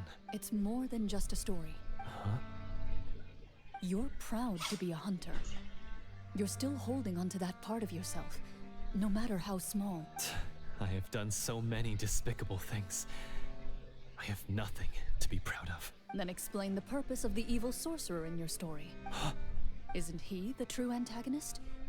The one who sought nothing but his own gain, and used the people as pawns to attain it? In your heart of hearts, he was the one you truly wanted to defeat. But I've already tainted my sword. I no longer have any right to... Wake up, Florian. Remember how you introduced yourself earlier. Do you really think the hunters acted out of a desire for honor and glory? Or to be loved and acknowledged by the people? What did your father teach you about our order? You do not wield your sword for yourself, but to protect those you serve. There's nothing special about a blade. It's the intentions of the wielder. I don't know about that, Clorin. Inazuma would say otherwise. You still not understand? That one Archon quest with Kazuha. For yourself? The contents of that room, they represent the true legacy the hunters left behind. You're right. I am a Marashose hunter. I've been to a Renaissance fair, yeah. To finally like, I think I've only been to 3. All along. I wouldn't be so quick to push aside the need for redemption. I know. That's a charge I won't bother to defend myself against. Yeah, it's fun. Then, come with me, and help me see the script through to the end. Huh? See the script through to the end?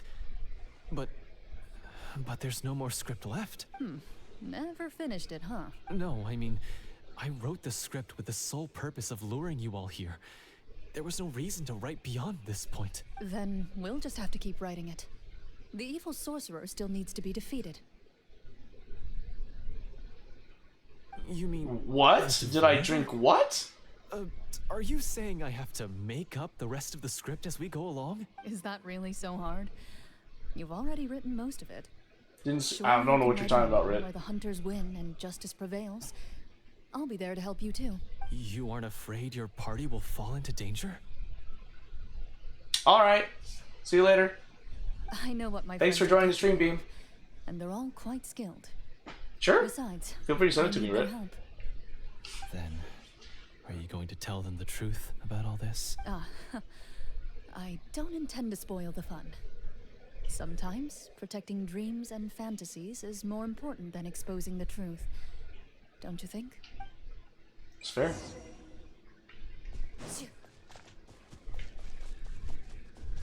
Dang, she got some cake, I'm just saying.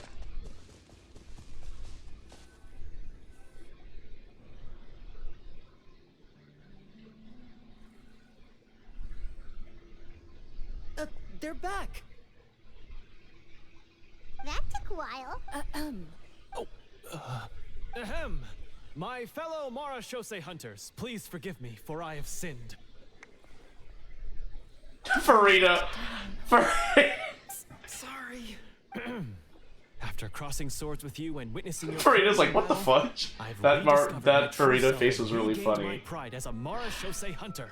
Oh, do I smell a redemption arc? Ooh, Farida's all for it. Confess, I was brainwashed by the evil sorcerer. Which is true. He asked me to lure you here so he could bury you in this cave. Which is also true. Wait, you're saying all of that wasn't you, but the evil sorcerer? That's right. He's adept at manipulating the hearts and minds of the people. I fell under his influence because I did not possess a strong enough sense of will. Huh. And how are you going to prove that you're a changed man? We're not going to fall for the same trap twice. To be perfectly honest, I only came to my senses after seeing the treasure. It reminded me of my father's past teachings. The treasure was actually... The names of all the Marashose hunters from ages past and their weapons? Wait, you already know? Of course. Don't underestimate a veteran role player's exploration skills. Oh, wait, I mean, Marashose hunter Navia's exploration skills. Nice save there, We Navia. just finished reading through the content of the stone tablet. That tablet recorded the lives of some fascinating people. For example, this Marashose hunter called Est. She inherited the responsibilities of the Golden Hunter and passed judgment on many people. But in private, she had a very easygoing personality. Her favorite pastime was singing and dancing with her friends, and she was said to have a beautiful voice. So, she was just like you. Oh, you really think so? Well, when you put it that way, I suppose I also have a few things in common with this Walter. Working as an executioner, he supposedly used a countless number of tricks to confound his enemies in battle. Oh, if only I could have seen the feats of magic he pulled off back then. Their lives were all so exciting. You could write so many cool books about their accomplishments. How could they have all been forgotten? Because they chose to be. To hunt monsters that only appear in the shadows, you must also operate in the dark. To be a Marashose hunter is to willingly give up on wealth and fame. Then this stone tablet must have been left behind by their companions. That's right. Few Marashose hunters ever revealed their identity to the public. They always protected the city from the shadows. The only time they spoke of their accomplishments would be at night, when they gathered with their fellow hunters in front of the bonfire to share stories of the monsters slain by their hand. So, this tablet was created not so that the hunters would be remembered by the people, but so that they would be remembered by each other. No wonder this place was so well hidden. You regard the stone tablet in solemn silence. The names of your comrades etched onto its surface serve as a reminder that you are never truly alone. The tablet proves that, although a hunter walks a shrouded path, it is not a solitary one.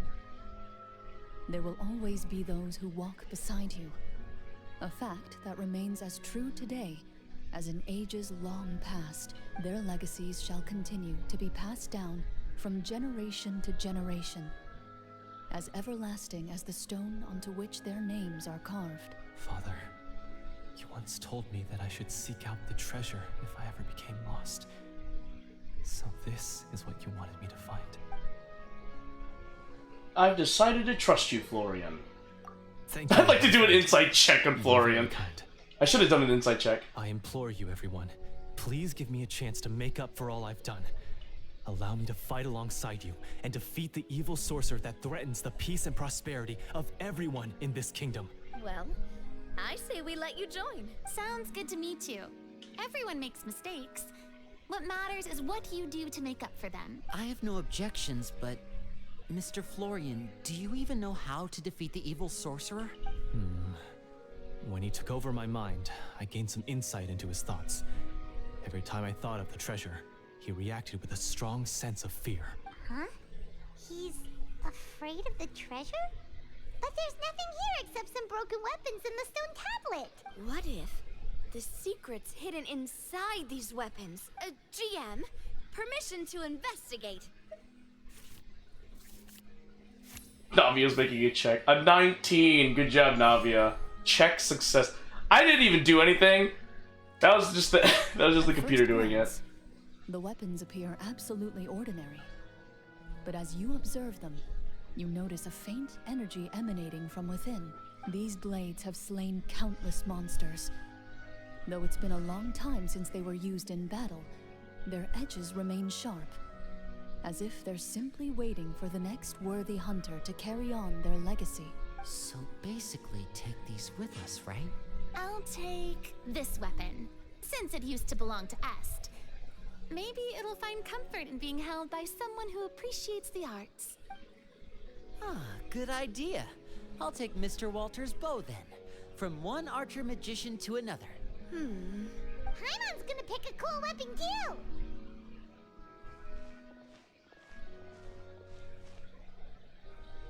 As you grip your weapons, you can almost feel the will of past hunters coursing through your being. It's a feeling of courage, determination, a silent vow passed down from generation to generation that says, eradicate the monsters, no matter the cost.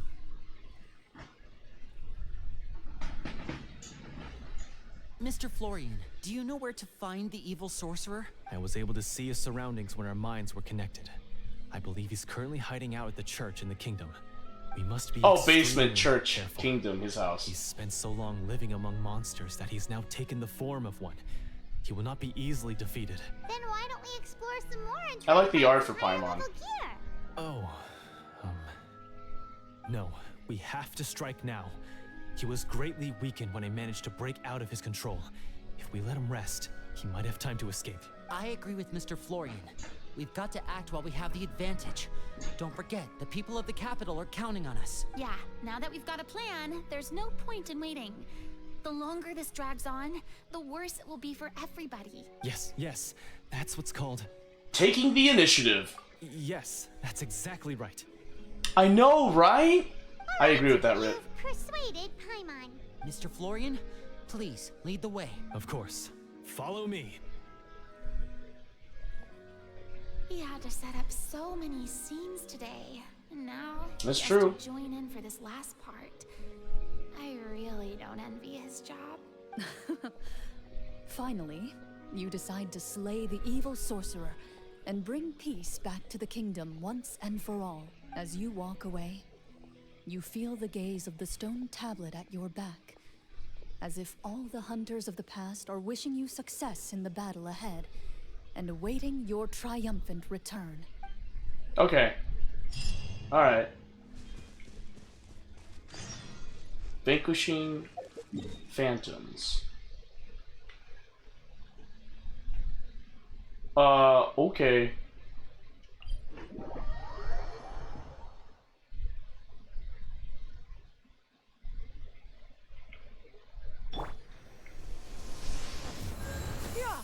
Skyward!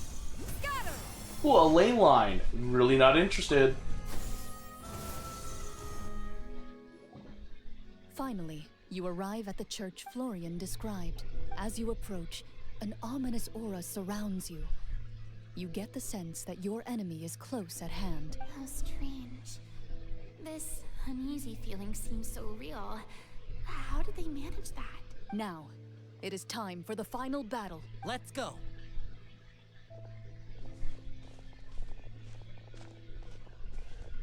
Florian, wait.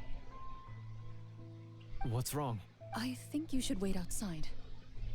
You've already been corrupted by the Devorator once. It could easily re-enter your mind and take control of your body. I don't think it's a good idea for you to be this close. If it corrupts you again, it's possible you might take on a new form entirely. That's exactly why I have to go. Why I should be at the very front. You mean... Yes. I intend to lure it into my body. That's too risky. If things get out of hand, I might have to kill you. Do you understand how dangerous this is? I understand, but if I do this... Bro, right? No, Florian time. was controlled by the Devorator, and now he's trying to use that to his advantage, so he's really into it. Yeah, we had one tragedy, we're about to see another tragedy, guys. The Devorator will have a hard time passing up a chance to enter a body it knows how to control. You won't have to worry about any of your friends being taken over. I know, right? We can't afford another, but I guess we're gonna have another. You're not like me, Miss Clorand. You're a just and powerful Marachose hunter. The monster broke free due to my error. It's only right that I shoulder the responsibility for its destruction. I know, right? I don't want it, but it's something that I have to do. It's gonna happen. Consider it just based on how they're setting it up. My only request is that you give it your all. I understand. Then, as a champion duelist, I hereby accept your request for a duel, and extend to you my most sincere regards. Thank you. The battle is now upon us. Let the Devorator once again tremble under the blade of the Marachose hunters. Okay. I wonder how big the basement's going to be. Carabere? This man is... But he's innocent, though! He was just controlled by the Devorator. It's literally the Devorator's fault. Oh, cutscene. Oh, it's a thing from Harry Potter. It's a Dementor. Yeah, it's a Dementor from Harry Potter. Cool. Oh, shoot. So lifelike. Oh, for me to use her vision. That's so cool.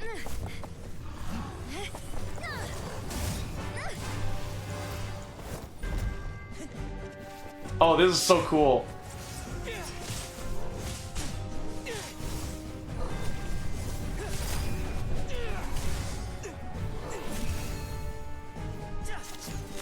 Hey, now this is what I'm talking about. Oh, yeah!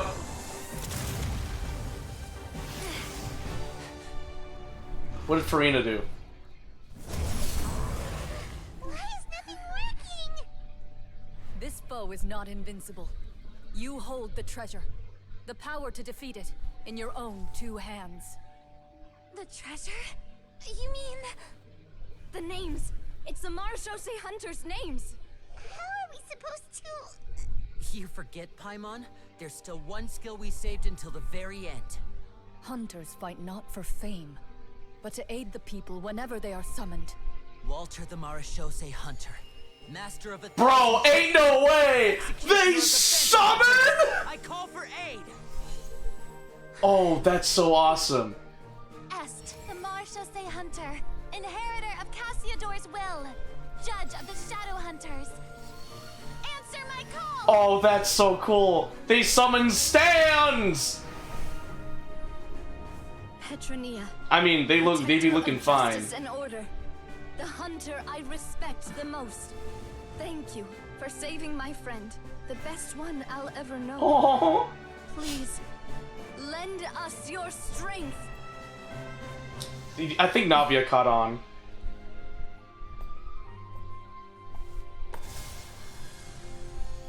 We have come to answer your summons.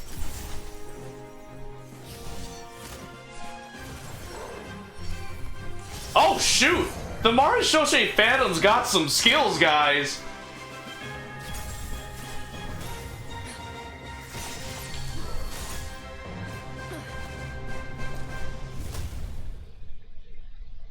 Bro, that was awesome. The monsters were eradicated, and the sorcerer was defeated. Peace soon returned to the capital.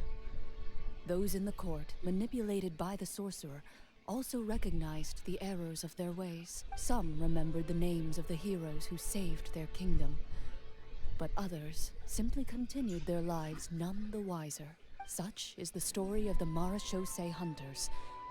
They pursue the phantoms in the darkness and exterminate all who pose a threat. They will always protect the city and those within it, even should all memory of their accomplishments be forgotten by the very people they serve. I'm assuming we've finally reached the end of the script. Yes, you've reached one of the better endings. It's a pretty solid story overall. I thought it was just an ordinary adventure at first, but the further we got into it, the more impressed I became with the production and the plot. That final battle especially. All the effects were super realistic. Oh, right. Yeah. Totally. Navia figured it out. That's a really good point. I never expected the weapons we picked up from that vault would have that kind of effect. Yeah, mine nearly scared the daylights Farina doesn't know. It's alright, we'll keep her that way. I took a good look at it after we got out, but I don't think it ever lit up again. Oh, we should probably give these props back, right? I'll just leave mine here. Dang. Did you have a good time? Of course. Let me know if another script like this comes around. Sure, no problem. Then I'll head back for now. Oh, Florian's still there. Oh, thank God. Some time to fully digest everything that just happened. Once Mr. Florian is awake, please pass on my regards to him. He must be extremely I hope exhausted he is to alive. bust out cold like that. You're right. He's had a lot to deal with. Well, see you all some other time. Toodaloo. Oh. Everyone knows. Okay, so, can I ask now? I think it should be fine, yeah. What in the world was going on back there? So you saw through all of that? That time in the cave when you told us to close our eyes? It'd be weirder if we didn't notice anything. I was dying of curiosity the entire time. I mean, you did a pretty bang-up job of pretending nothing had gone wrong. Farina actually looked like she thought all of it was planned. Guess none of us wanted to be the one to break the illusion. What are you all talking about? Yeah, what's going on? I was just playing along too. A third Paimon are like, what? Paimon never... Oh, this is all my fault. It's not too late to cover your ears. Here, Paimon, I'll do it for you. Bit late for that, don't you think? You're saying everything that happened back there wasn't actually part of the script? It's probably more accurate to say this was never a real scripted story to begin with. What? So loud. My head. Hey, you! Get up right now and explain yourself! Dang, Paimon. No shaking, please! Oh, my head.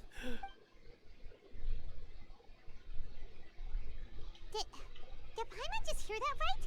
You guys made up that whole last part on the spot? It's not nice to lie to people, but Paimon's got to admit, that was a really good story, Florian.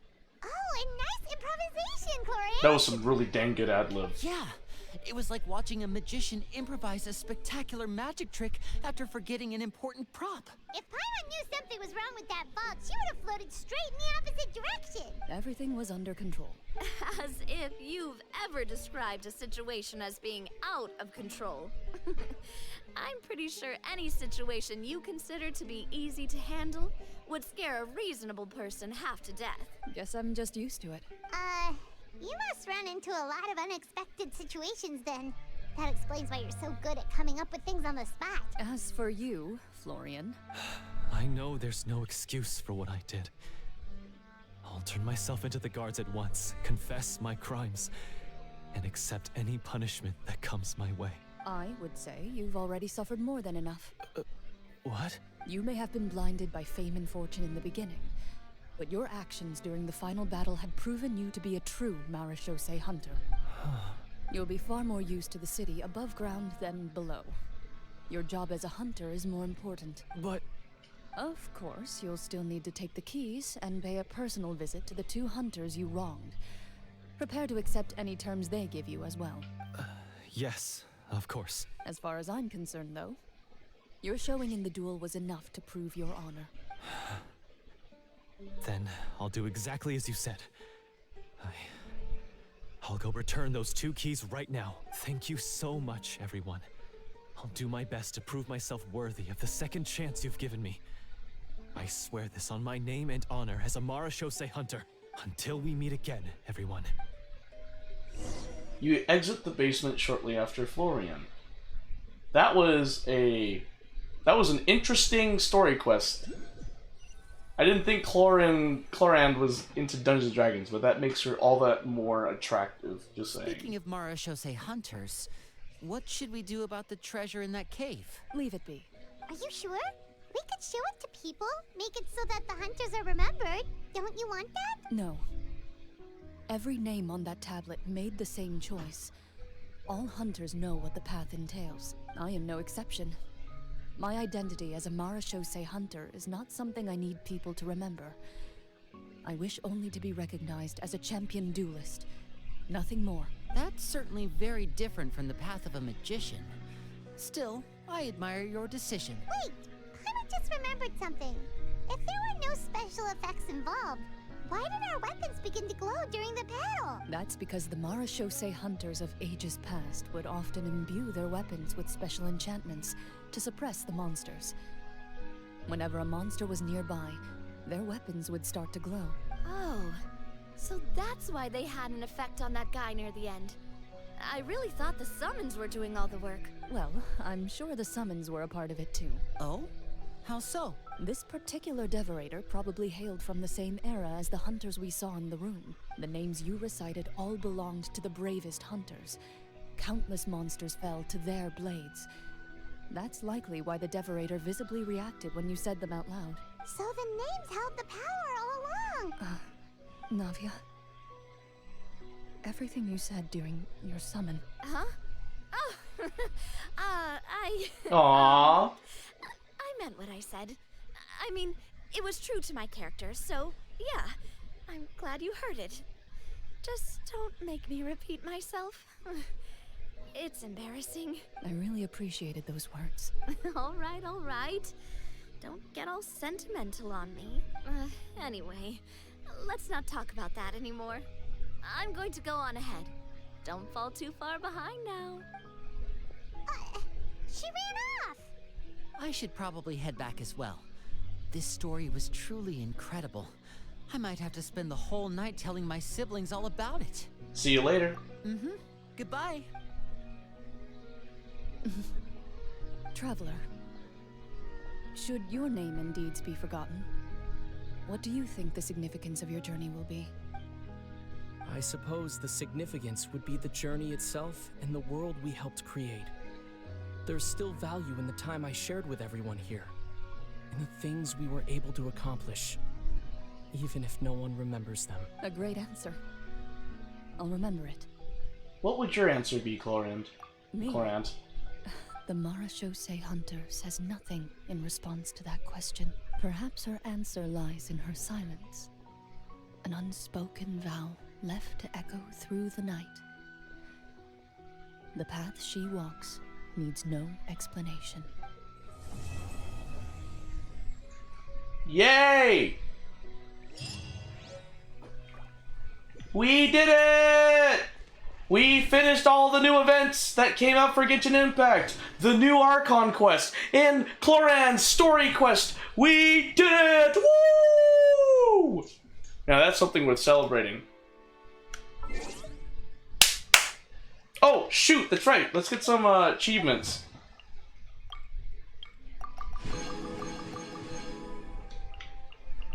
I know I'm gonna get some achievements for like some stuff for doing the Archon quest.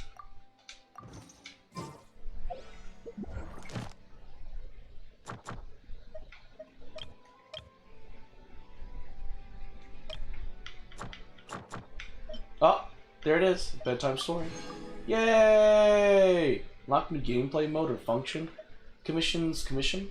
Core 30 recruitment. Unlock new gameplay mode or function. Oh! How much? What did I get? 516 Primo Gems. Alright. I'll just save up to get some more later. Anyway, guys, we're done. We're done with Genshin. We're absolutely done with Genshin. That was great. That was wonderful. We're gonna play some Bunny Garden. I want to play some Bunny Garden. I don't know about you guys, but I want to play some Bunny Garden. I want to get to the birthday thing. We have some time left, so we'll play some Bunny Garden, and then I'll just end it after like the birthday thing.